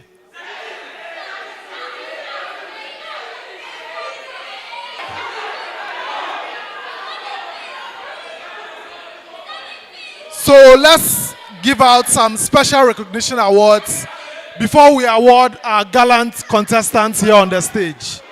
I would like to welcome on the stage the winner of the TBSC 2025 Special Recognition Award, the Heritage Christian University. Heritage Christian University winners of the Special Recognition Award. So you want to relax, and I think the awards have to come on stage first.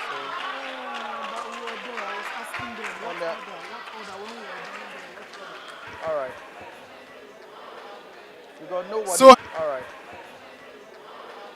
We got nobody. So Heritage, hasten slowly. Heritage, hasten slowly. Slowly. Your prizes will be out, so you can wait there. Your prizes will be out soon. Nobody is bringing the awards. Can I have someone from KNUST just join me on stage? A contestant, just join me on stage as we await the presentation.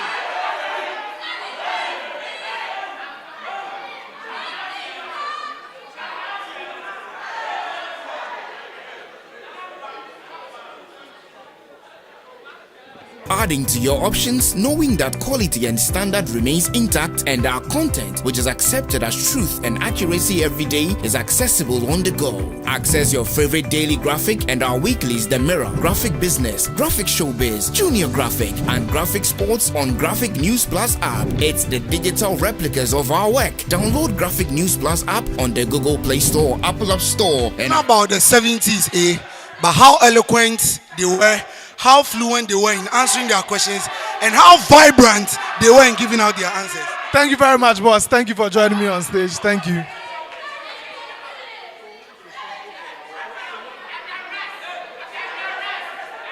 So, Heritage University, just join me. Come for your award prizes. Madam Ivonai will be giving out the prizes for Heritage. All right. So please, Heritage Christian University is being awarded or rewarded for being the first institution to present an all-female team to the Tertiary Business Sense Challenge. Congratulations to you, Heritage Christian University. Thanks to you. Heritage, please wait. Please wait. There is something else for you.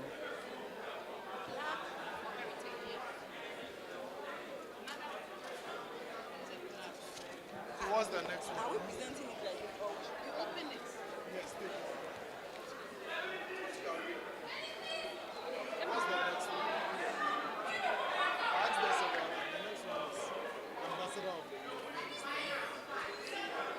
No, turn it. Let it face the camera.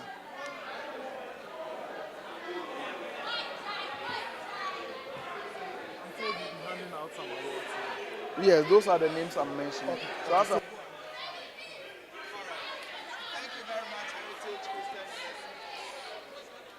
our next award. The next recognition is, please, can we finish this session?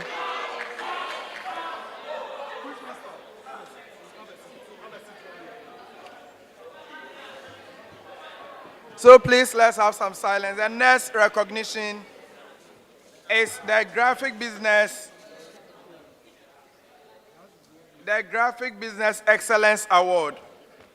Graphic Business Excellence Award.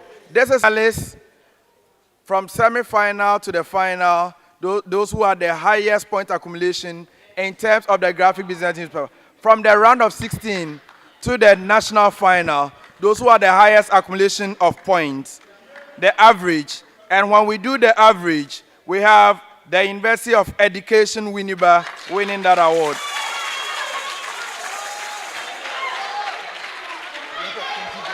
Right, so we will get a rep of CompuGhana. A rep of CompuGhana to present the award to University of Education Winneba. Now, as part of their reward, they will be getting 6-month subscription of Graphic Business, certificates, and a plug. So we will submit. Yes.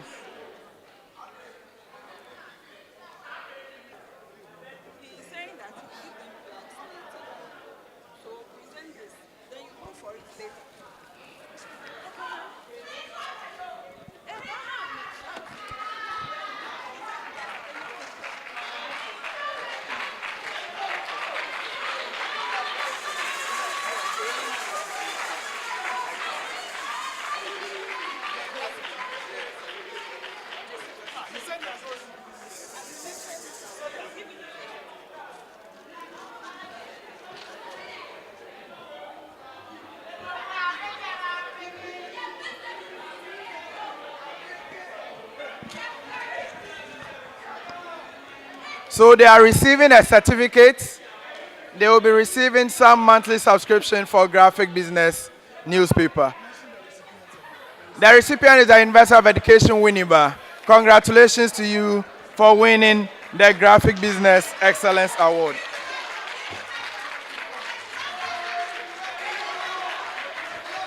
So we present the certificate to them so that later. Okay, that's fine. So next one is this one. So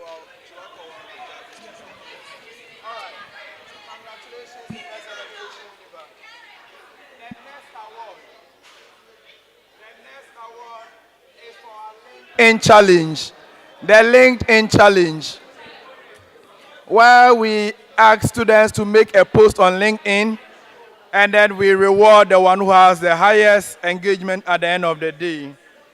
So, per the results we have from the LinkedIn challenge, I'm going to invite Mr. Dixon Hassan to present the award to the winners.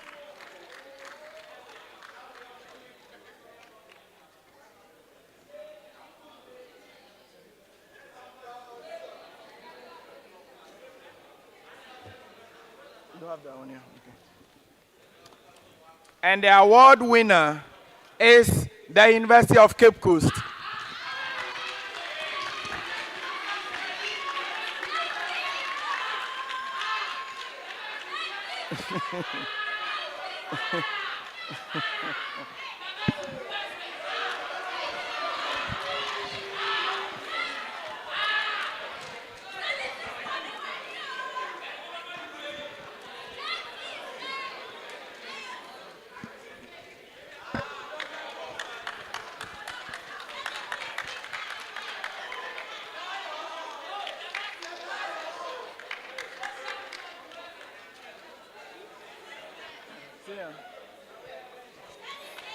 So thank you, congratulations, the University of Cape Coast.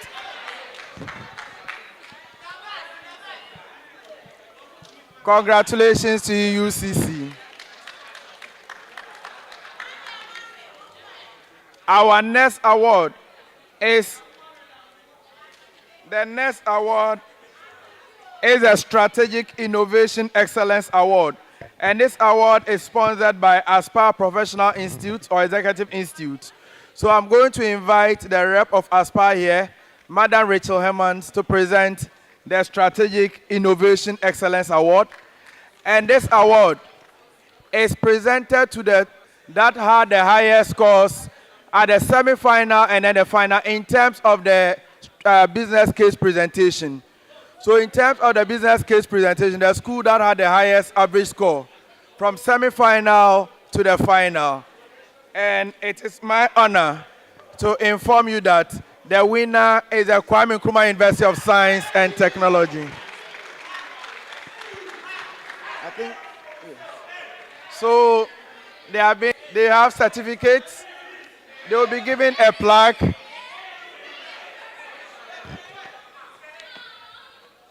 For their reward, they are getting certificates, they are getting a plaque, and they're also getting a 2,000 cedis cash. Congratulations to you.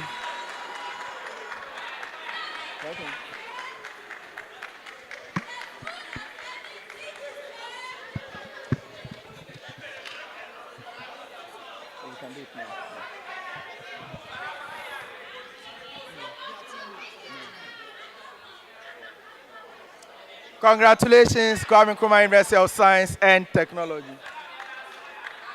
Yeah, the same way.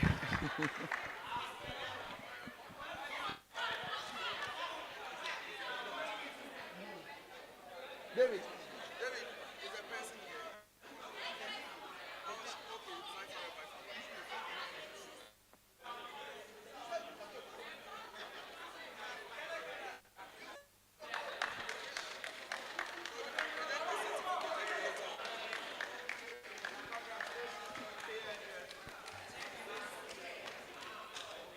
And now the next award. We have the TBSC Brand Ambassador Award. This award is presented to someone whose exemplary representation of the TBSC has been consistent. The person exhibits the brand and values through active advocacy, mentorship, and leadership within and beyond the competition arena. Ladies and gentlemen, it is my singular honor. From 2019, this person has been associated with the brand, Benis Nkrumah Buedu. So we will invite, is Franklin here? Franklin. We invite Mr. Franklin Sowa. Franklin Sowa to present for us. Mr. Franklin Sowa will do us the honors because she has been supporting the brand since inception.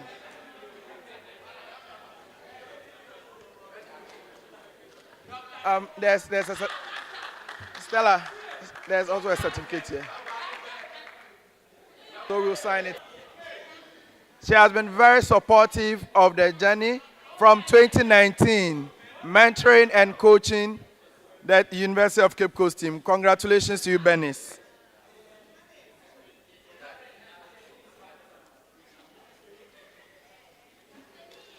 Thank you, Mr. Sowa, for that. Our next award is the Judges Distinction Award. And this award will be presented by Mr. Albert Nia-Itego.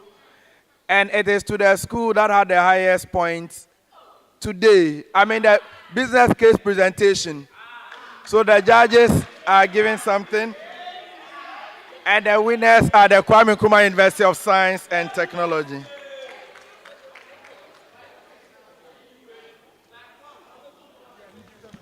So all three judges may come, yes. All three judges may actually come. Sorry. All three judges.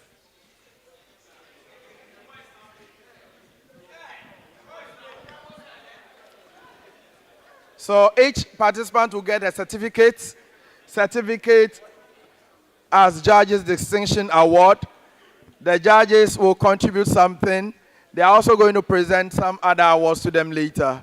Congratulations, the University of Science and Technology.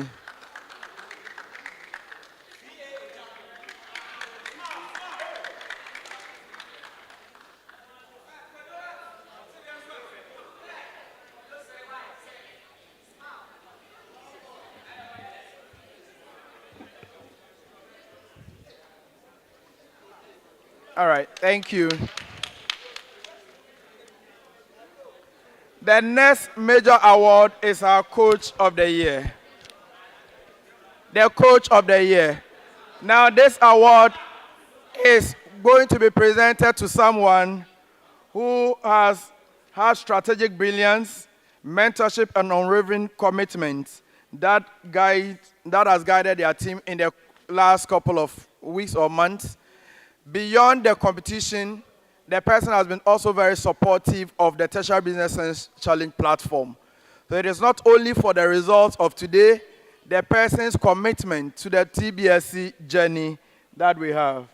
I will invite our rep from PwC to make that presentation on our behalf. It is being sponsored by ASPA, so the ASPA rep can join her, please. And ladies and gentlemen, the award package includes a cash contribution. It includes a certificate. It includes a plug.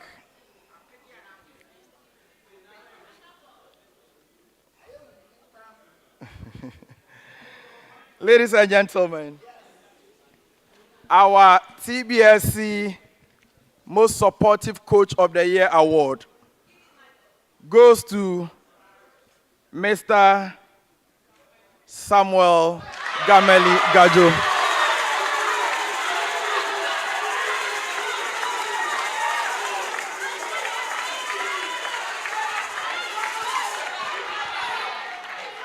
There is the check, the dummy check. The dummy checks are two. Okay, it's only one. Because dummy, please present this.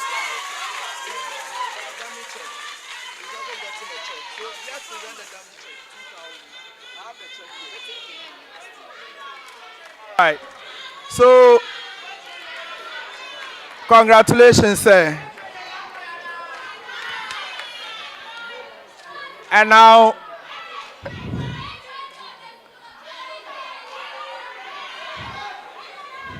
ladies and gentlemen, we have two final awards to be given.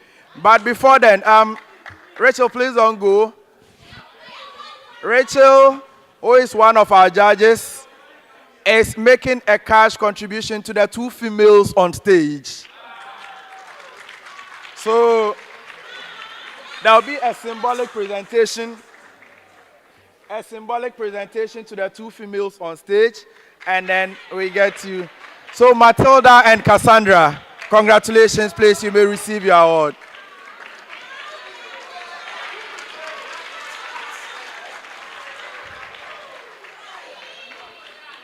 Congratulations, ladies. All right.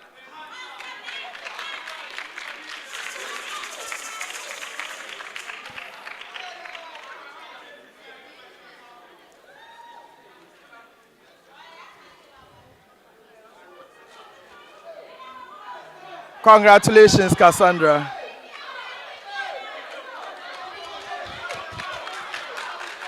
Relax.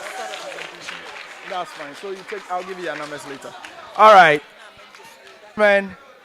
Now our final two awards. The first of the final two awards is to be presented to the outstanding female contestants.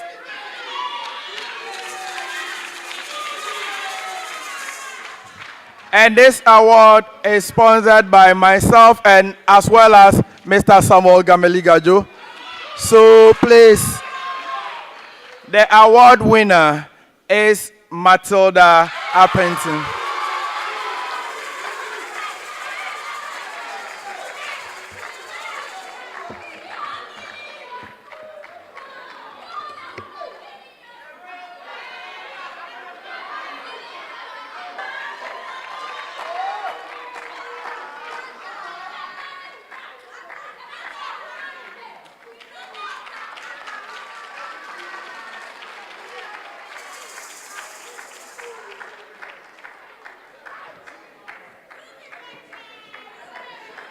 And now to our final award, final individual award. Ladies and gentlemen, that is for the Most Outstanding Male Scholar Award. The Outstanding Male Scholar Award. And it is presented in recognition of your exceptional performance, analytical depth, and inspiring leadership throughout the TBSC 2025 season. Ladies and gentlemen, it is my honor to invite Mr. Kojo Echampong for the award.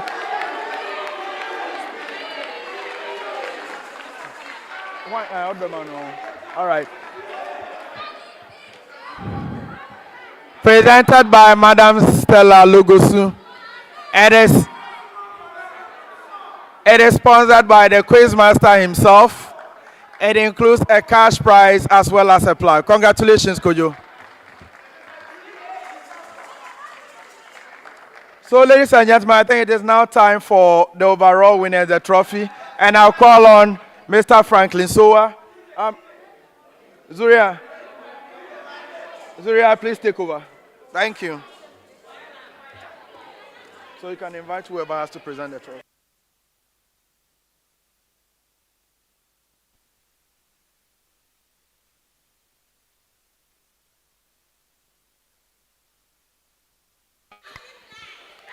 Two. So this is the moment we've all been waiting for. But before we hand out the big prizes, I would like to express gratitude to our sponsors, EPP Book Services. Let's give them a hand of applause. They've been sponsoring all the prizes that have been handed out today. Zenith University College. Keep the applause going. Keep the applause going. Goyle PLC. Glyco Group, Papaya, Compu Ghana, ICAG, the Graphic Business, and the Graphic News Plus. Now, I would like to call on stage our judges to present the award, the trophy to the third place team. The trophy is going to the University of Education, Winneba, which scored 51.83 points. UEW. Come on stage and receive your prize.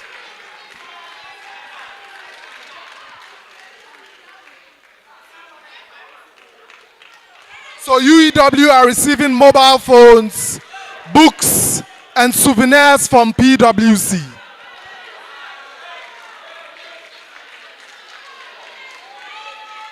Keep the applause going. Third place. Of all the business schools in Ghana, they came third. It's not a small feat for UEW. Let's keep the applause going. More applause, more applause. More applause for UEW.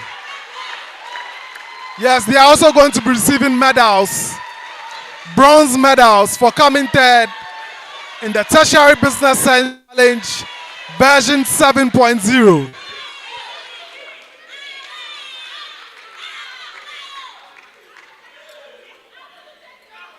Congratulations, guys.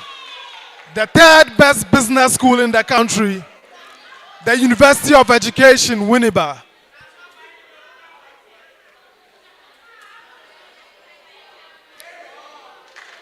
Let's keep the applause going. More applause for UEW. Congratulations once again, UEW.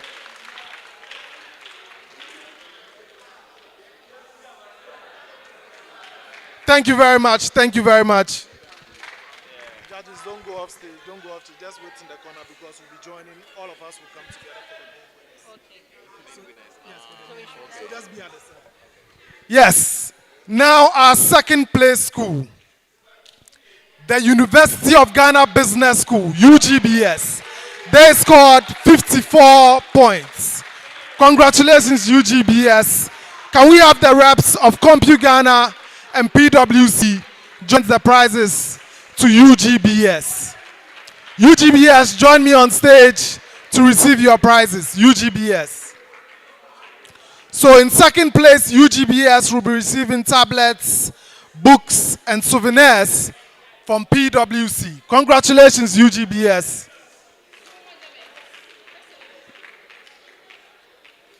UGBS, come on stage for your prizes.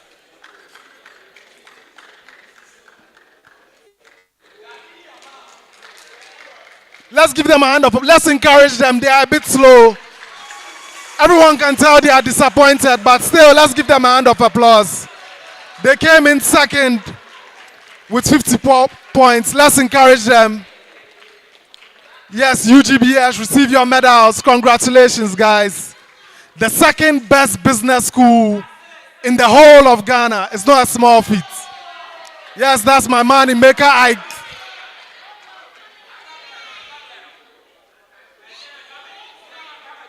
Yes, you try again next year. And that's their bag filled with goodies. Tablets and books. Tablets from CompuGhana, as well as books and books from EPP, Book Services, and souvenirs from PwC. Congratulations, guys. Let's give them a hand of applause. They came in second. More applause to encourage them for next year.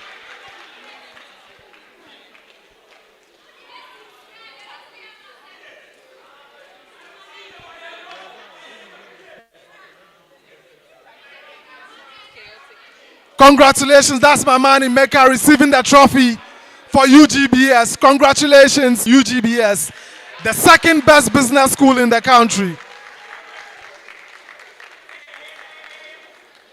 And now, the moment we've all been waiting for. So before that, I'll ask all our sponsors, reps from our sponsors, Mr. Franklin Soa, the Institute of Chartered Accountants Ghana, join us on stage. The judges are already on stage as we welcome the winners of the Tertiary Business Sense Challenge version 7.0.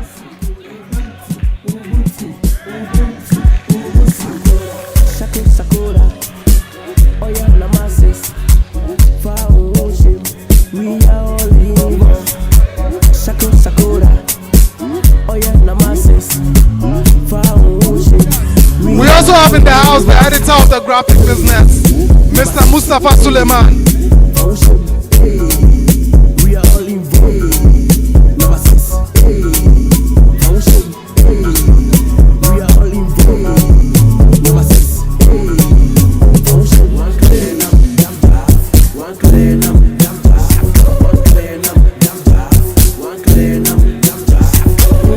Yes, our winners. The Kwame Nkrumah University of Science and Technology, KNUST. Please, if you've not been called up the stage, please get down. Please go down. Please go down. Please go down. We'll call you later on. Later on, you join us for the pictures. Don't worry, it's for the contestants now. It's for the contestants now. You join us for the pictures later. You join us for the pictures, the contestants now. You join us for the pictures later.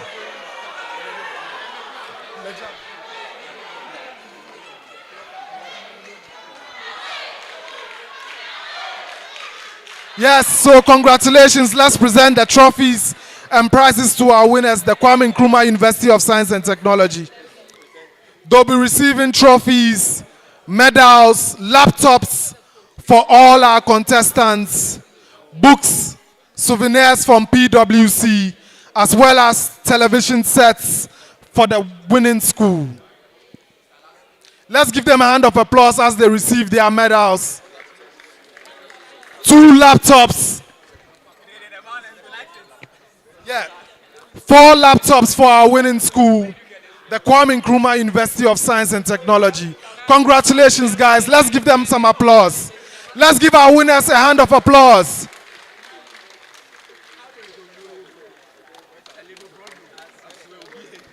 Congratulations once again, winners of the Tertiary Business Sense Challenge version 7.0.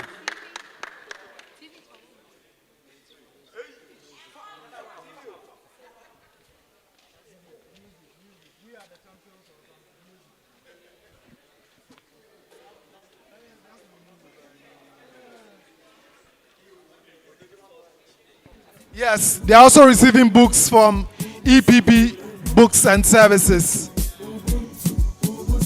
A lot of books.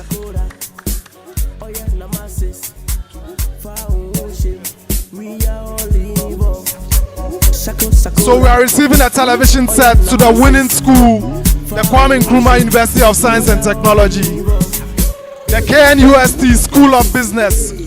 Congratulations once again, guys. And now the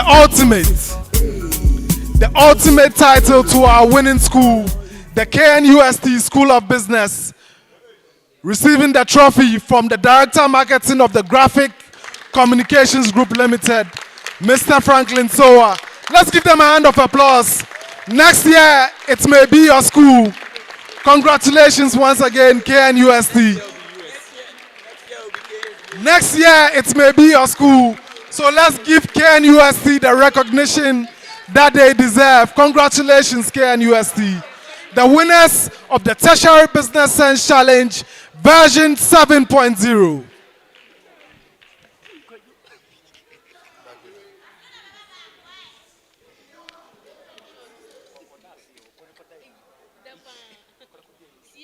This is the photo that will be immortalized in Monday's edition of the Daily Graphic, as well as the Graphic Business. You can't miss out. You have to grab a copy and see history in the making. The winners of the Tertiary Business Sense Challenge, version 7.0, the Kwame Nkrumah University of Science and Technology School of Business. Congratulations once again, guys.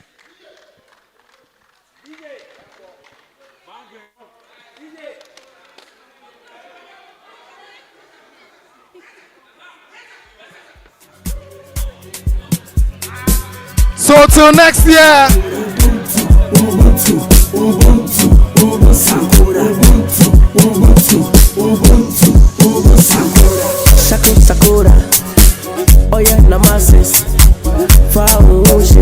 Once again, gratitude to EPP Books as well as Zenith University College for hosting us. We are all involved. Number 6.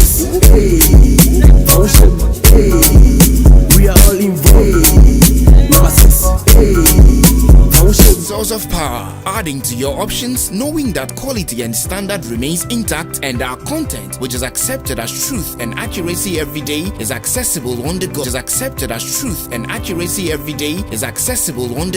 Access your favorite daily graphic and our weeklies, The Mirror, Graphic Business, Graphic Showbiz, Junior Graphic, and Graphic Sports on Graphic News Plus app. It's the digital replicas of our work. Download Graphic News Plus app on the Google Play Store, Apple App Store, and available on www.graphicnewsplus.com as you remain abreast of and keep pace with on-the-minute news updates on the go. Home sweet home. Welcome family and friends. Choose the bundle that best works for you from as low as 10 Ghana cedis weekly for unlimited access to all publications. Graphic, truth and accuracy. Yes. Coach of UGBS, come on stage for your prize.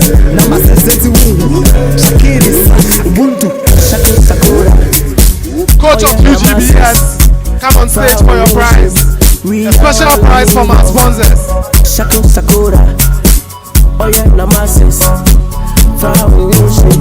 We are all involved. Number 6. We are all involved. Number 6. We are all involved. Number 6.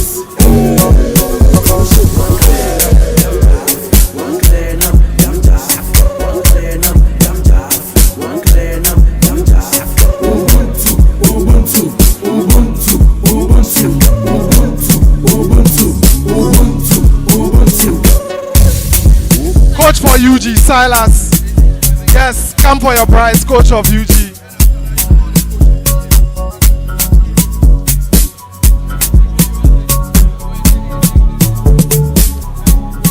And finally, an additional presentation for my good friend, Sami Gajo of UEW. Sami Gajo. Sami Gajo, a special prize.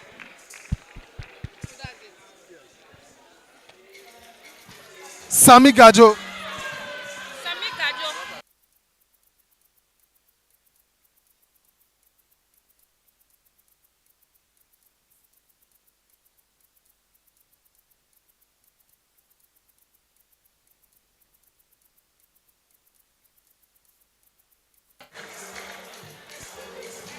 Yes, congratulations. Hello? Hello? Hello? Hello? Hello? Hello? Hello? Hello? Hello? Hey.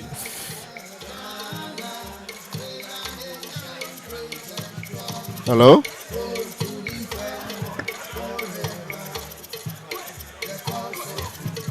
Hello? Hello? Hello? Hello? Hello? Hello? Hello?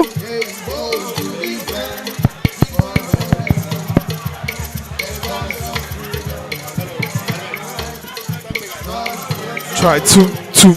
Try two. Try two. Try two. Try two. Try two. Try two. Try two. Try two. Hello? Hello? Hello? Try two.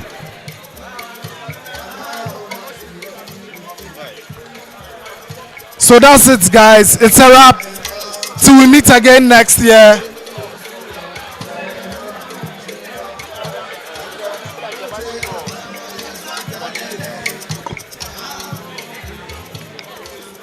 Hello? So that's it, Hello? guys. It's a wrap. Till we meet again next year for version 8.0. Thank you for joining us, guys. Till we meet again next year.